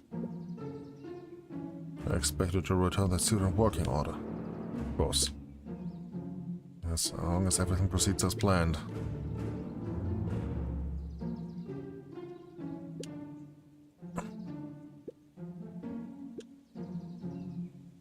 Suspect hostilities. Beck's voice was an excited whisper. Proper shady stuff. Someone in a suit like that tried to grab me yesterday. Shh. You do understand that when this all inevitably fails, I will deny everything? Wouldn't expect any less of you. Just worried about their part in this and let me handle the rest. Can't wait to see the look on that Rube Kerr's face. Truth will come to light. I'm still surprised you are so comfortable with the potential collateral damage. If there's one thing I've learned, it's that change is painful.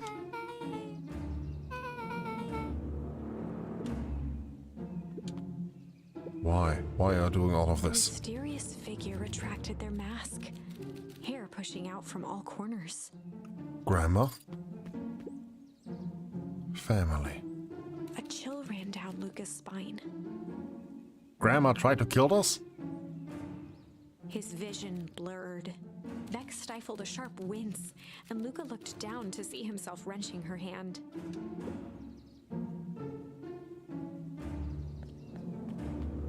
Gran tousled her hair back under the face mask.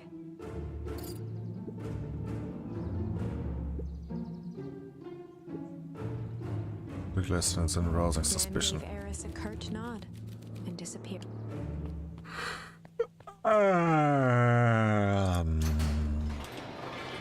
No, wait. The person who tried to grab us looked different. Chapter 5. What big ears you have. Lucas sat shivering in the bushes, staring at his feet. After checking to make sure the coast was clear, Beck gave him a gentle tug on his sweater. The hell? What's wrong? I've seen a ghost. Why were you so scared of that old lady in the hazmat suit? That was my gran. Yeah. There's perfect reasonable explanation for all of this. Let's go through the treehouse and figure things out there. Holy...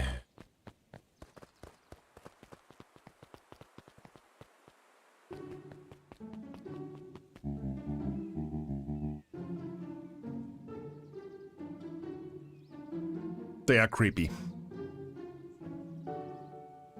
I was about to say, it will go as nice as the other timeline, but then, Blizzard. Last time, there's nothing to worry about. The clipboard finished writing with a scratchy flourish and looked up. Just dotting our I's and crossing our T's.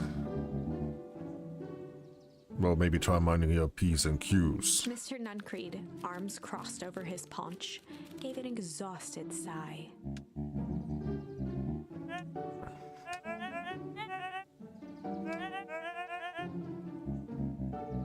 Oh, for the love of... He snatched the pad and scribbled his name so hard the pen near... The clipboards looked at each other for a moment, almost pondering the possibility, then broke into laughter as they walked away. The hell? Is the nun Creed? Give me some advice. Next time with some... Give her a good hard bob in the kisser. Gran just tells me to keep away from the clipboards. It's good, it's good. Gran is a smart lady looker. Better run along home now.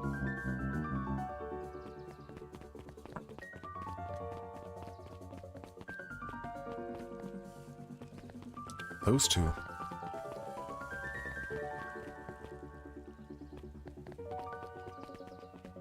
Wait, wait.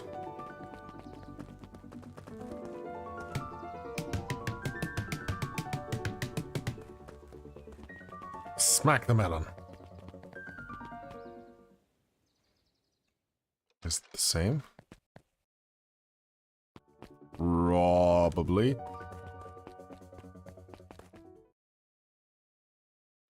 Let's let her play a little bit.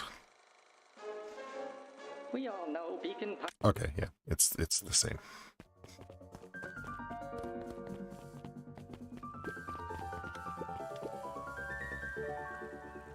Due time.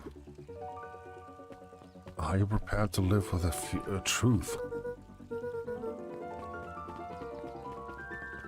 Hey, you two. Another day, another dollar. See you tomorrow, Z. Have you noticed how all the perennial harvest folks order the same drink? Decaf cappuccino with extra foam. Why? I don't know. Just thought it's a little odd.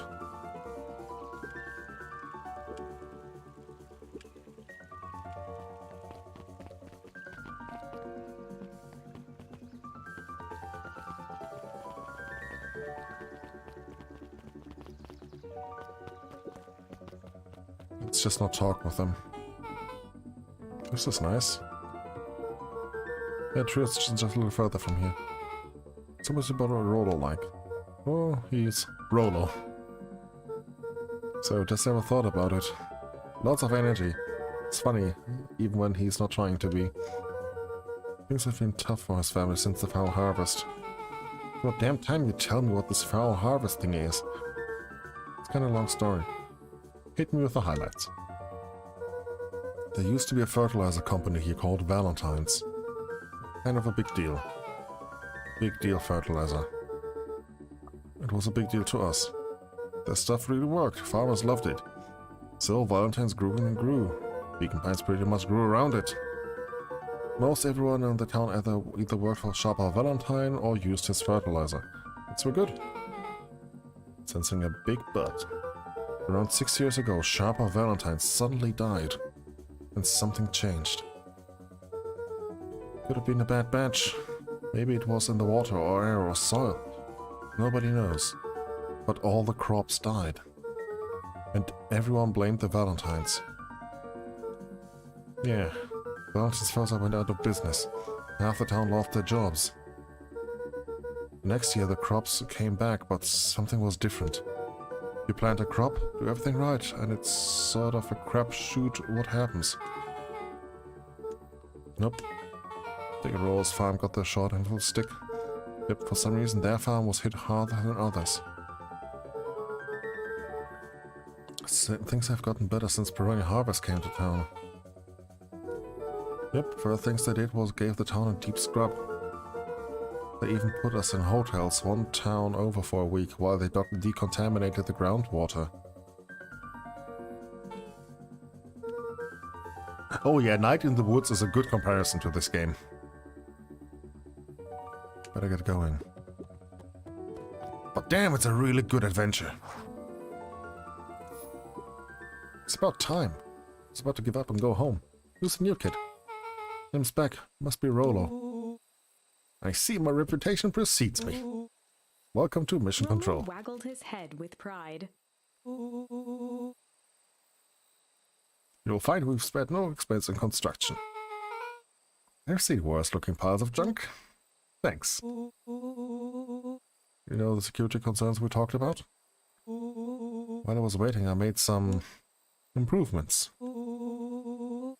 Let me lock this baby down for a little test infiltration.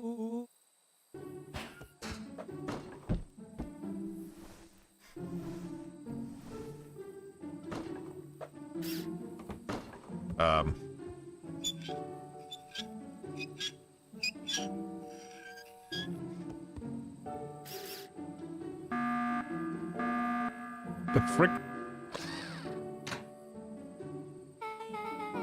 He goes all out, doesn't he? Always.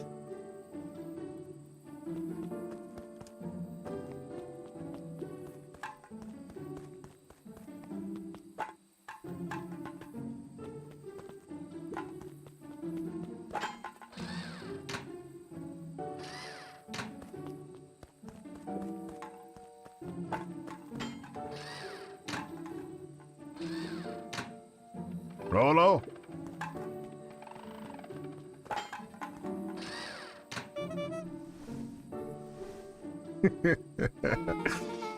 Where did you guys get all this junk in the first place? There's a guy in town named Jeff who trades us junk for snacks. Junk food for junk. Nice.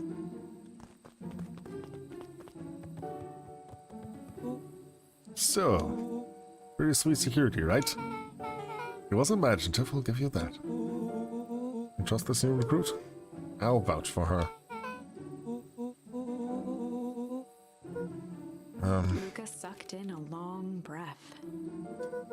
So like I said, there was someone there. I don't know, but the place was lit up and active. Were those squatters? Don't think so, it seems more organized. When the man pulled me in, I saw some sort of equipment running. A man pulled you in? Yeah, but I got away. You keep saying it was a man. They were wearing a mask, right? Yeah. Then it could have been a woman. How did you get away? I grabbed a rock or something and broke the mask. They let go and I ran. It's intense. No wonder you freaked out when you saw your grandma.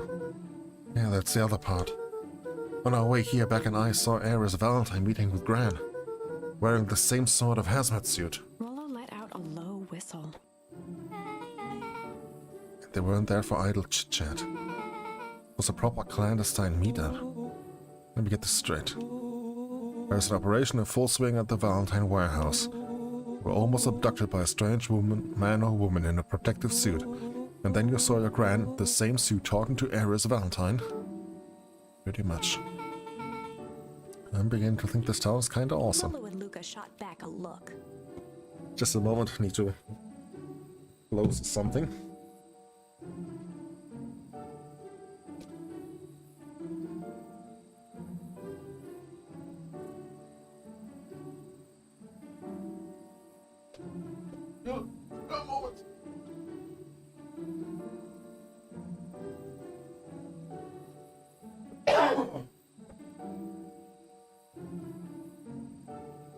There we go.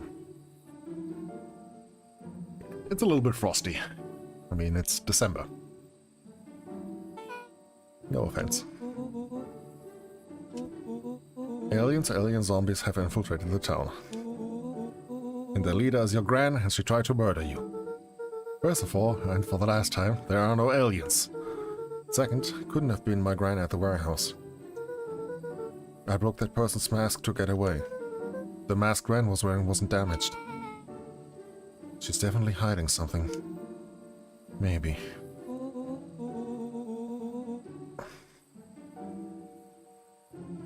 Your Gran is weird, but she might be the most boring person in the universe. All she does is sit around all day making jam. What could she possibly have to hide? Also, yeah, that jam delivery was weird. Moved in? Your Gran isn't from here? No, she came a few months back to take care of me after his mom went missing. Did you know your Gran before? Not really, no. It's been years since I'd seen her. Luca, don't take this the wrong way, but are we sure Gran is on the up and up? Luca gazed out the window. Just saying. Sounds like strange stuff has been happening since she showed up. Could say the same thing about your family. You're right. Luca, your Gran is hiding something. My pa always said folks only bury stuff worth digging up. That room. Gran really is hiding something. Don't you think I would have noticed by now? That's the kind of whole point of hiding something. Grant's been leaving the house for hours at a time this week. I'll call you tomorrow when the coast is clear. We can start getting to the bottom of this.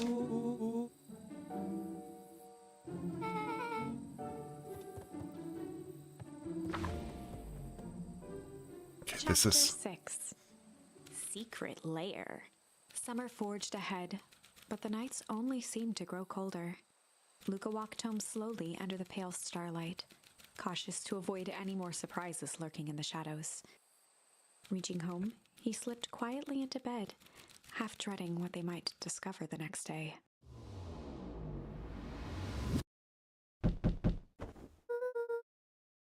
What time is it? It's changing time.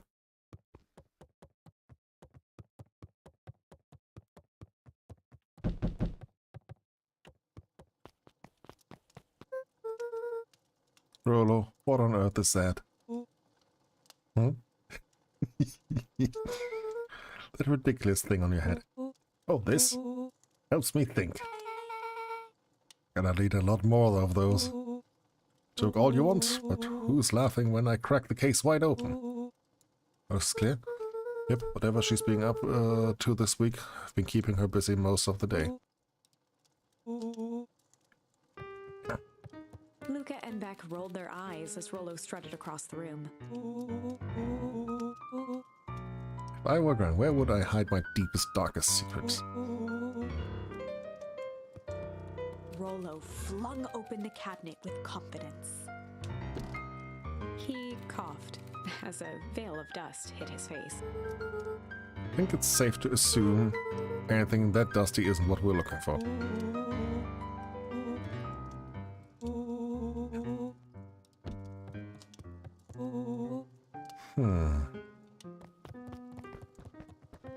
That makes me think, can you make something artificially dusted to make it look like it hasn't been touched in a long time?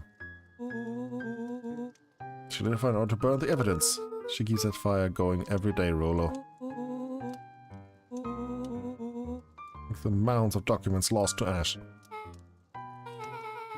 Gonna stop you right there. Okay, is there anything Gran doesn't want you to go?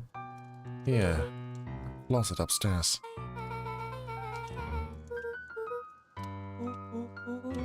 Look who stands to reason now. The key.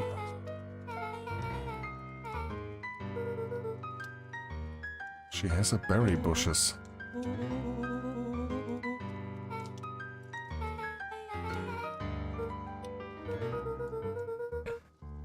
Dish around the kitchen. A look of realization crept onto Luca's face. All three kids snapped to glance at each other, then sprinted in turn toward the kitchen. The only thing Grandma brought.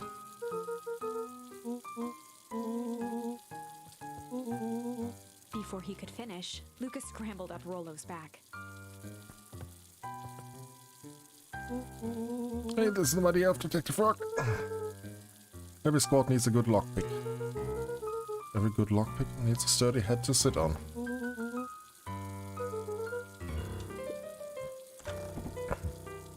The three crowded around the hutch to peer in.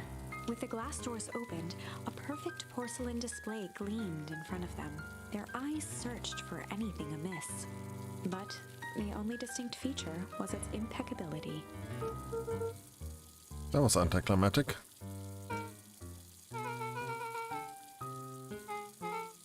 Oh, hey. You just yank on this random teacup and... pulled on one of the teacups. It slanted forward with a hollow click. The entire hutch began to rustle and slide under its own power.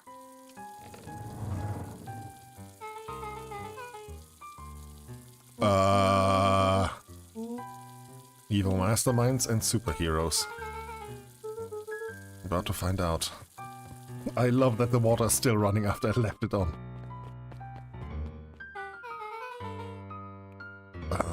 Some unhinged conspiracist vibe? This cannot be good. What do I have here? Caution explosive. It's enough jam to feed the whole town. Oh.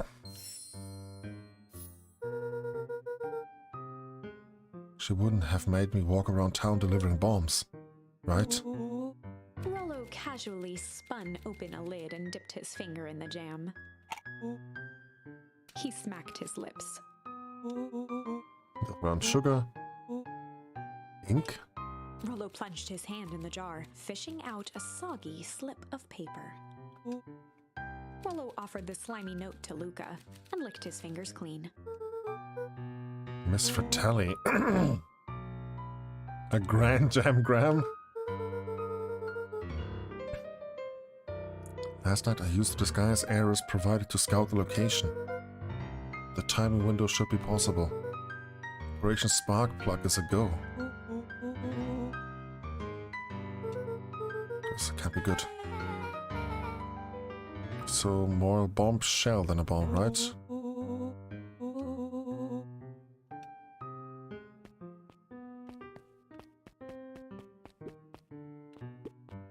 The hell is this? Ah, fight!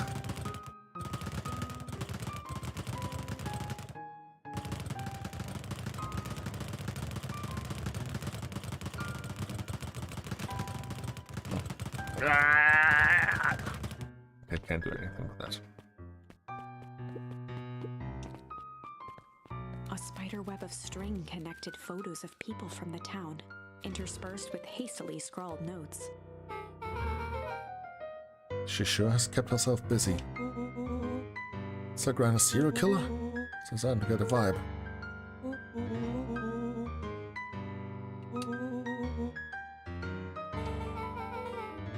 She put symbols by one of them. Mr. Nuncreed has a check mark.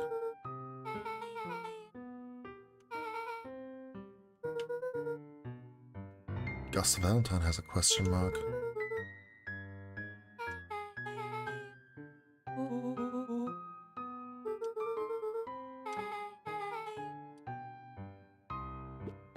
Luca jostled each cabinet drawer in turn. Only one was unlocked. He fingered through the filing cabinet, pausing at a bulging folder labeled Walter. For a long moment, he just stared at it. What you got there? It's my dad. Looks like some of his old medical files. Dad was a doctor? He nodded and caressed the label with his thumb. Rollo swiped the folder from the drawer and began leafing through the pages. He whistled to himself, barely looking at the text. How about to actually read some of it? Sack. Dense document suggest a lot like a cheeseburger.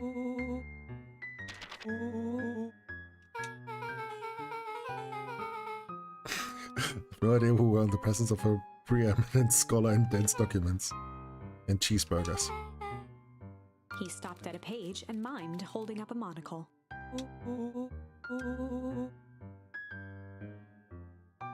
Follow-up examination of Terrence will be.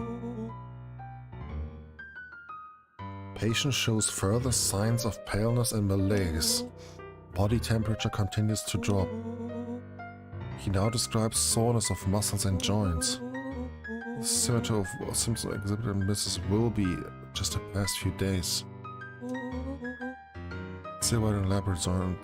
Rollo looked up with heightened surprise. Kinda disturbing. That's Mr. Nuncreed's name. Rollo's finger traced across the page.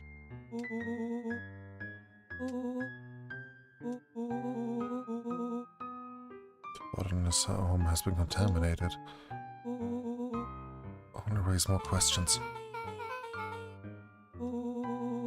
Rollo scanned through several more pages. Writing looks shaky. Just couldn't help her.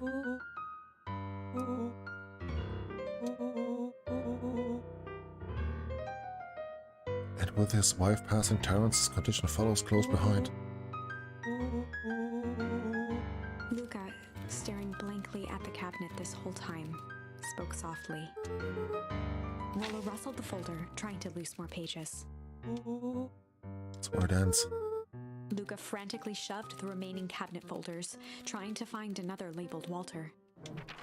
I think that's the only one. It's alphabetical C. Luca slammed the drawer shut. The hell? They crowded around a worn-down old map of Beacon Pines.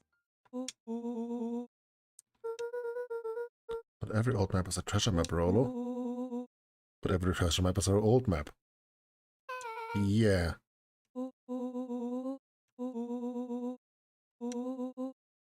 Rollo carefully traced the path with his finger. He jabbed down at the end point. Town square?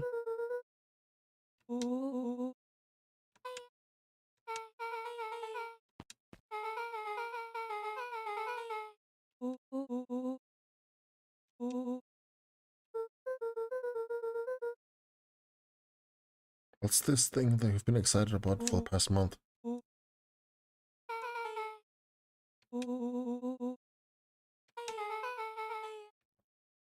Everyone will be gathered near the center of town. Wait, that ice explosion?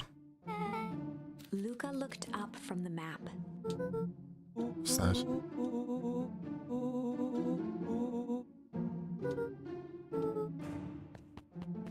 Beck flicked off the light. Overhead, creaking floorboards bent under. The kids looked up, the tilt of their necks following each footfall.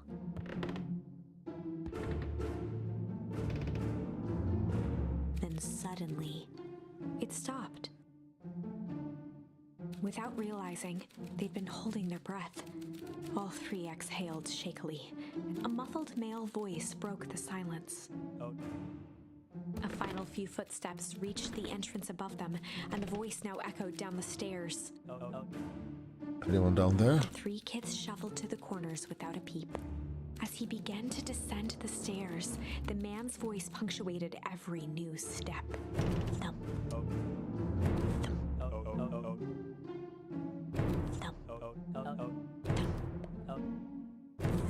At the bottom step, the man paused.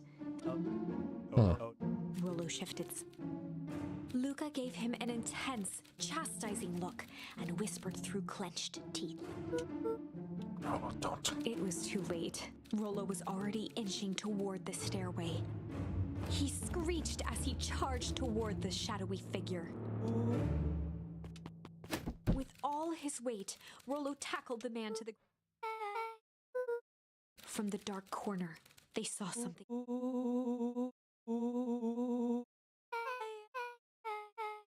Luca scrambled to the... Pressing his fingers to the man's neck, he sighed. You clobbered him good, Rollo. As Beck flicked back on the light, Luca and... Mr. Tolliver. Chapter 7. The Interrogation of Hiram Tolliver. Still unconscious, Mr. Tolliver slumped heavily in a shoddy old chair. His hands were bound with rope, his feet tied with some loose string. The kids huddled in a circle, discussing their plan. One thing was certain, they couldn't just let Mr. Tolliver go. They needed to know what he was doing in Luca's house. After some deliberation, it was decided. Good cop.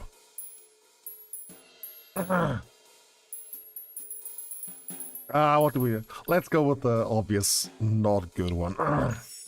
They'd run the classic good cop, chill cop interrogation. Gotta play it cool. Luca walked calmly to the light switch, flicking it off and... Mr. Tolliver shook his head, gathering his wits. Oh yeah, sure got my bell wrong. He looked over to find Luca, who returned a calming grin. Sorry, Mr. Tolliver. It's not a big mistake. Why do you have me strapped down? No one's fault, really. Rolo just got a little started. Rolo's here? and Beck emerged from hiding to give a timid wave. Oh, alright. Mistakes happen. I love this smug look on Lucas.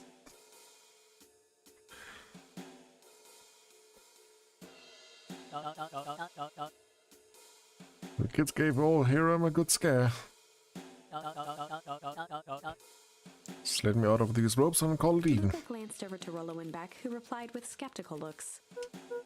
Mr. Tolliver, why were you in my grand's basement? Here to help, of course. Help what? What's my gran up to? You just cut me loose, I can show you. How do I know we can trust you? Mr. Tolliver exhaled with disappointment. Have I ever done wrong by you? But since your gran moved to town, haven't I been nothing but welcome? Just all this stuff seems pretty weird. A board with names from all people from town.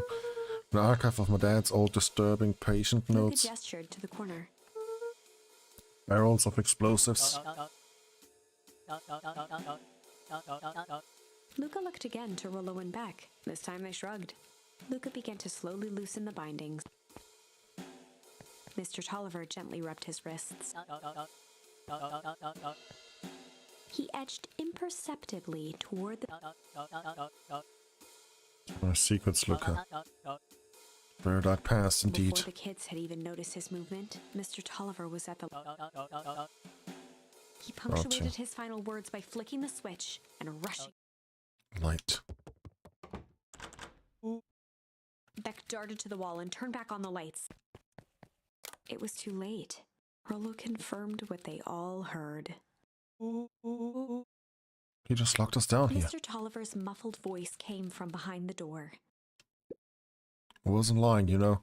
It's for your own good. They looked bewildered at each other.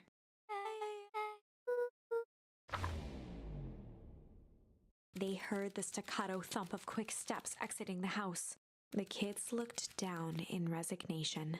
This isn't how it goes in Hank Atomic. For some reason, they'd always assumed it was up to them to save their town. Luca opened his mouth, hoping to conjure some magical... Only a hollow croak escaped.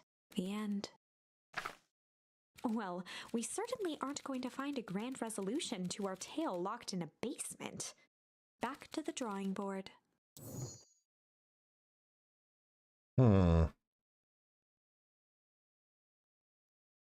Let's try a different interrogation method. They'd run the classic good cop, hard cop I interrogation. love that you have to play different paths to get all the charms to get Rollo through different brandished a situations. steely gaze. I've got this. Read about it 100 times. Rollo swaggered past the chair which propped up the slumping Hiram Tolliver. Without even looking at his captive, he began with a long, blustery drawl. Well, Mr. Tolliver. Mr. Tolliver remained motionless. Rollo spun around to face him. He'd clearly expected to rouse Mr. Tolliver with his booming voice. Mr. Tolliver? Beck and Luca gave each other an unsure glance. Rollo slammed his fist on the table. I said, Mr. Tolliver? He grabbed the table lamp and beamed it onto the unconscious face. Mr. Tolliver groaned and slowly lifted his head. He recoiled with a muddled, weary squint. What in the world? The chair wobbled as he attempted to straighten up. Who's there? Mr. Tolliver could only make out rough shapes through the glaring light. With a gruff tone, Rollo hoped to both conceal his voice and intimidate. I'll be asking the questions here, punk. Let's just calm down. Oh, I am calm. Calm as a carrot in the dirt. But as for you, looks like you're The sweating. doubtful expression on Beck and Luca's faces transformed into awe. We can do this my way, or... Well, let's just say I've never needed another way. Rollo, hitting his stride, was now channeling every detective trope his memory could recall. He slammed the table again. Now dance. What? I don't Mr. even... Tolliver's voice became desperate. He was nearly in tears. This is so great. You've tied me down. How on earth could I dance? Dance with your mouth, punk. Spill the beans. What are you doing poking around this house? I'm here to help Juniper. To make sure everything's ready. Ah, so we're in cahoots with Gran. Gran? Mr. Tolliver was in a daze, now more confused than ever. Gonna help her blow up the festival, eh? Blow up the festival?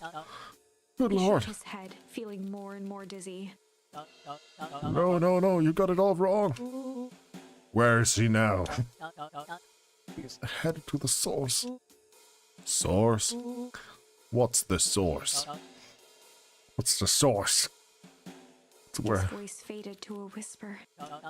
the town began. Where the whole began. What is Operation Sparkplug? With that, Mr. Tolliver passed out cold. Jesus, Rollo! Rollo swung around with a repentant grimace. Damn, Rollo. Went in a little too hard on him. What did you say about the source? It's where the town began? The mines. So I also want to know more about the History Museum. Ted was put up by the Valentines. Yeah. He went super hard on him. Love to glorify themselves. Library.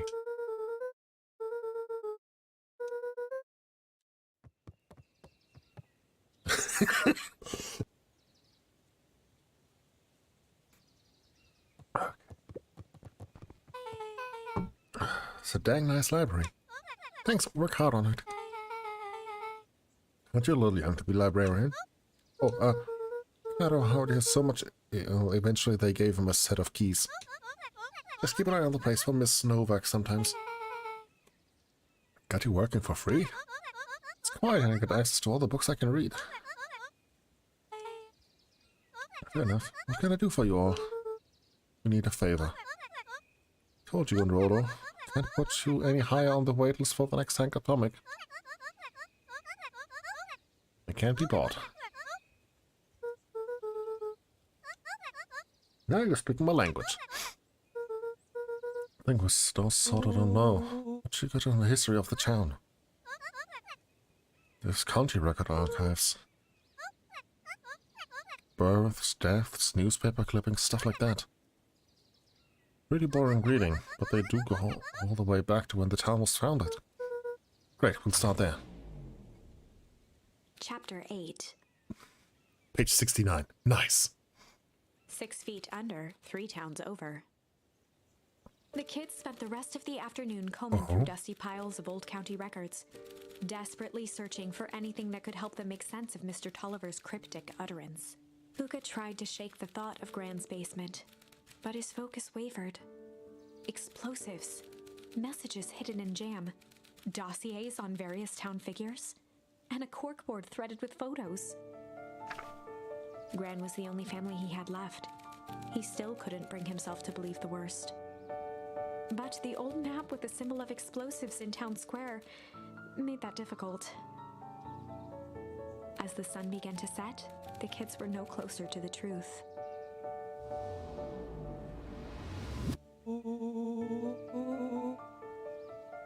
If I have to... oh, sorry. If I have to read any more records, my eyeballs are gonna pop. If I dig another word, I'm gonna end up one of those asinine death records. Rollo Cotter lived a full and wonderful life, till he read so much boring crud that his brain oozed out of his ears. Rollo shut his book with an assertive nod.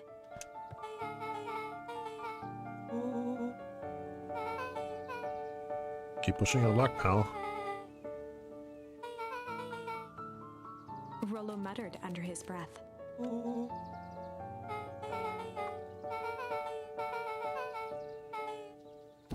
slammed her finger down on the open page before glancing down to read. J. Hartford here. Hey, hey, hey. Something tickled the back of Luca's mind. Hartford. Can't be right. My grand's name, Juniper Hartford. There's 2 J. Hartfords. Mrs. Hartford is survived by her young daughter, E. Hartford. My mom's name's Eleanor. If your grand's 6 feet under 3 towns over, then who am I living with? The question hung in the air.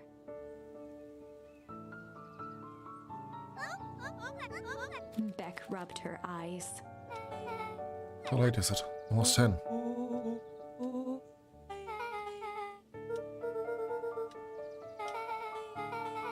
Unconscious man in the basement. Think of something. Luca's heart was pounding as he approached the house. If he was lucky, Gran, or whoever it was, hadn't gotten back yet. And of course, there was Mr. Tolliver tied up, and dealing with him would be the first order if Luca shook out his arms to calm his nerves. Okay. He held perfectly still, tempering his... She was asleep. His only hope was that she hadn't found Mr. Tolliver before dozing off.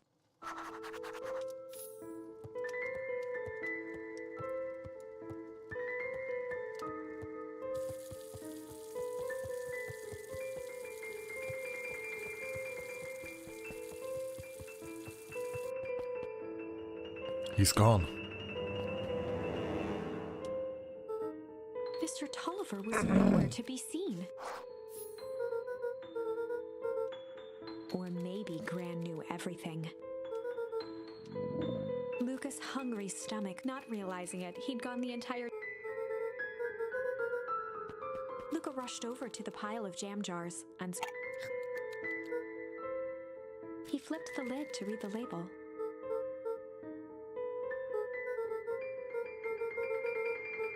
So goodness, but I'm screwed.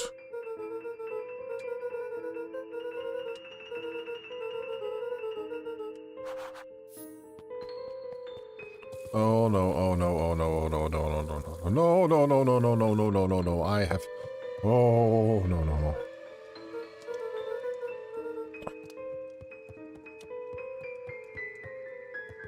As Luca climbed the final stair, with each consecutive his stride began to falter. He tried to grab for the railing to steady himself. Something was wrong. Luca groaned. His limbs might as well have been bolted to the... Through numb lips, he mumbled just before...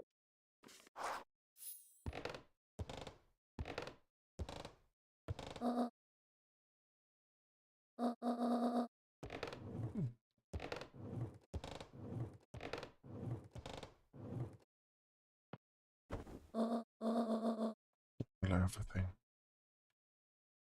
Oh my.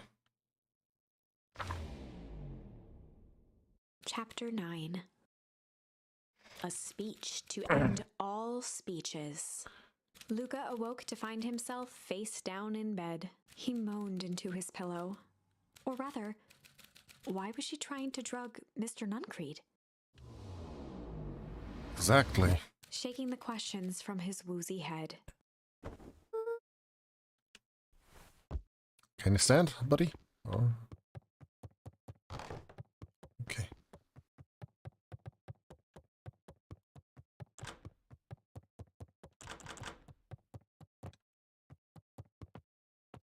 Jump down the stairs.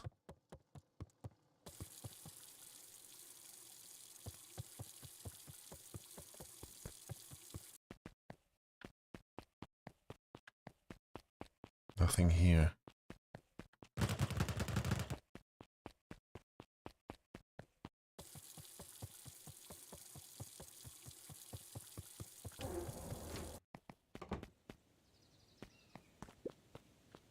young Luca would spend hours. She always. Okay. Nothing there then. Let's get out. Let's check up here.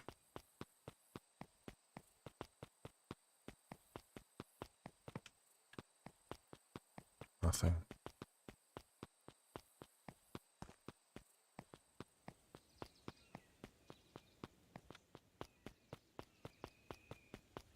Back and roll. Where have you been? I put something in the jam. No, not this one. The one from Mr. Nuncreed. Put me to sleep. Sly devil. Oh? You're trying to remove him from the equation. He might be in danger. But I haven't seen anything odd.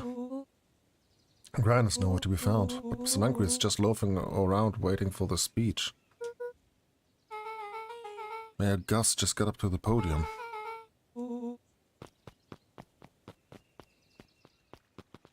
Okay. Augustus Valentine nervously. Why is Mr. Nuncreed standing there? Yes, this thing is on. Hello, Beacon Pines. I'm Augustus Valentine, your mayor, and suppose you already know that. Yes, before we get started, just want to take a moment to recognize someone who couldn't be here today. Town wouldn't be here where to say without my father, Sharper Valentine. So I thought we could begin with a round of applause befitting such a great man. Wow. Even that's more than the old codger deserved. Gus cleared his throat and awkwardly loosened his tie. Right, where was I? Bounded on the stage with the energy of a preacher at a big tent revival. Gus Valentine, everyone. He gave Gus a hearty slap on the back and motioned him off the stage. Let's hear it out for the mayor. What a great turnout. Oh, heck, I didn't prepare anything, but I suppose I could say a few words. It'd be a shame to waste such a beautiful podium. Mr. Kerr pulled a big stack of note cards out from his vest. Not prepared, eh? Community, conviction, commitment. These are the things we celebrate a perennial harvest. For us, these are the pillars, the bridge to a better tomorrow. But I think it's time to add a new pillar. Change. Change is a powerful thing. It's inexorable, unavoidable, and undeniable. And I am dadgum thankful for it. Change is the reason we're all together today. It's hard for me to believe that it was only 4 years ago when fate brought me here. A simple business trip which brought me to a small town which would change my life forever. Mr. Kerr took a moment to survey the crowd. You know what? He wiped away a single tear. The second I set foot in the Beacon Pines, something about this place has held me captive. You see, change presents opportunity. It represents potential. It was change that helped me recognize the potential of this place. To see that the people of this town, despite suffering great loss, still held on to the things that made them special. He thumped the podium to emphasize each word. Community, conviction, commitment. Change. Mr. Kerr nodded confidently, biting his lip. The crowd was silent, in rapt attention. Fate made a perfect match that day. Nothing is more important to all you than community. And perennial harvest is a community first and foremost. Mr. Kerr methodically made eye contact with each section of the crowd. The only way you made it through the foul harvest was unshakable conviction. Conviction that a better tomorrow was just over the horizon. Perennial harvest was found on the conviction that we are that horizon. The festival is a symbol of our commitment to each other. His voice began to build to a crescendo. We now walk hand in hand in a future we will shape together. And that is what is change about. All about grabbing the future by the scruff of the neck and making things happen. Change is a choice. And I'm tickled pink that we will all be making that choice together. How great is that? Just imagine what we can accomplish. And all did. What's that? Began to look around nervously. Don't worry, Little Thunder is going to ruin this day. Mr. Kerr quickly flicked through his note cards. I've learned one true thing. One always reaps what they sow. We all have planted a lot of good in this town. So it was a happy heart that I can proclaim. He raised his hands up to the heavens.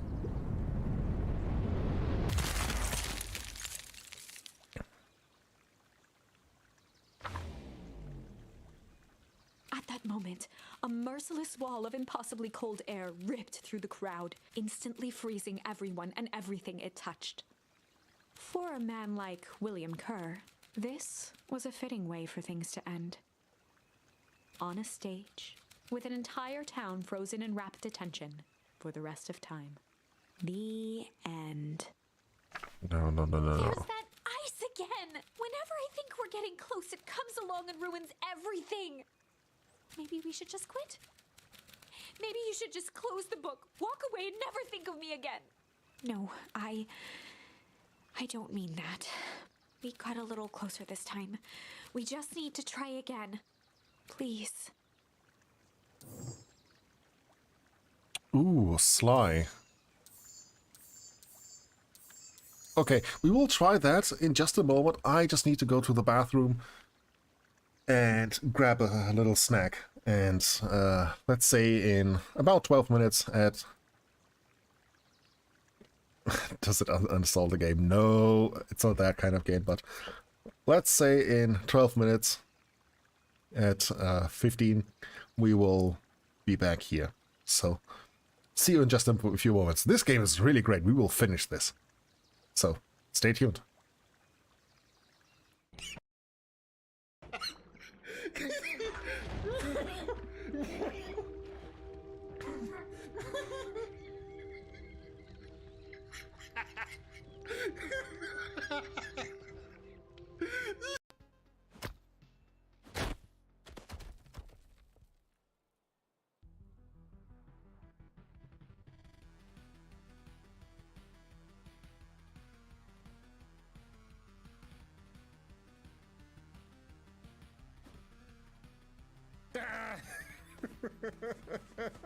Why?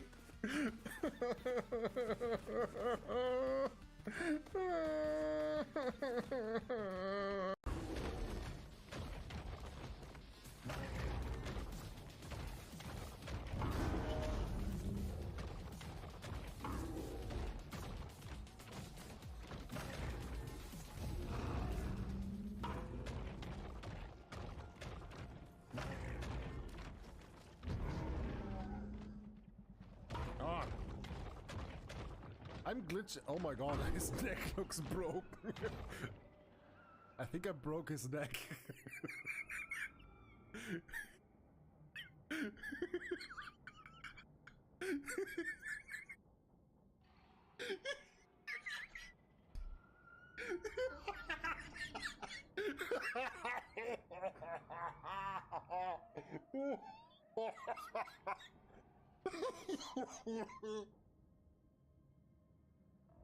Oh my god.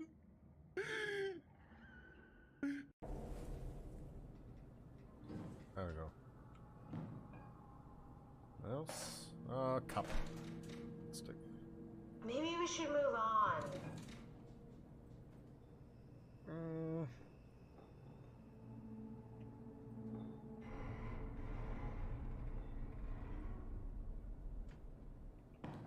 Probably something between B and C.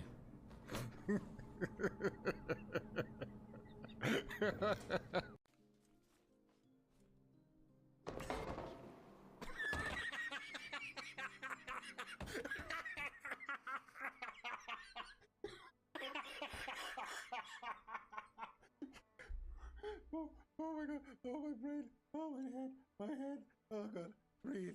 Oh. Oh. Oh. Oh. Doesn't mean I have to. Kinda true. No! Wrong! So that's it then? No, Kratos, why? I pressed the wrong button and he did his jump attack. Ready yourself, boy!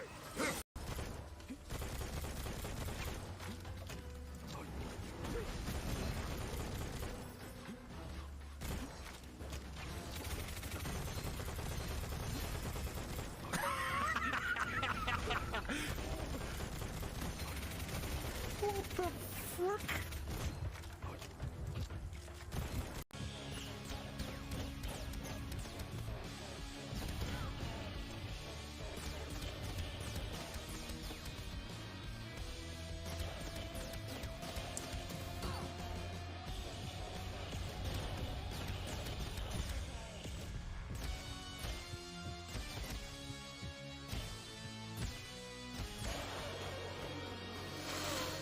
Oh my god! Oh! What was this? What was this? Completely raise this area and level it. What? Excuse me?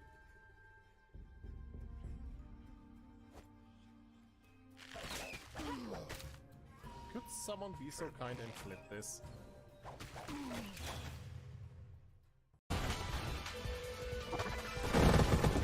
Oh, so satisfying.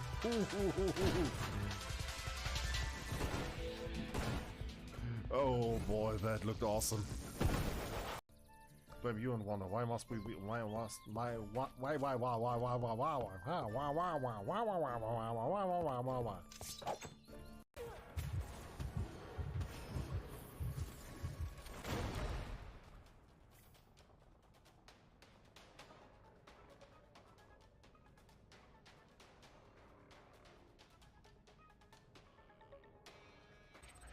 we don't talk about that, okay?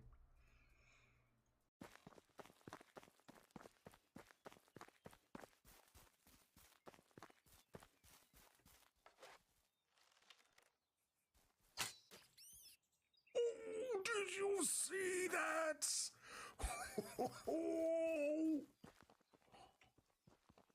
Is jumping.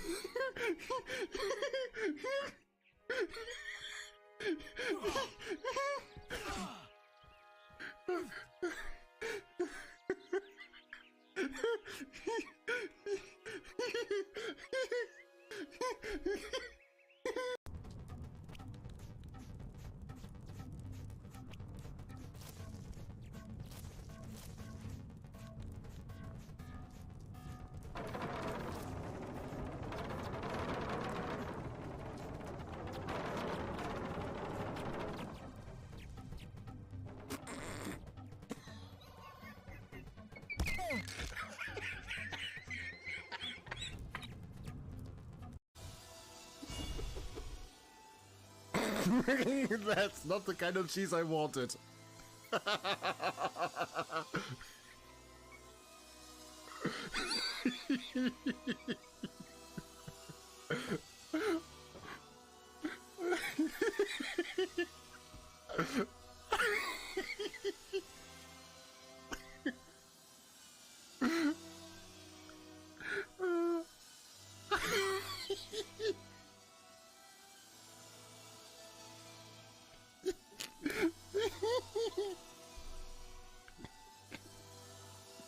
I'm standing on a pixel. So, how's your day?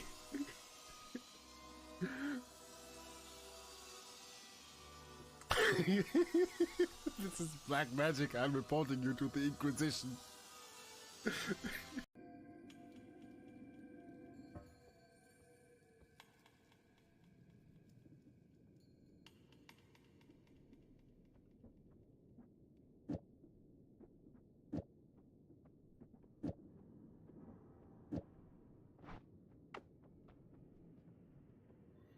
Here goes nothing. Yep.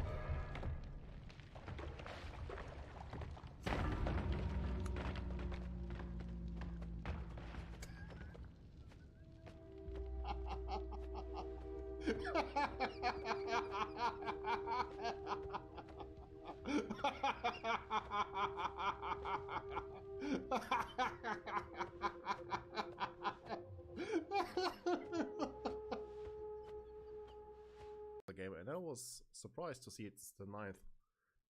Yeah, me too.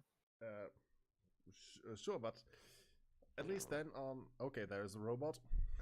The robot has returned.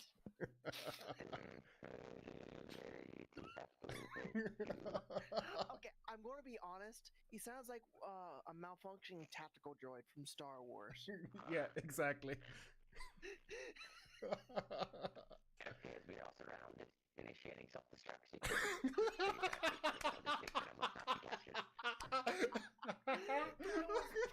Ready?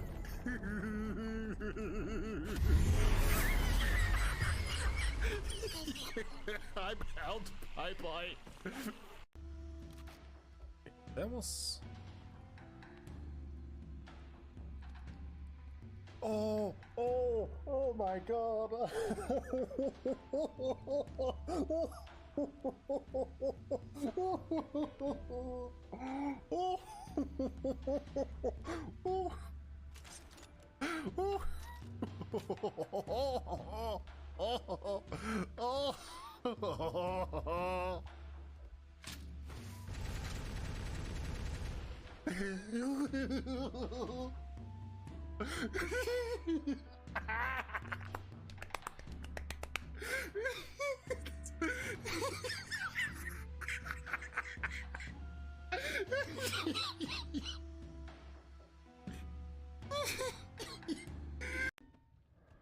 Oh no.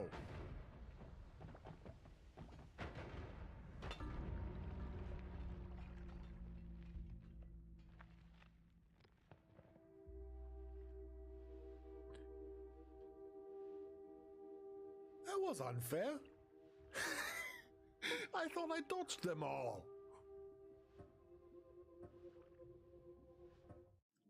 That one stray bomb. Psych!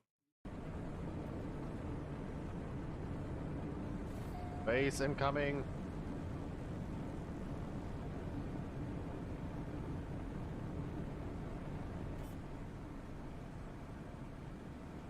Jesus! Ship, what are you doing?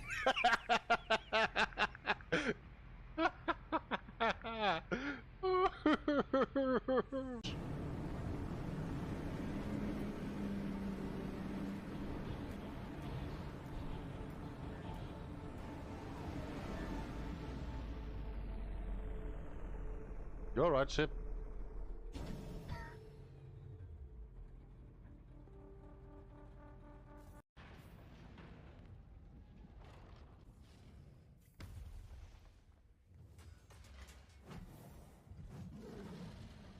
What is actually in shock? Nice. So the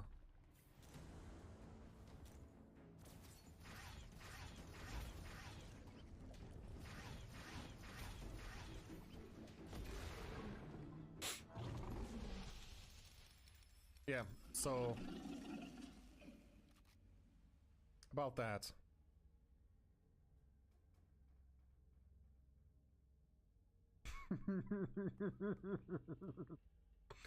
Press right click to delete boss. Yep.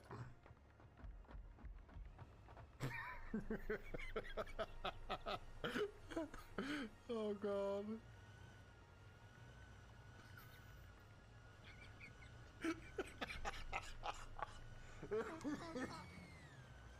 Oh god. This is next level heresy. I do not know if the Omnisire approves of this or not.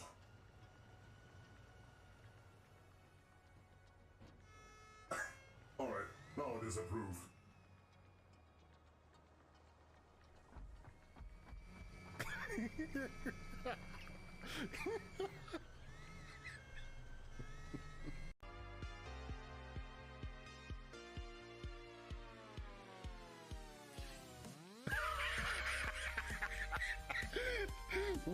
to my zone.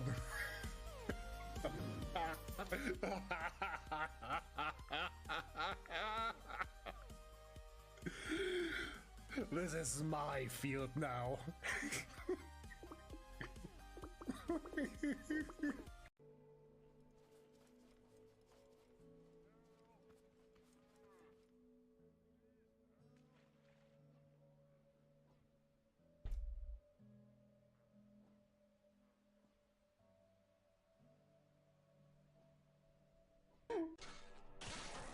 And level up. And we lost our pants.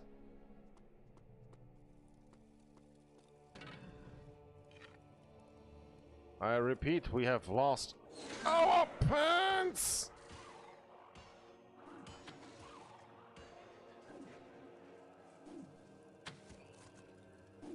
Oh my goodness. The war nipples have been spread and shared with the world. You got it?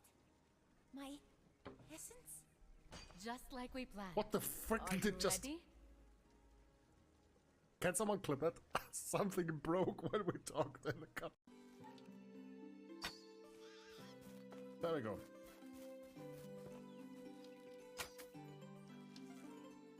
Wait, that one hopped away?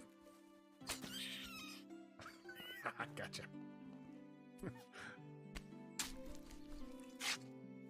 He dodged.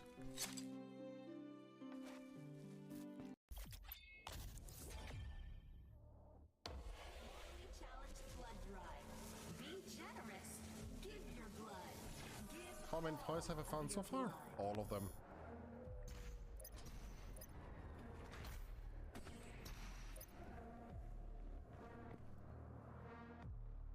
Modern work commute is so nice.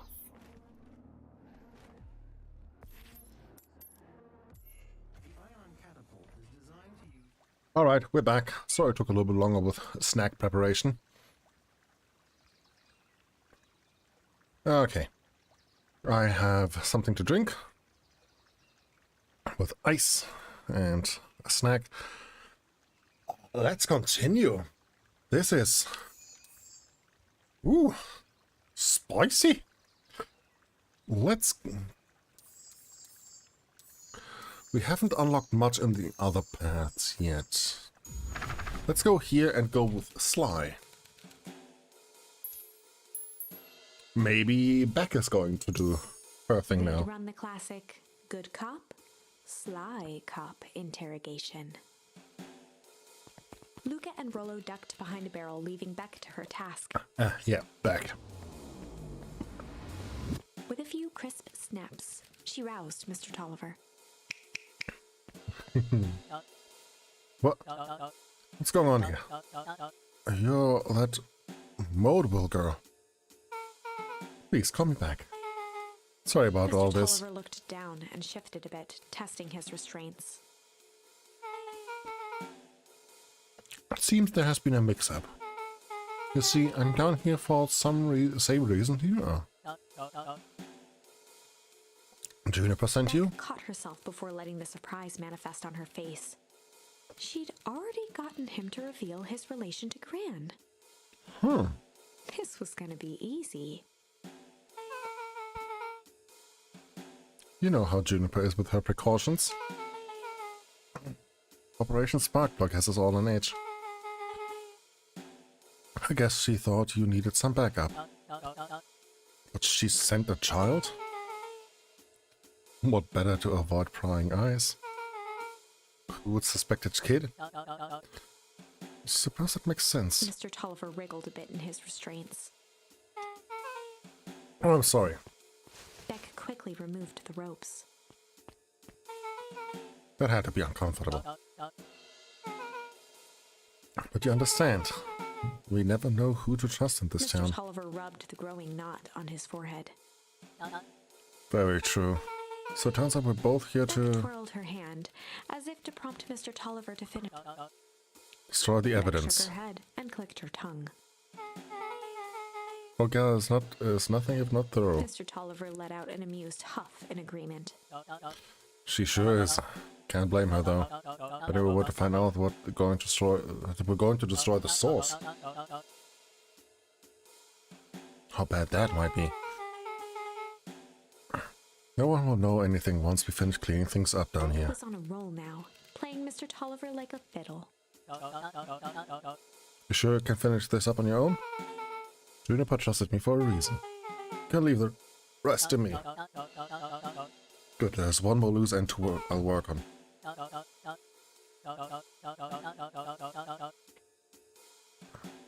Another day I had the radio on scan while restocking the candy shelf. I intercepted an odd phrase in perennial harvest transmission. Underground secrets. It's ominous. They wanted a password, but Juniper dismissed it. Said it wasn't mission critical. What's the password for? I don't know. So we have a password and know where to put it. Gotta mean something, right? Good thinking. Should probably go work that out. Got this under control. This basement gives me the willies. Heading for the stairs, Mr. Tolliver hesitated and turned to Beck with a puzzled look. She grinned and gave him a peppy wave. With a shrug, he continued up the stairs, whistling a jaunty tune. That was easy.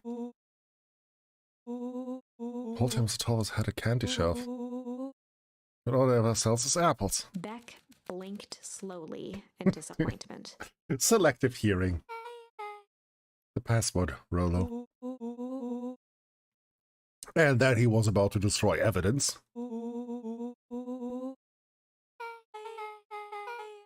Got an idea. She turned to the table and began tearing small scraps of paper. He said he heard a password on the radio. Any good spy transmission is never what it seems. Marked each scrap of paper and leaned back. Okay. It's another word for underground. Buried, covered. Cover up?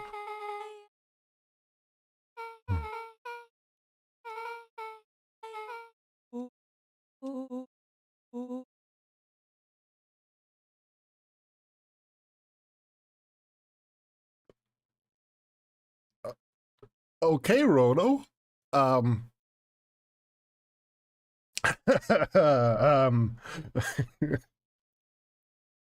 Rolo surprising at every corner in this basement. Luca and Beck looked at Rollo with amazement. Rolo, that was incredible. Oh, it's either that or Kren's Nudge Rockstar. You were right the first time. How do you do that? You can say, love ciphers. I guess we know where to go next. Okay, Rolo. Alright.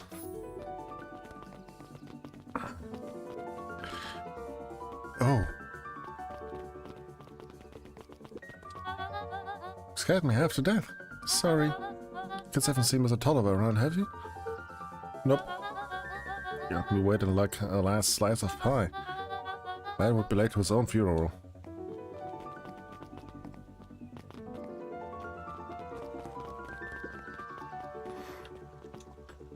Can I...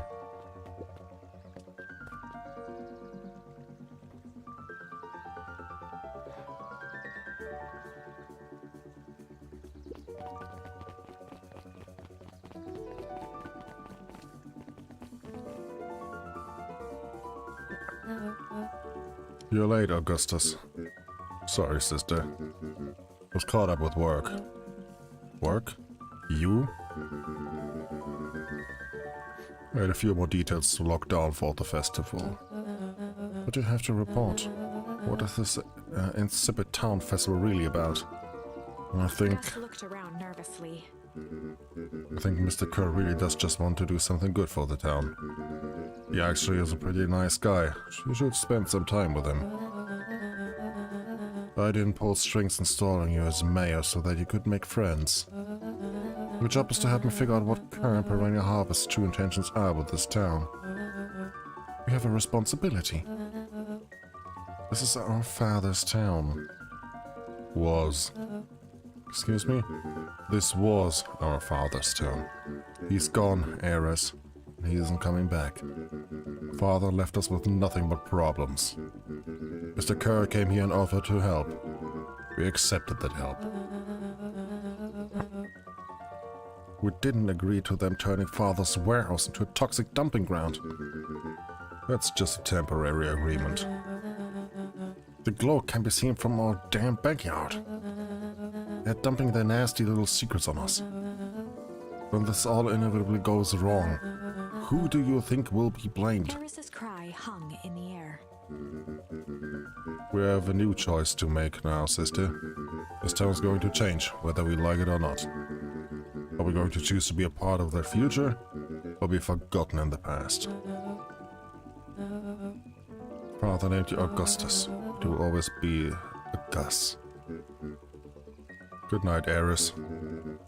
See you at breakfast tomorrow.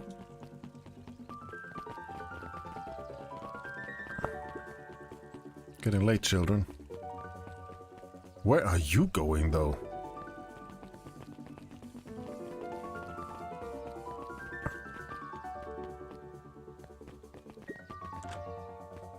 Okay, she locked.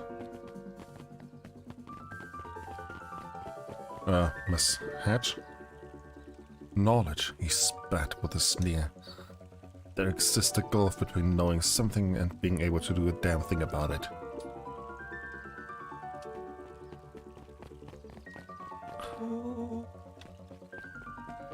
Okay, I love how she gives small insight into the future.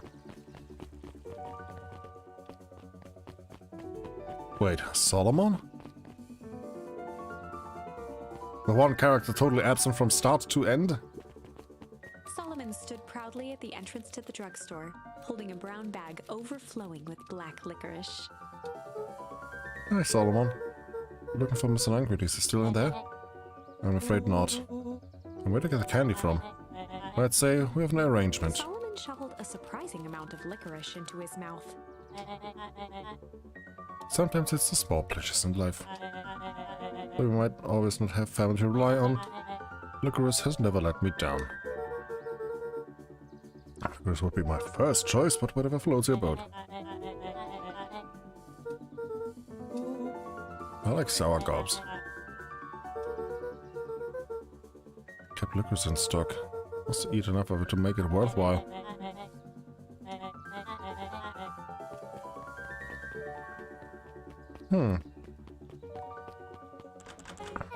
Well, he's right, it's locked. There's gotta be more clues. Let's see.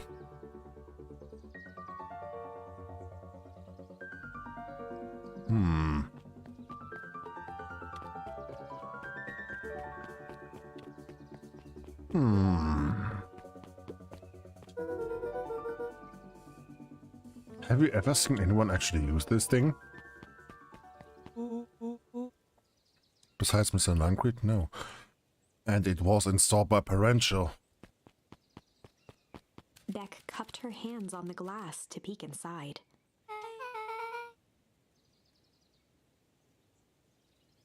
That is not a normal phone booth. Blinky keypad.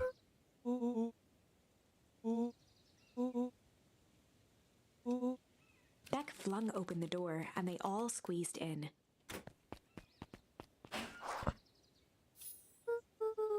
Luca cracked his knuckles and entered the letters into the keypad.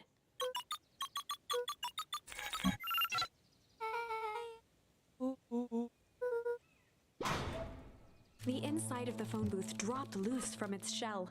Without even the space to panic, they closed their eyes, held their breath, and accepted their fate. Suddenly, the chaotic descent slowed to an effortless landing. It was unclear where they ended up, but at least it was solid ground. The air was stagnant and smelled vaguely of chlorine. The shattered suit. You knew there was a strange secret hub full of strange tubes under the phone booth? Of course I did. Didn't I say that? No. Definitely thought it. Do you remember when I said how cool it would be if the transdimensional conduits from Hank Atomic issue 12 were real? Roller, at one point or another, you said that about every technology ever discussed in Hank Atomic. That's why I'm such a good predictor. Looks like each of these has something written on them. I mean, I'm more interested in this. It's a broken mask.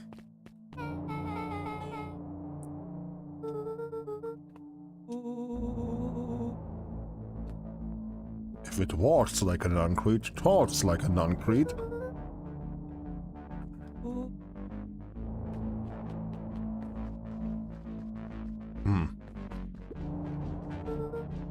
Mining Operations Alpha. What do I know of?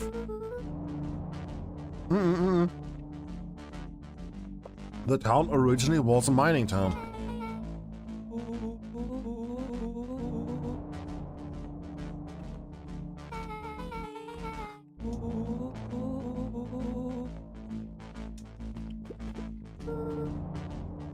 Harvest main office.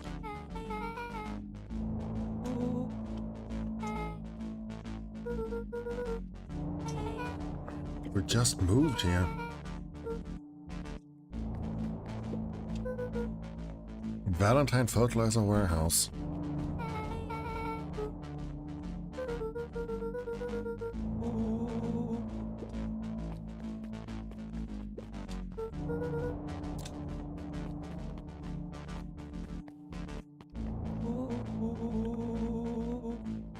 Enough Hank Atomic's normal random sci-fi tech. Hovered over the field of blinking buttons.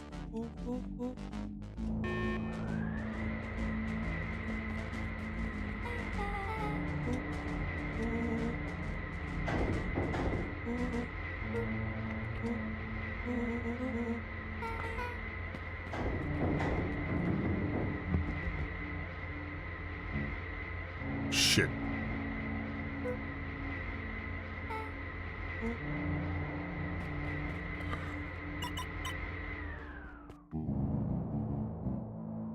Y'all need to come with me now.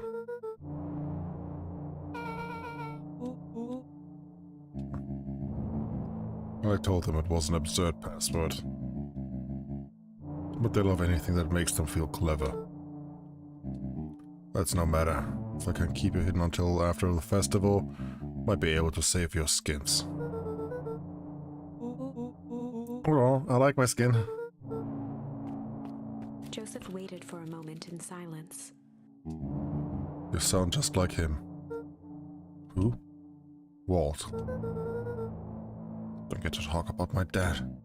You know, your father and I were friends back before. He gestured toward the strange tubes. All of this. It's a lie. It's true. I used to bounce you on my knee. Same thing that always happens. Reality, complications, life. We were a team, Walt and I. An idealistic doctor and a bright-eyed pharmacist. Both hell-bent on helping folks. So a sidekick? No. We were partners. He helped the patients and I helped him. Nuncreed let out a growl of a sigh. Luca, I need you to know this. I need someone to know this. One day, Sharper Valentine came to us. Says he's got an opportunity. He found something he didn't quite understand, and was willing to pay us both handsomely to help him understand it. My dad said no.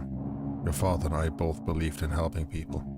But the thing I could never get him to understand was, it's a lot easier to help others if you help yourself now and then.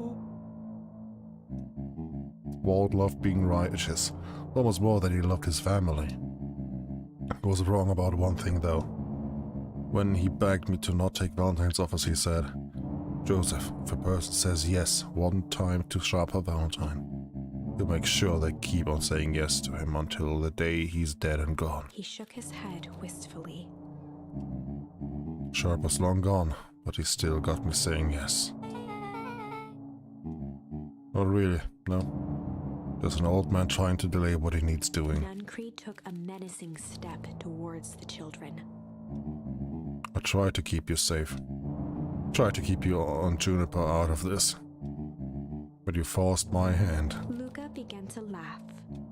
What? You really don't know? My Grant isn't out of this. He's been scheming right under your nose. Juniper. Seems like she's planning on crashing the town's party. She's going to disrupt the festival. Why would she? The color drained from Nuncreed's face. How does she know? She knows a lot of things. What? Let's just say this isn't the only underground lair we've busted into today.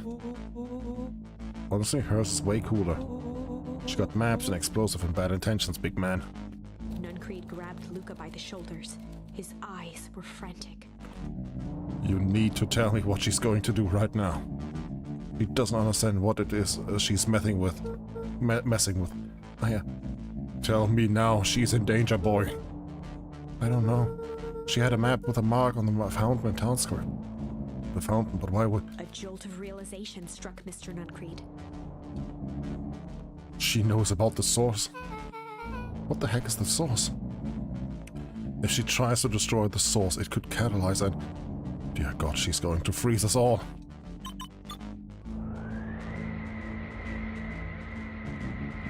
You all need to run.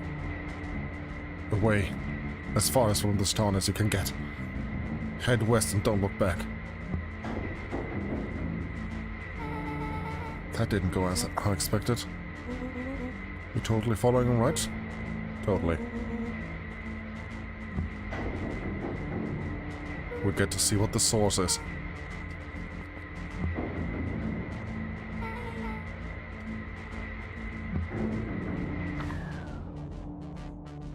Chapter 8. The Cold, Hard Truth. And I mean, probably also in a literal sense. Beck leapt up, allowing the suction to yank her into the dark. Dimness eclipsed around her like the shutter of a camera, as she seemed to cover great distance in mere moments. Her only points of reference were glints of upcoming turns, which approached with frightening speed, only to carom her gracefully along. She heard the tinny, distant echoes of Rollo's glee. Once she stopped fighting against it, the ride was impossibly smooth. Then, all of a sudden, as if minutes had passed in an instant, light blazed into view. A burst of wintry air snuffed across her face, and she was flung out into the cold. Wait, isn't it summer?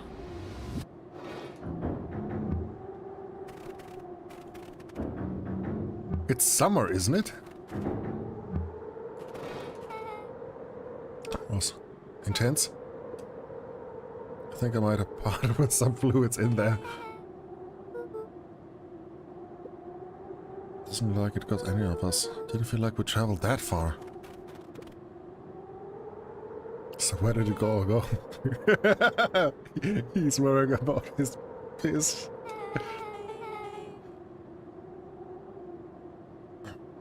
Why would anybody want to blow something up out here? Only one way to find out, I suppose. Gotta catch up to Nuncreed. I think it went this way. So we go all the other ways.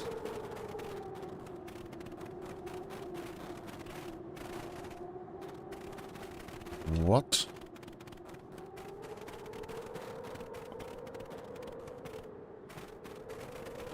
Okay, this will be important later, I think.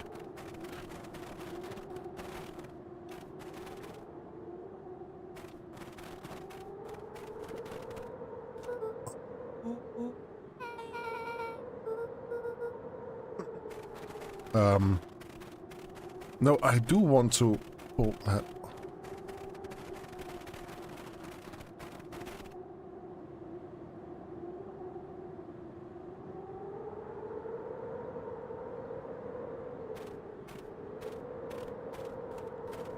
Now I know why it's familiar.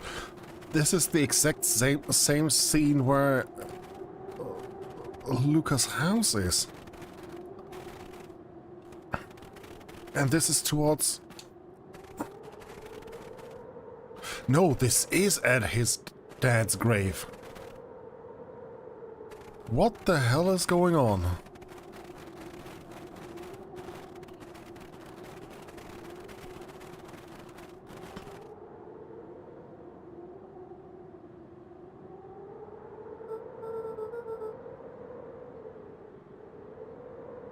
The heck is going on? It's starting to feel really familiar. May not be the most well-versed on all things Beacon Pines, but this does look like some sort of frozen replica of town. Got it. Rolo. Signal here. Species can only live in sub-zero temperatures. Boy, here we go. I'm traveling through those metallic wormholes back there. Shapeshift into a beacon by of their choosing. Never really had me, but very much lost me there. The barrels. And investigate those.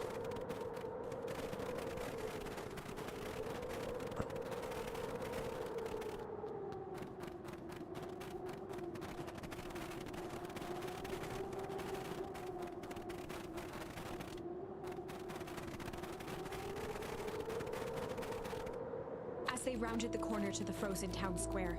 They spotted Mr. Nuncreed inching cautiously toward a pit at its center.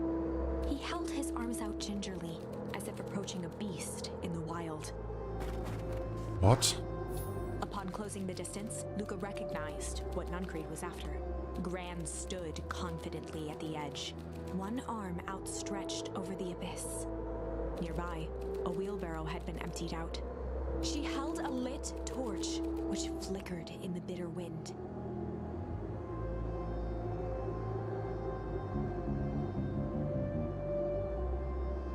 Juniper, I don't know what you think you're doing, but I assure this is not going to solve anything. If you drop that, you've doomed this whole town.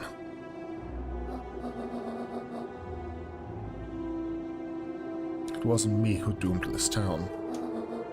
I've been watching you, Joseph. I know what you've done. You and your co-conspirators. Gran?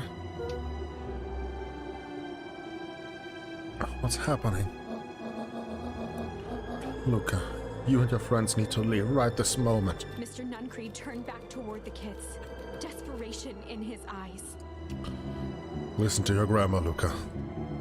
This is between me and Juniper. Rollo and Beck held steadfast in awe. Luca approached closer. Mr. Nuncreed spun back toward Gran, his voice growing louder. You've got it all wrong, Juniper. Just hand over the torch. You don't understand what you're doing. How could I possibly trust you to do the right thing? War taught me everything. He trusted you, and you betrayed that trust. Luca, did you know that this man's entire life is a lie? If it weren't for him, your father might still be alive. Mr. Nuncreed winced with anguish. His voice hardened. That's not true. They both now yelled, not to each other, but at fate itself, making their peace with long-held burdens. The wind howled with encouragement. Walt was like a brother to me. We just had different ideas about how to effect change. Very convenient that your way just happens to line your pockets. Well, that's not fair. They menaced at each other, both catching their breath. The moment balanced on a knife's edge. Amid a blur of emotions and memories, Luca's mind flooded with questions. The wind calmed, as if to give him the stage. Began to weep. And in the stillness, he began to weep.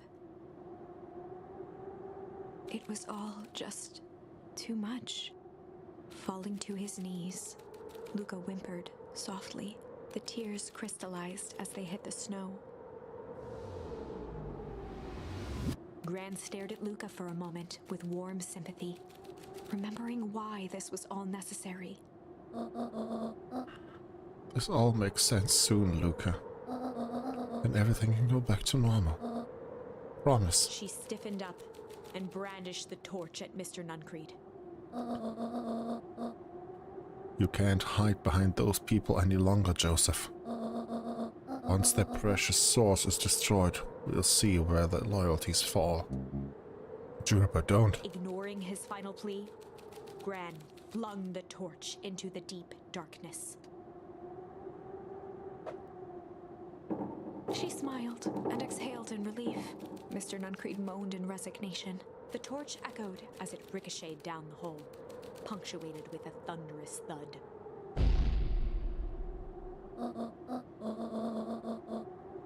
You see, Joseph, I've learned one very important lesson in life.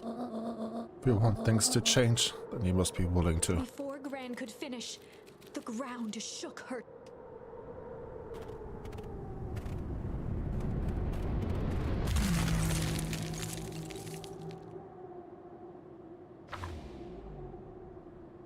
Gran only had time to spin around and run to Luca. Her attempt to shield him, an honorable but trifling act. Unflinching love, pitted against an unthinking horror. There was no contest. Her warm embrace froze in an instant. That is where they remain, fixed in place, forever. And so, our story ends. In a town brought low by its secrets, sits the frozen statues of a misguided band of meddlers. The end. Well, that was dire. Yeah, that's one way to describe it, yeah. On the bright side, we finally figured out where all the ice is coming from. Now, we just need to find a way to deal with a mystic, unfathomable force. Okay, we basically have fully explored this path for now. Can't do anything else. We still haven't found the third option for this.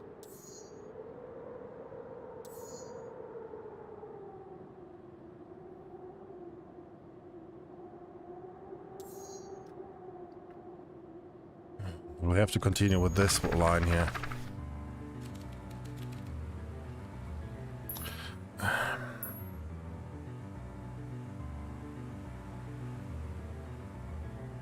We sort of know where Strange is going. Let's try Tickle.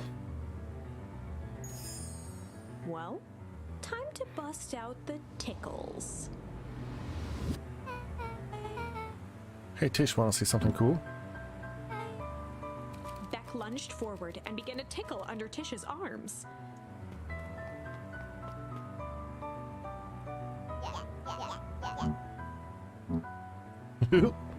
Tears began to form in Tish's eyes as she gasped for breath between gale. Beck redoubled her efforts until Tish finally had. She seems nice.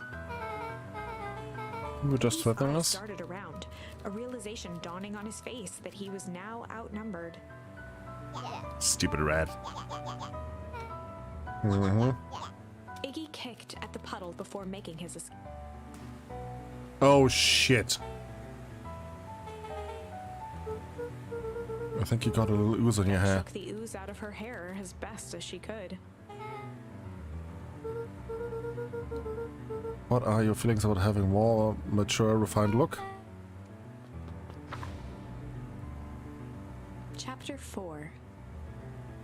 The best policy. Luca paused for a moment, catching his breath. He'd only just met Beck, and somehow he already managed to drag her into this mess. Hopefully he could make it up to her. But finding Rollo was his primary concern.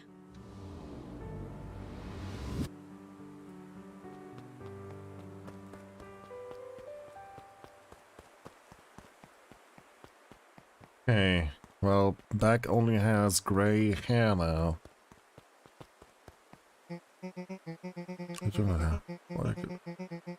Why did a kid with gray hair just pass us in a Foxy and panic? Fitz looked drained. It was clear they'd spent all day searching.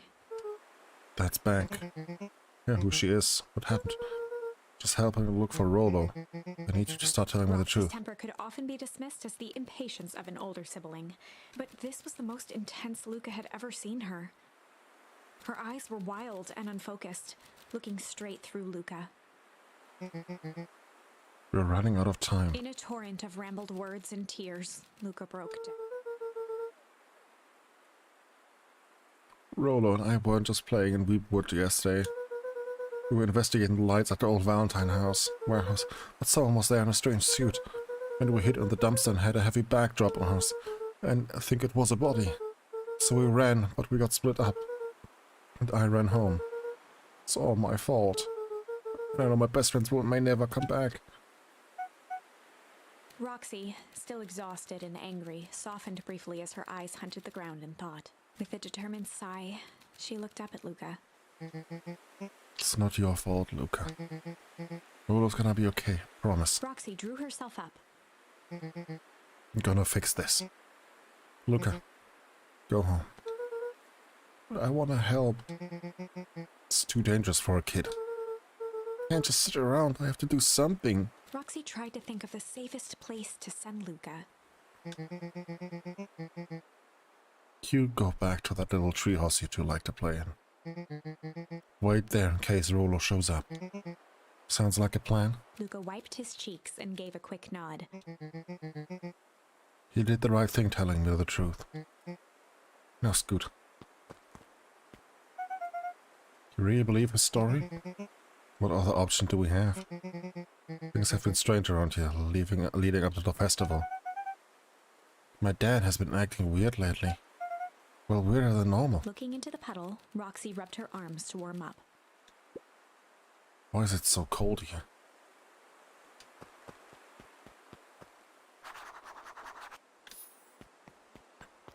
But back.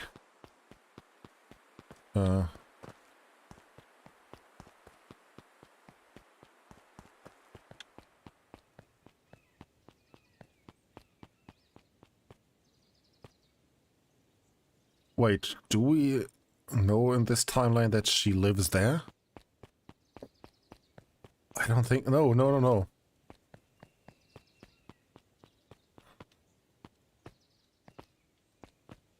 We haven't been told that.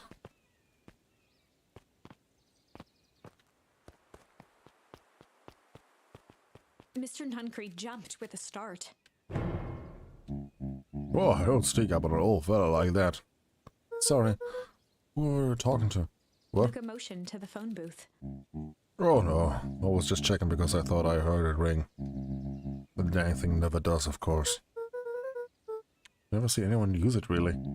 All things a waste of money, if you ask me. Any word from Rolo yet?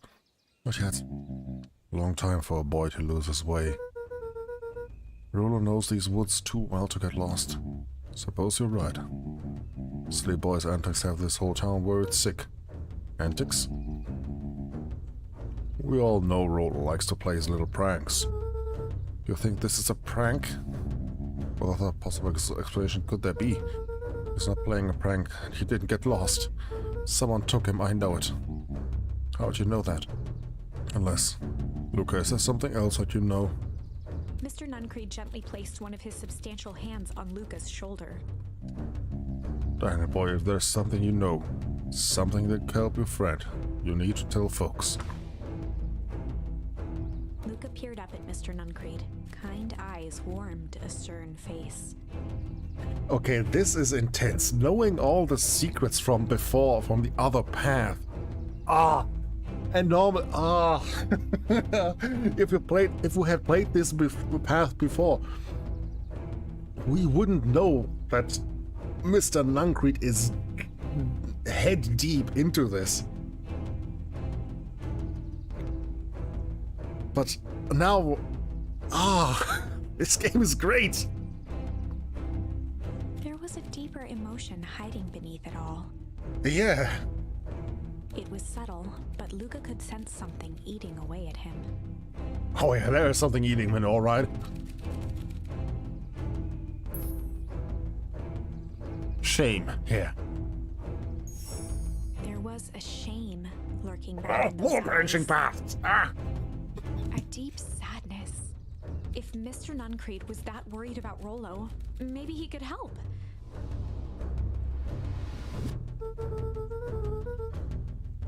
Ooh. Yesterday, Rollo and I were messing around at the old Valentine warehouse. Mr. Nuncreed raised an eyebrow. Both of you? You were with Rollo when he went missing. Not exactly, I was hiding in the dumpster. The dumpster? What were you doing in there? First we were just looking around, then someone in a strange yellow suit came and dumped something on us. We got both scared and ran. That was the last I saw of him. I got scared by some garbage. That's why you don't go stalking on someone's dumpster. But it wasn't garbage. Think. It was a body. I'm sure it was some trash. No, there was a name tag. It said Deep Engineering. Mr. Nuncreed's shoulders slumped. I wish you wouldn't have said that. A deep sigh bellowed from his chest. Why did you have to? Try, Luca. God knows I tried to keep you safe. Luca attempted to take a step back, but Nuncreed's hand clamped down on his shoulder.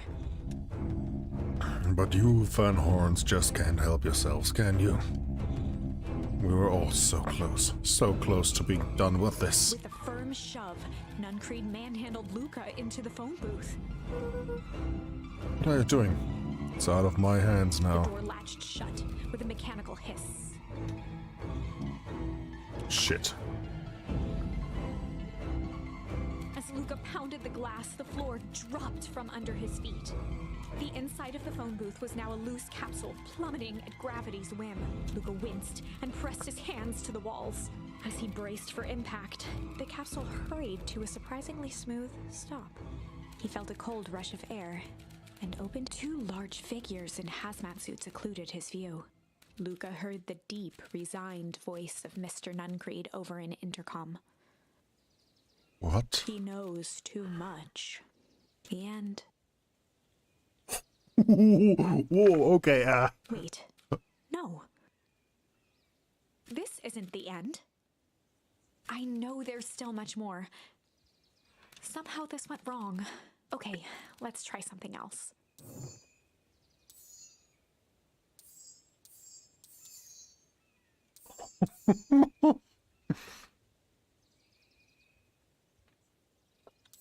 This is gonna turn into SCP the town? No, it already has.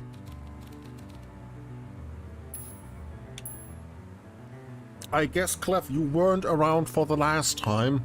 We picked this option, which sparked me to go back to the other path. Because this was when shit really hit the fan.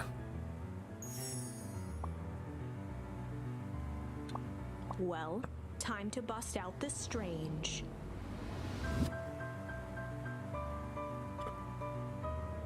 No. We have to go.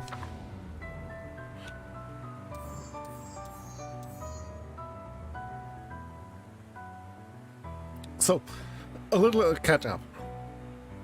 We met back in the town. And we came here searching for Rollo because, as we know, they were in the warehouse and hid in the dumpster and got a body dumped on them. Like actual body, because the dead hand was grasping Luca. And he tore off the hand of the body. They ran away, Rollo went missing. Grandma had a call. Something went wrong and said we don't get to leave the house. Of course, then Roxy comes by and asks, where the hell is Rollo? Rollo didn't come home. Then we went on to search for Rollo. Met up with Beck and then went to the forest here, where we found this puddle. After applying the scientific method of put stick into unknown, the stick suddenly branched into flowers and leaves, a dead stick, and then withered away. And now, those two idiots arrived at the scene and want to shake us up. As I said there, get into trouble with Rollo.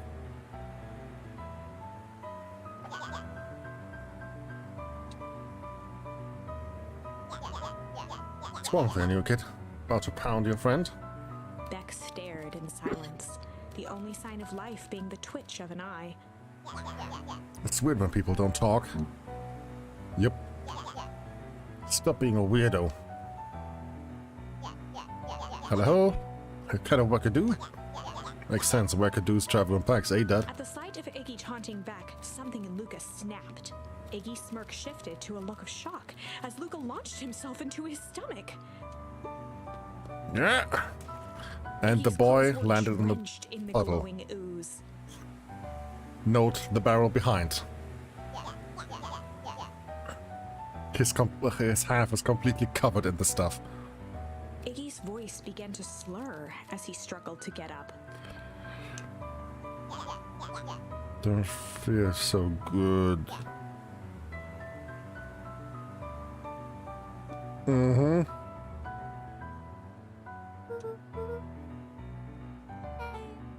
Oh shit. Yep. And that's where we left off. Demon Core Water Park. Yep. At the warehouse, this strange ooze. Was Rollo caught up in all of this?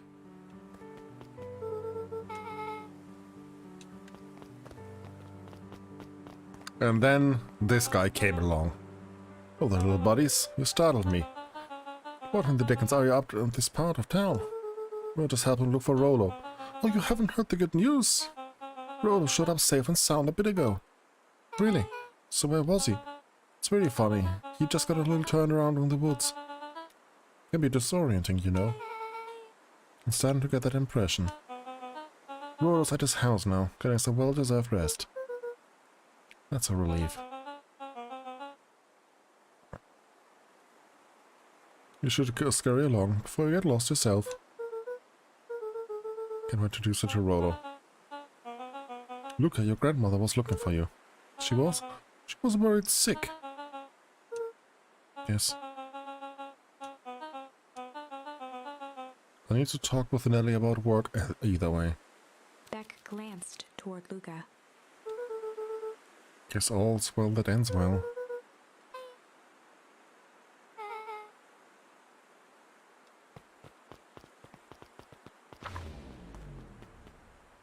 Rollo was safe.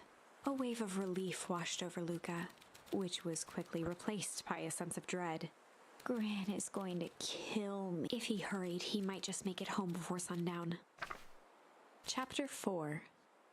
Our harvest awaits. Luca took a deep breath and gingerly opened the door, steeling himself for Gran's wrath. Okay, so the furthest we got was 8 chapters. Gran?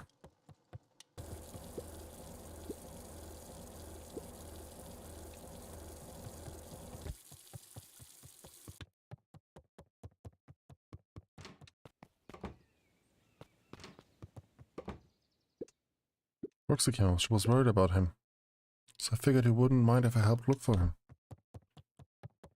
Where's Gran? Turns out Rollo is safe and sound.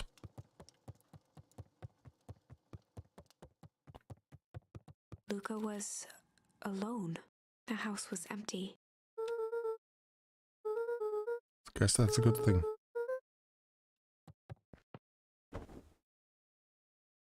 Luca was sitting by the pond, listening to small waves lap against a rock. Hold up, this is not how it played out. His father sat in a folding chair in front of him. I mean, yes, but no. Without turning, he spoke. Why don't you grab me some nice bait? Sure thing, Dad. Luca hopped over to the tackle box and popped open the lid. Inside was a rolling, buzzing mass. We're fishing with bees? Luca's father gave a warm chuckle. Well, you catch more fish with bees than honey. Pick us out a good one. Luca closed his eyes and plucked out a bee. He could feel its wings struggle between his finger and thumb. Why do I remember this different? I remember something happening with a walkie-talkie. Holding it at arm's arm's length, he hurried over. His father deftly baited the hook and examined his work. Interesting choice. With a practiced flick of the wrist, the line buzzed in a graceful arc. The water accepted it without a splash or ripple. The wrong choice. But I respect it. The pond began to freeze over. Now this also makes sense. Sometimes we gotta make the wrong choice before we can make it right. Pallid ice propagated across the still surface with an alarming speed. Luca scrambled back as the ground beneath him turned. Dad, I don't understand. Sorry, kiddo. Understanding isn't always part of the deal. The relentless ice shot through the fishing line toward his father. Dad, look out! His father casually wound the reel. None of it's your fault, you know. Never was. Dad, we have to go! Luca grabbed his father's shoulders, trying to pull him away. Please, you have to run! The ice crackled as it spread across his father's hands. That's the thing about fishing, Luca. His chest began to crystallize. You toss your hook in, and you never know what you're gonna pull out. A shock of searing cold ran up Luca's arms. He gave one last desperate tug. The chair tipped backwards in a single frozen mass. Luca tried to stop the momentum, but it was too late. He watched the icy form of his father slam into the hard ground, shattering into 1,000 pieces that crowded around. Dad, I don't understand. The gentle rustle of leaves was the only reply. There's the... Luca's eyes struggled to focus on the walkie-talkie. Faintly, he could hear Rollo Luca! Rollo, is that you? Luca! There? Rollo's in the middle of the night. Luca, thank God. Listen, I don't know how long this will work down here. Down here? Rollo's voice was coming through more clearly now, but some words were still just static. Listen to me, someone grabbed me yesterday. What, the man in the hazmat suit? It was... took me to some sort of... I think I'm underground. Are you okay? Kinda. They seem more interested in... for now at least. Sakura said you made it back home safe. Her? No. Just... He's... Hold on, someone's coming. Silent. Rollo? Rollo, where are you? Luca held still, waiting for a response. His pounding heartbeat marking the passage of time. Okay, I think they're gone. Getting worse. Can barely hear you. Rollo's voice began to fade. Losing signal. Not much time. Mission control. Need to... treehouse. With that, the signal died for good. The antenna.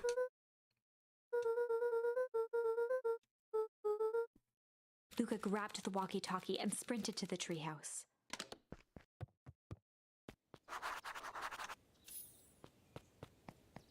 Right, and that's where we got the heard a group convo. Of footsteps. He dashed behind the bushes to... Yeah. The group. Count on me. Still think we need more time. Wasn't the original plan. Mr. Tolliver paused, shifting his eyes to one side. We're all in danger now.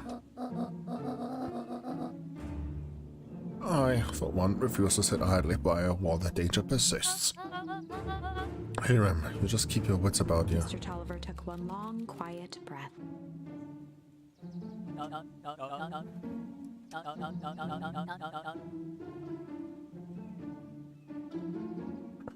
Wish we could have made that deal with the heiress Valentine. As I said, I had no time to contact her after her call this morning. How's Luca holding up? He's fine.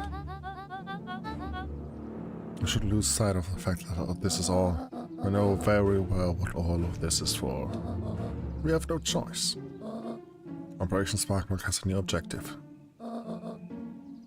The three shared a determined look.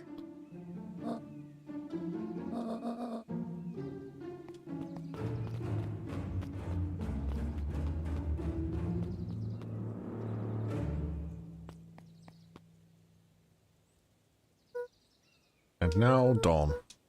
Hey, Luca. Yeah! Dawn, you scared me. How long have you been here? Oh, just a few minutes. Well, today saw Mr. Tolliver and your Gran enter the diner together. When the shift was on Houston was over, they still hadn't left. So it was the greatest tool for any investigative reporter. Time. When they had left, I held them here. So what do you think they're up to? Whatever it is, they seemed organized and determined. They mentioned the festival. Yeah, I heard that too. Has the Gran been doing anything different recently? Anything strange? She got a phone call this morning and rushed out the door. Call from Hero and Tolliver, it seems. She was either furious or terrified, or both.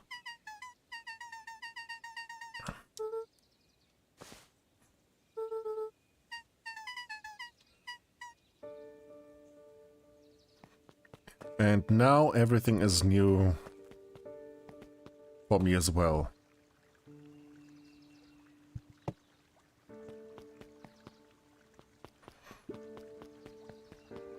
What are you two doing? I did it. I changed the sign. Splendid. Did anyone see you?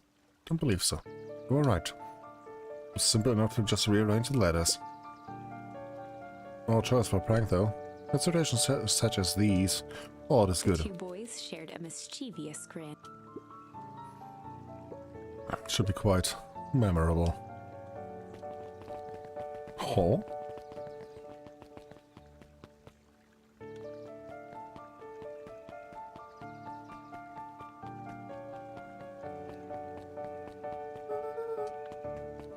Cannot go there. I think they changed something beneath the sign there, beneath the... Okay.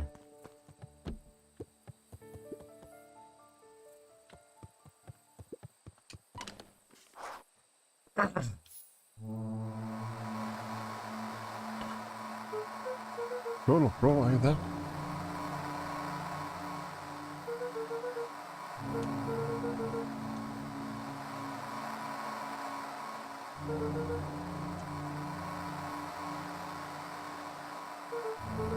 Dang it, Rolo, where are you?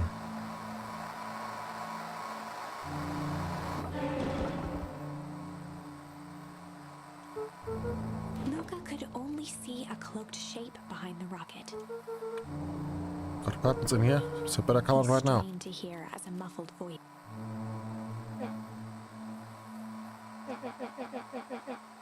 How could you hurt something that's already dead? Luca.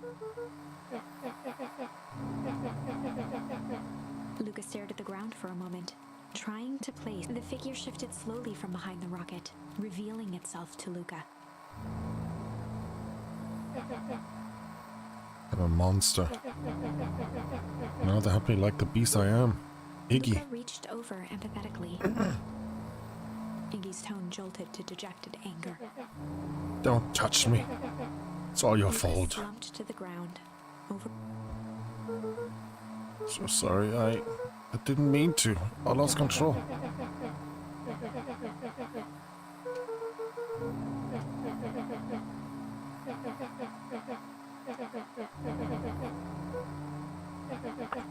It matters there's no time. They're after me.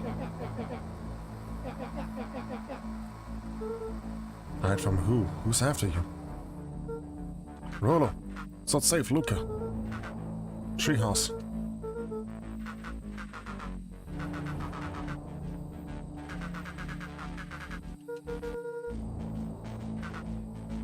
The clipboards.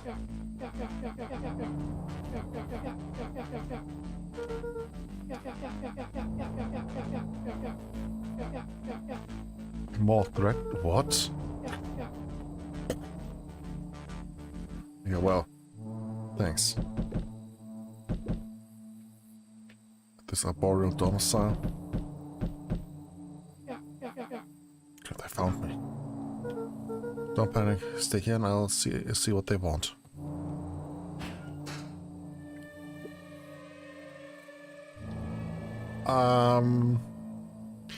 Why are there so many of them? different fault.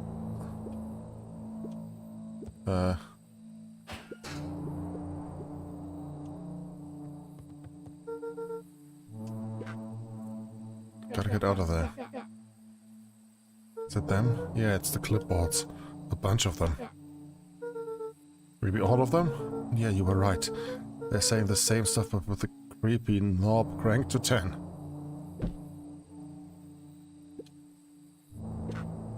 Iggy slumped to his knee. What do we do? Luca grabbed the walkie-talkie and headed for the window. Follow my lead. Luca and Iggy climbed up the back of the treehouse to its roof, where Rollo had constructed his MCDC, the Mission Control Defense Cannon. From behind the crowd of clipboards, William Kerr strode forward, a warm smile on his... What the hell? Just leave me alone. No can do. Don't worry though, we're here to help. Chasing me.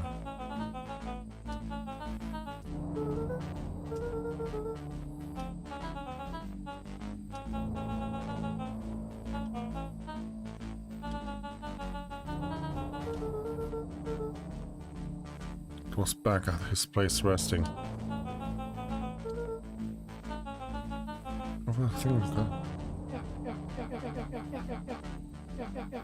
Nobody likes you, you creep. faltered. Ooh, why don't you pop on down here so we can have face to face? Luca's grip tightened on the MCDC. Okay. What did you do to Rollo, you liar? The other teeny tiny fib I told you that he was home. He is resting and he is perfectly safe.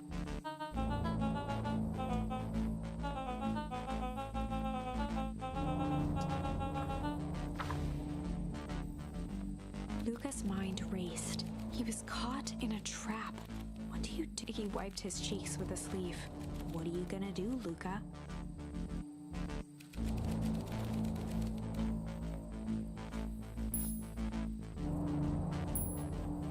Fight or flight.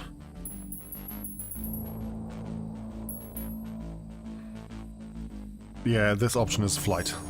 Luca drew himself up and decided. He squinted down the barrel of the Mission Control Defense Cannon, aiming it through an opening in the dense tree branches.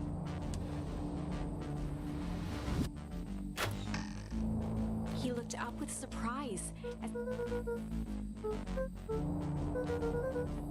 We'd love to hear your thoughts, but I'm afraid we have places to be.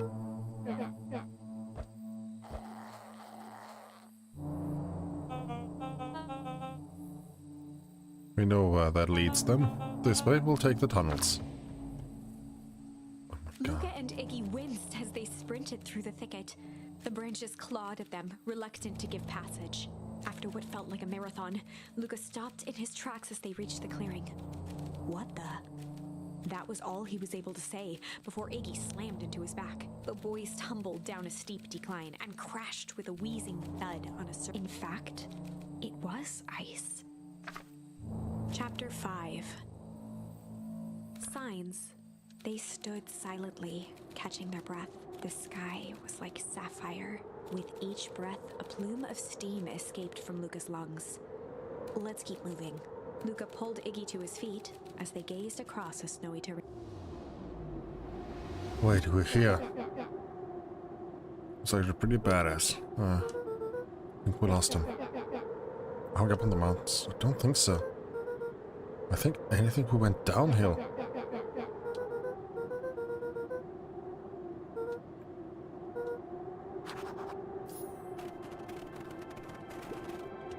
A disc of smooth metal with two faint seams were visible along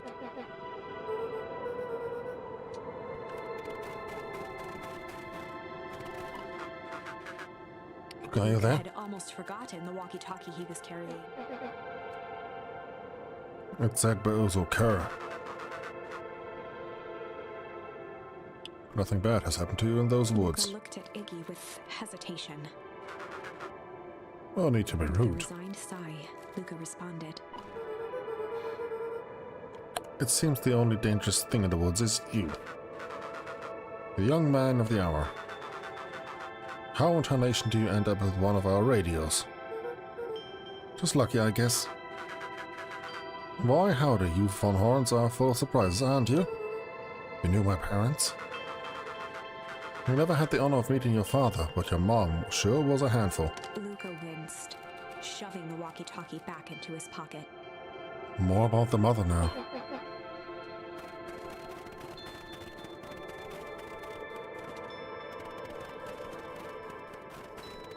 Okay.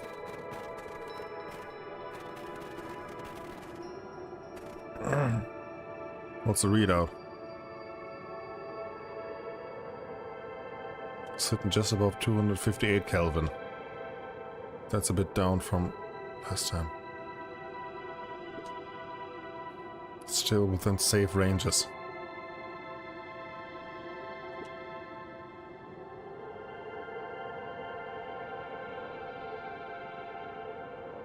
Even a small nudge in the equilibrium could cause a cascade. Dude, relax. Just a few more sites to hit before we can punch out.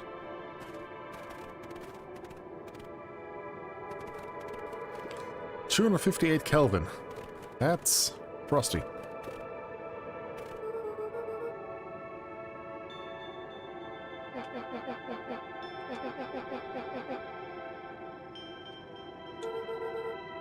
What town could this even be? There couldn't be another town this deep into Weepwood. Let's figure out what we're dealing with here. Snow's gotta go.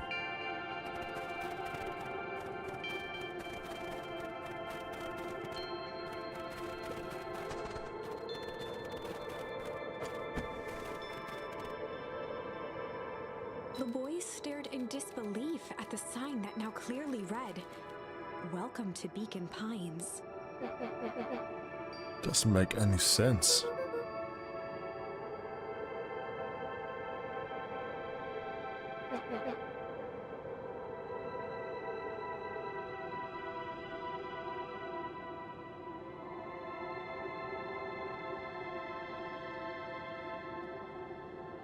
Hold up.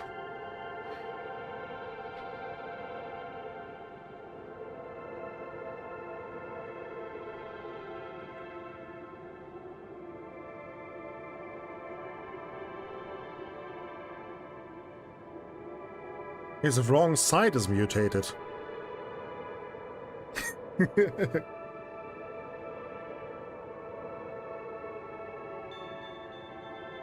Like, his left. No, wait. No. His right was mutated.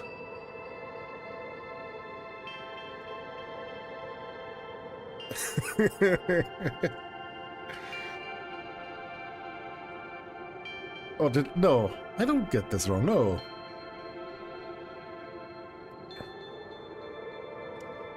If we flip this, can I flip this?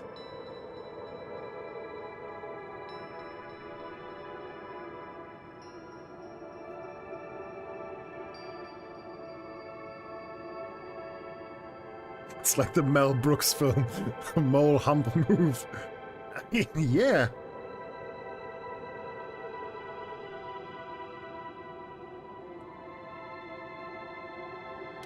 No, okay, it's right, but it just looked no.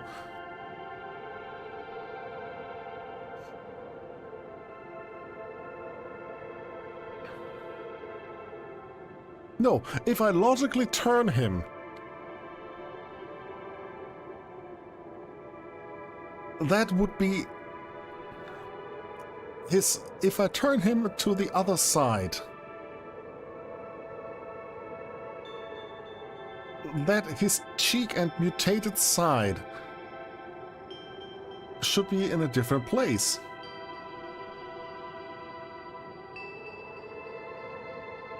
This was just flipped canvas. This is not body flipping. I mean, yeah, it's flipped, but not rotated. If that makes sense what I'm rambling about here.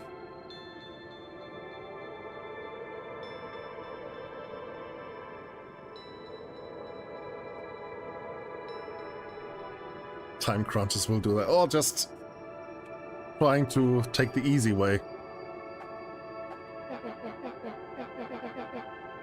How did we get back here? Where did all the snow come from?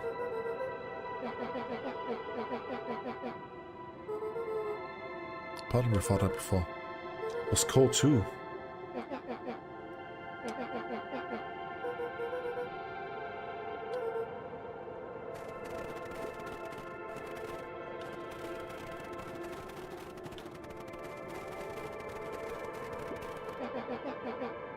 Stuff looks familiar to you?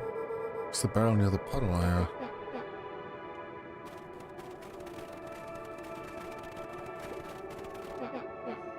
It's all frozen. Frozen stream. Luca could faintly see a school of minnows encased in the ice.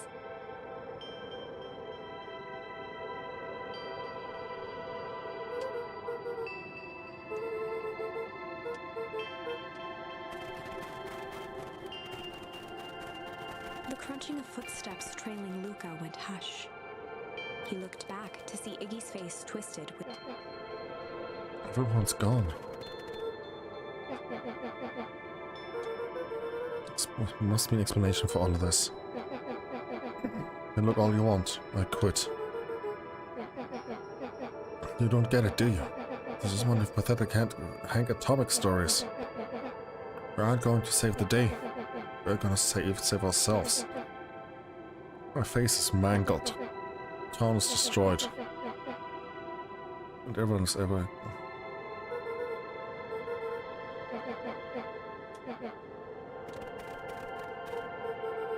It's gonna be okay. Luca peered upward at the darkening sky. He let out a long, foggy breath. Faintly, seeing Iggy in such a pathetic state gave Luca a sense of compassion, and more than a little guilt.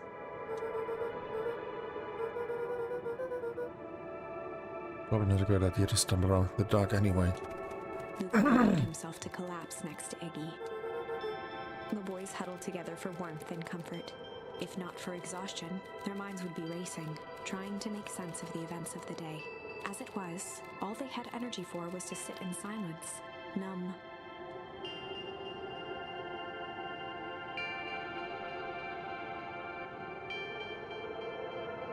We're gonna freeze over? The way the snow covered everything over. It's kinda calming. Yeah. I haven't had time to say it, but thanks. For getting us away from those creeps. Sorta froze up back there. Okay, I should be the one apologizing. This all happened because I lost my temper. Now that's bull hockey. First of all, you didn't know what that gunk would do. You didn't, right? Of course not. Losing your temper. Iggy motioned sarcastically to his half-deformed face. Obviously, but that's exactly what you should have done. I was being a horse ass.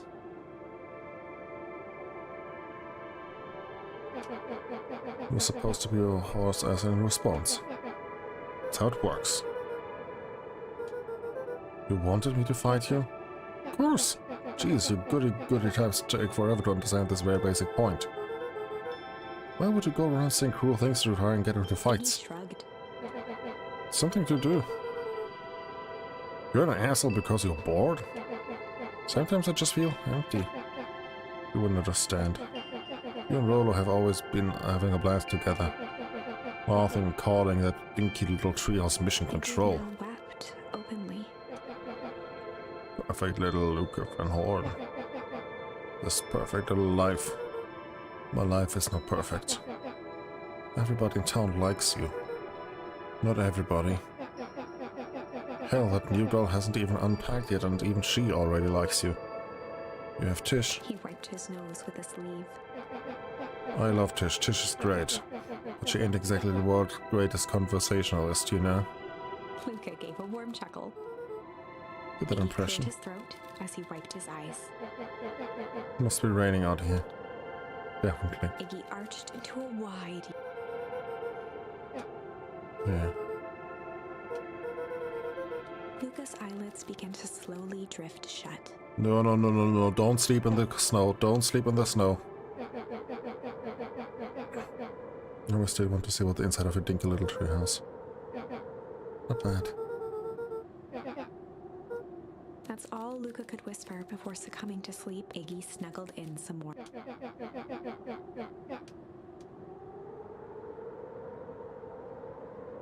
The house smelled of warm bread.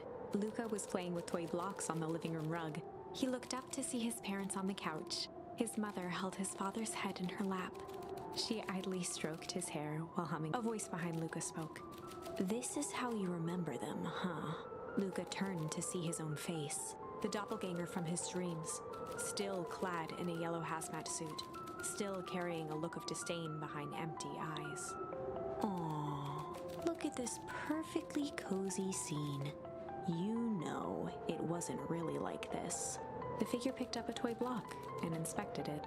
It's amazing the facades that one can build given the right materials. Not that I blame us.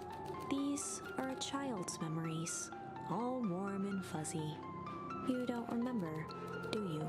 Lucas snatched the block from the figure's yellow-gloved hand. Remember what? The doppelganger pointed to the couch. The last day we saw him alive. The day he chose to abandon us. Luca turned to look at his father, still lounging on the couch. That's not true. He didn't abandon us. The doppelganger waved his hand dismissively. Everything is true here. It's just a matter of what we choose to see. Well, let me show you. The world flickered and pulsed. Luca was sitting next to his bed, listening to his heartbeat with one of his dad's stethoscopes. The doppelganger limped into the room. No, we both know that's not how this went. He grabbed Luca's hand and guided the stethoscope to the floor. Luca heard muffled shouting, brought close by the stethoscope. It was his parents, fighting. Do you remember what we did next? Luca gave a slow nod and crept down the hall to peek through the banister. He could see the outline of his mother at the bottom of the stairs. Damn it, Walt. We can't afford to get involved in this. She was scared. His father stepped forward. What am I supposed to do? Just watch?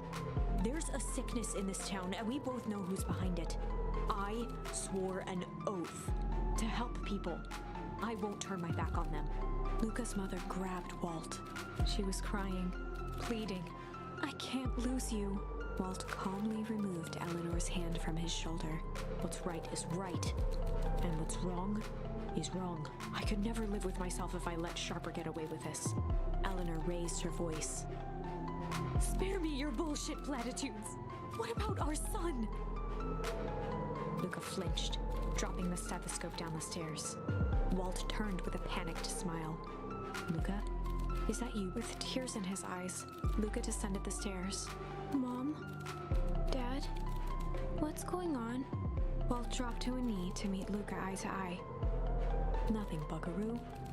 Your mom and I just got a little overexcited is all. Luca placed the stethoscope against his father's chest. His heart was racing. It sounded like you were going somewhere? Walt gently removed the device from Luca's ears. Listen to me, Luca. I have some business to take care of. I'll be back in time to tuck you in. Luca hugged his father tightly. Promise? Walt stood up and walked to the door. He glanced over his shoulder. I promise. With a wink and a grin, he put on his hat and strode. A figure approached soundlessly from the foggy snowfall. It stood above them, lingering in contemplation, slowly raising one hand above Iggy. It snapped out 2 brisk raps on his head. From a deep slumber, Iggy sprang up defensively. Wait, who's... Whether it was the calming presence or the recognition that he was not in danger, Iggy felt his clenched fists lower. What do you think you're Luca doing? looked up, gradually remembering his whereabouts. The figure exhaled a cloud of warm vapor. You two certainly have caused a lot of commotion. What's supposed to mean? Take it easy, Iggy. You're asleep minding our own business. You didn't hurt nobody. Anybody? When it came to complete strangers, Iggy had trouble cobbling together an insult.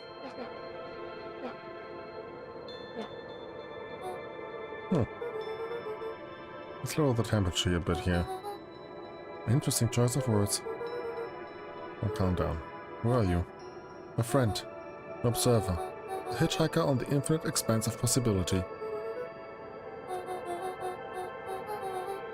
Nat. Iggy huffed with gratification.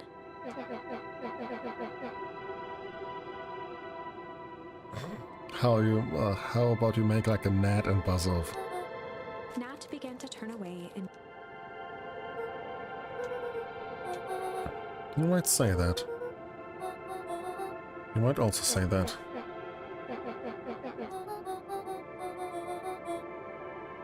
Before knowing how to leave, one must know where they are. Iggy turned sharply and began to stomp off. Enough with the riddles. Iggy, wait up. Realizing he'd worn their patience then, Nat relented. Time for metaphors. Luca and Iggy turned around with hope in the... Nat took a deep breath in. Nat exhaled slowly, then snapped his fingers. For a brief moment, Luca and Iggy let themselves believe that some great magic was about until they opened their eyes and found themselves in the exact same place, cold and disheartened. This is your home. This is Beacon Pines. I don't know how we got here. Maybe we stumbled through some time travel gate in Weepwood. Or were teleported to some alternate universe. Or this is all just some cruel experiment by Kerr and his goons. But this is not our home. We're inching closer to the truth. But as reality, it's much less fanciful. So be it. As I said, this is Beacon Pines. The original true Beacon Pines. What?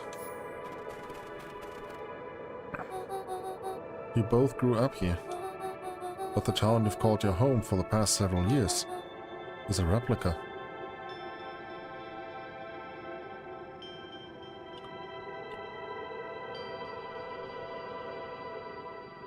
Parental had them move away for 2 weeks.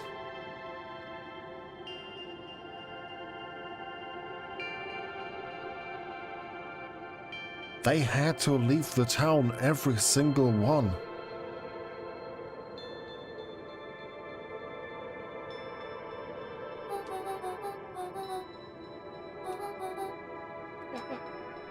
It's impossible. It's too much work. We need a whole town to replicate a whole town. This defeat would require immense labor power.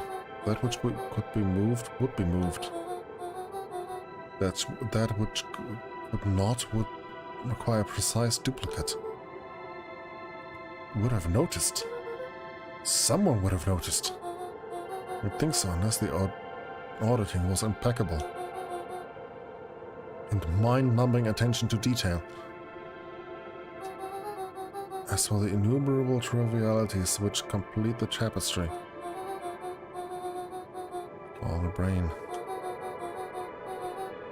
It has a real aversion to discontinuity, a revulsion even.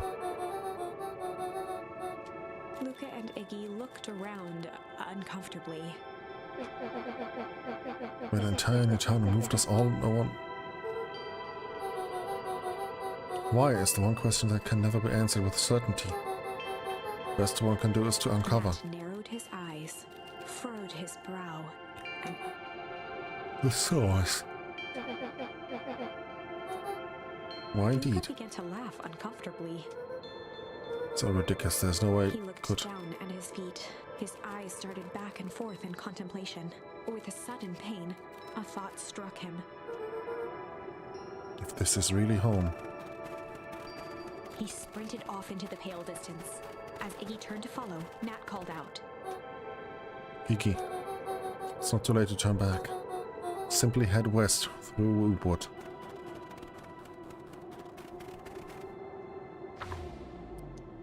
Who is Nat? Chapter 6. The Source.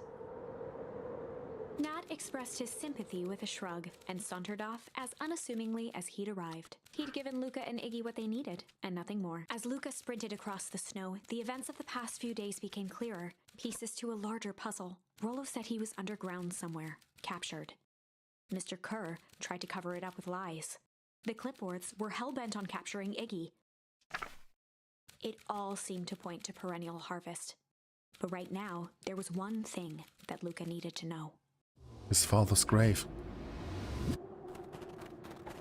Luca stopped dead in his tracks. The tree was gone, uprooted and moved, leaving a raw gash in the earth.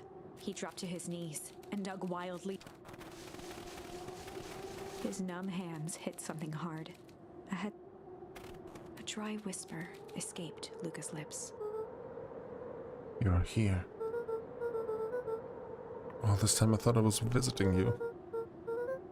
You've been here, alone, in the snow. Dad, I'm so sorry. They ruined your favorite spot in the world. Our favorite spot in the world. Dad, what do I do? There was no reply. Just snow-covered silence. Why'd you give me a slip like that?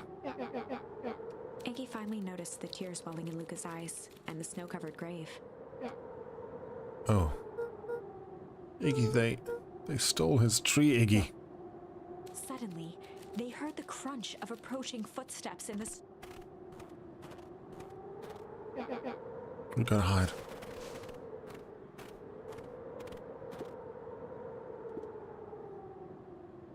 Fall of distance still good. Dude, did you hear me? Set 259. Sorry. You ever think about what we did here? We saved a whole town of people. Doesn't feel like it sometimes. What about everything we left behind? It's the grave of someone with a family. The people who love them will never know the truth. Truth is overrated. He bent down to scoop up a snowball and lobbed it playfully. Hey, don't be such a downer, dude. We took this job to change the world. Come on, almost lunchtime.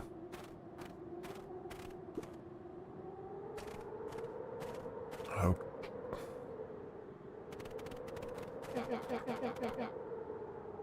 Yeah, I thought I was a jerk.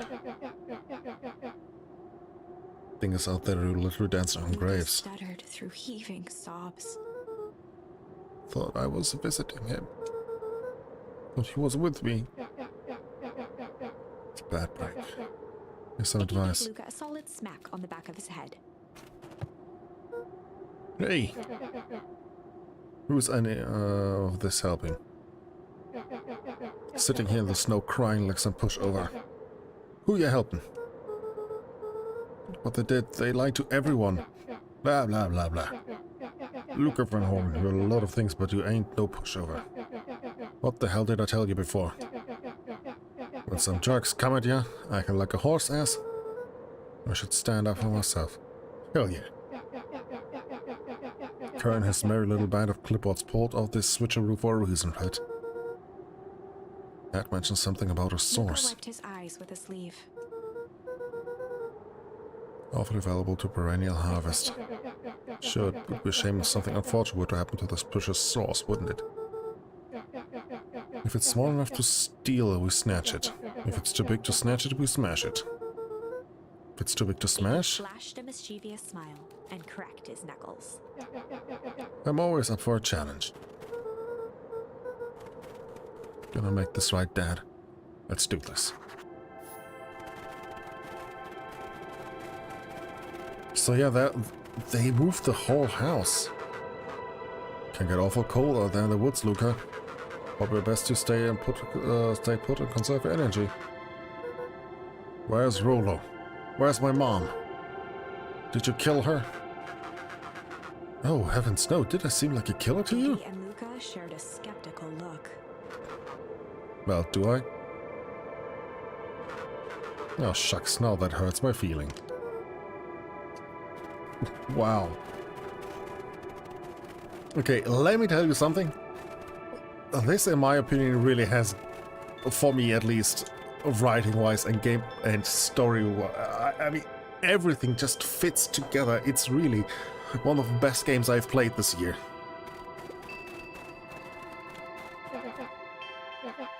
If this is the original town, then that means... Iggy darted behind a large pine and began digging furiously. He emerged, holding a shoebox with a crude skull painted on its lid.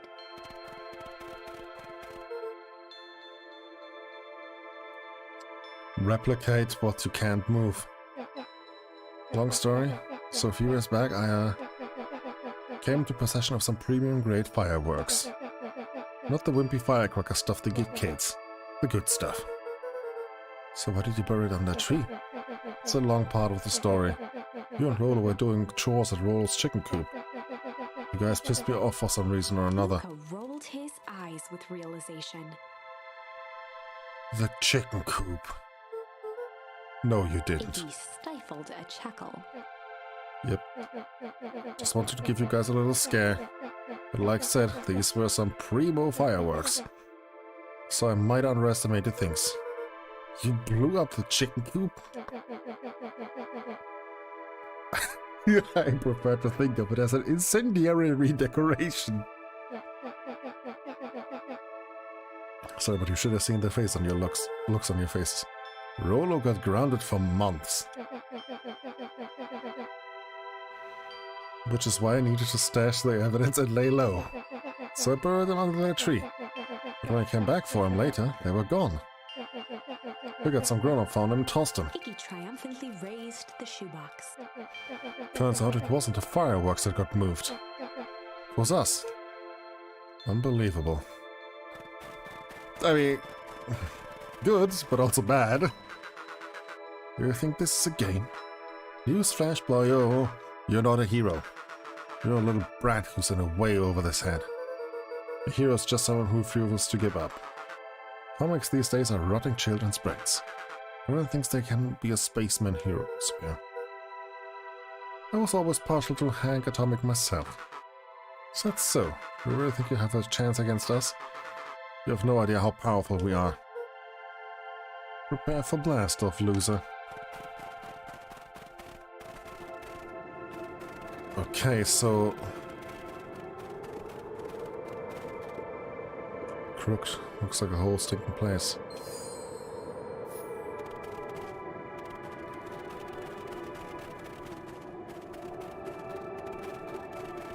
Can we...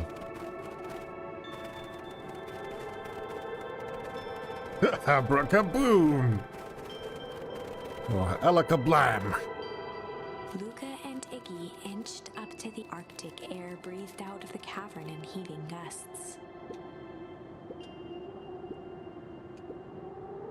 Okay, yeah, Echo. I can see why they wanted to move us all out of town. Hope they dig up a giant hole. Think this is it? The source? Dang hole? How do we smash a hole? It's such more than that, my annoying little friend. Her. Where's Rolo? Wasn't I before? He's safe. Well, safer than you two, at least. Rats, it's cold. Just had to drag me all the way out here, didn't you? Mr. Kerr gazed down the abyss in contemplation. It's really something, isn't it? What did you do to our town? What's all of this? Well, that's a doozy of a question. This is the source, where they collected the unrefined, Kerr scratched the back of his head. Honestly, boys, I don't understand why any of this will, well enough to explain it. Fact of the matter is, I am not paid to know. What do you mean you don't know? Ain't you in charge? No, heavens, no, my role is merely to flash a winning smile and manage various complications. You're a smart boy. His face contorted into a saccharine grin. It's really nothing personal. Some people are destined to strive for greatness, and else simply obstacles along the way. It's that we're destined to be a creepy lackey. The point is that we all play our part in life. Mine just happened to be a lead in the role of a lifetime. And you happen to be extras ready for your curtain call. We're giving up without a fight. So it's not gonna be so willing after we're done with you. Now boys, there's no need for melodrama. It makes even a professional such as myself embarrassed for you. Let's change the mood a bit. Scene change. Oh God, those creeps. Deal with them. Iggy turned to Luca with a sly glance. Why are you smirking? Because I have a box full of fireworks and you don't. Iggy waved the box into the air, threatening to drop it down the hole. Stop. Let's not do something regrettable. Joke's on you, regret is one of my specialties. Out of curiosity, what would happen if I threw these in your precious hole? Nothing. Nothing at all. You're a terrible liar. I'll have you know, I'm an exceptional liar. But, that's far enough. Iggy plucked a single bottle rocket from the box and held it up with reverence. Stop, you fool. All of your goons. After a long pause, Mr. Kerr flung up his hand with frustration. Very well.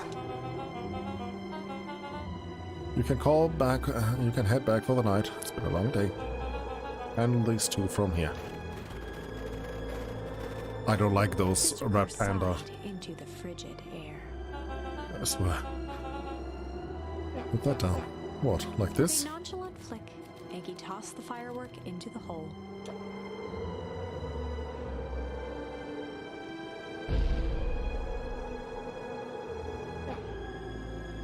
Ooh. Okay, his face says it all. With a growl, Kerr leapt at Iggy, crashing through Luca. Iggy tried to twist away, but in the struggle they both tumbled over the side. Luca dove forward, bracing Iggy's hand just before it slipped. His grip was made precarious by the cold, wet snow. He could see Kerr further down, clinging to Iggy's coat. You reckless child, what have you done? Luca, listen to me. Hold on tight and use the walkie-talkie to call them back. What channel do I use? Doesn't make a damn difference, they are always listening. If you do that, the Clippers will just haul us up and snag us both. The only way you get out of this is a curse out of the picture. Just let go and save yourself. If you let go, we both die. I don't want to die, but seeing the look on your face almost makes it worth it. Mr. Kerr, you've had a long life. Why don't you actually just do something selfless and just let go? Mr. Kerr gasped with insult. Long life? I have you know, I can still play 25. Play 25. With a wild look in his eye, Mr. Kerr began to hum a proud melody. Oh, can you believe this guy? Luca's hand began to cramp. His voice began to crack. Kerr, just let go. Look and do if you want to save your friend, you'll have to save me too. Luca, look at me. It's okay. Luca felt Iggy loosen his grasp. You aren't going to kill your friend like that, are you? Every muscle in Luca's body burned. I'm not his friend. Yes, you are. I'm just a no-good bully. Like you, Kerr. Iggy, no. His hand slipping. As I told you what you need to do with bullies. And it's the only way out of this mess. 2 birds with 1 stone. Looking at you, Clev. Makes sense for us to fall together. Wackadoos travel in packs. Calm settled over Iggy. Luca, let me do this. Iggy's voice was colder than the bitter air billowing from the chasm. Let me do the right thing for once.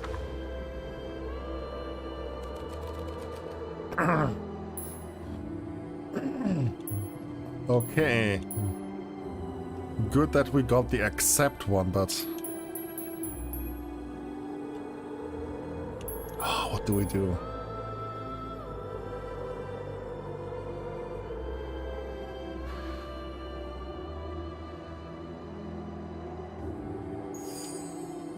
had no choice but to accept Iggy's request. With a quiet blink, Luca watched a teardrop sail down into the howling void. As his fingers slowly gave up, he met eyes with Iggy. Good.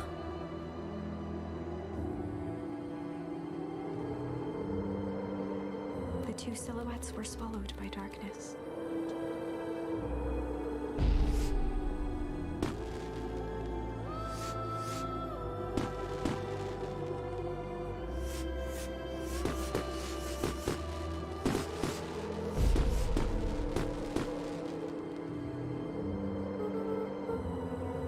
I love a goodbye, Iggy.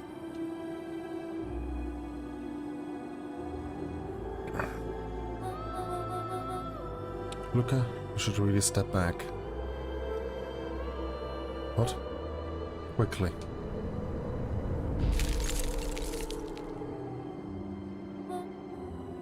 Curious. Yeah, but of course. Those fireworks of Iggy must have been just the right amount of energy. We should get out of here before perennial harvest arrives. Not until you tell me what just happened. A friend's sacrifice just saved the town. For a little while, anyway. Now.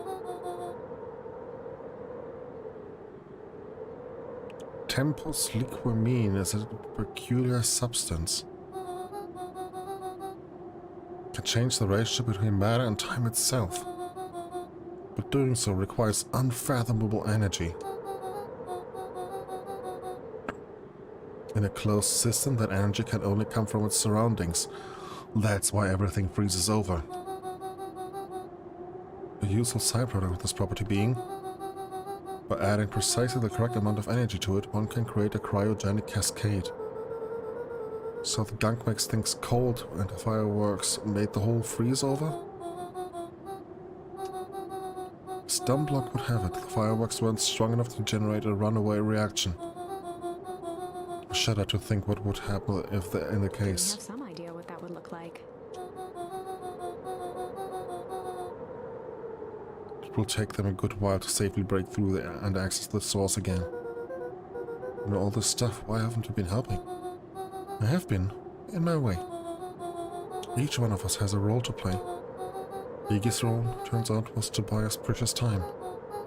Mine has been to observe and wait. Wait for what? You. Why? What's my role? A fierce twinkle flashed in Nat's eyes. Luca von Horn. We're going to save the world. With a chuckle, Nat turned and walked west. Dumbfounded, Luca followed behind him, trudging through the snow. Every step taking him further away from everyone and everything he knew, and closer to destiny. To be continued in Beacon Pines, Pines Harder. No, there's this purple glow. Revenge served cold. Second time's a charm? 2 charms. Wait, that's it? This ends with a crumb. I was even starting to like Iggy. No way. I refuse to be associated with. Let's go back and find something more.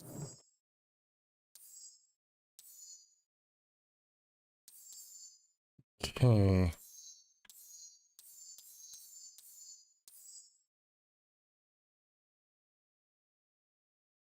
On this end, we could hum.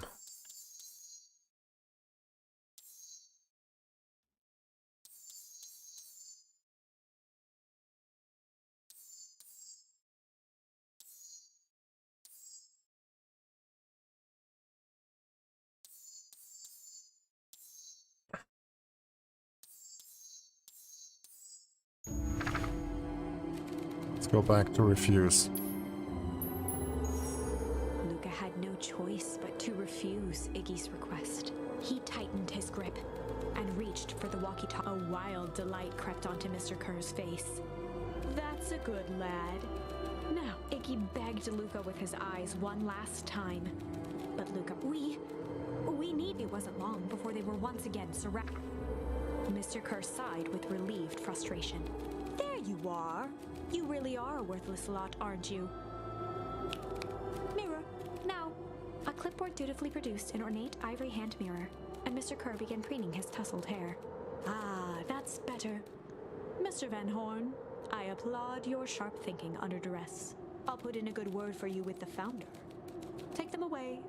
A swarm of hands overpowered Luca. The last thing he saw before a cloth bag was pulled over his head. The end. I think this was one of those times where doing the right thing. Okay. But we have this path with humming. God damn, we still have so many unanswered questions.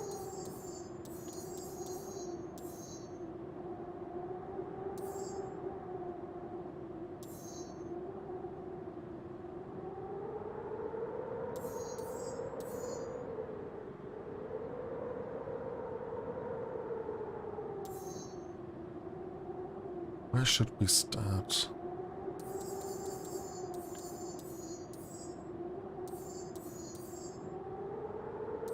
Let's go here and go for the hum option. With Grandma. We didn't weep, but we hum. And in the stillness, he began to hum. After the death of his father, Luca had trouble sleeping. Each night, his mother would sit at the foot of his bed and hum a gentle melody. It was the only thing that could calm his mind. The only thing that, however briefly, could make it all seem okay. That melody pervaded every memory Luca had of his mother. Shivering in the raw snow, he began to hum it out loud.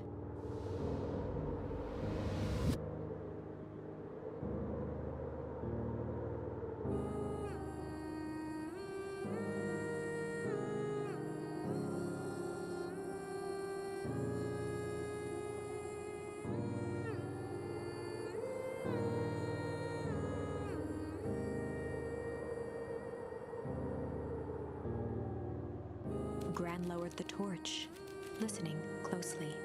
As recognition slowly set in, her heart sank.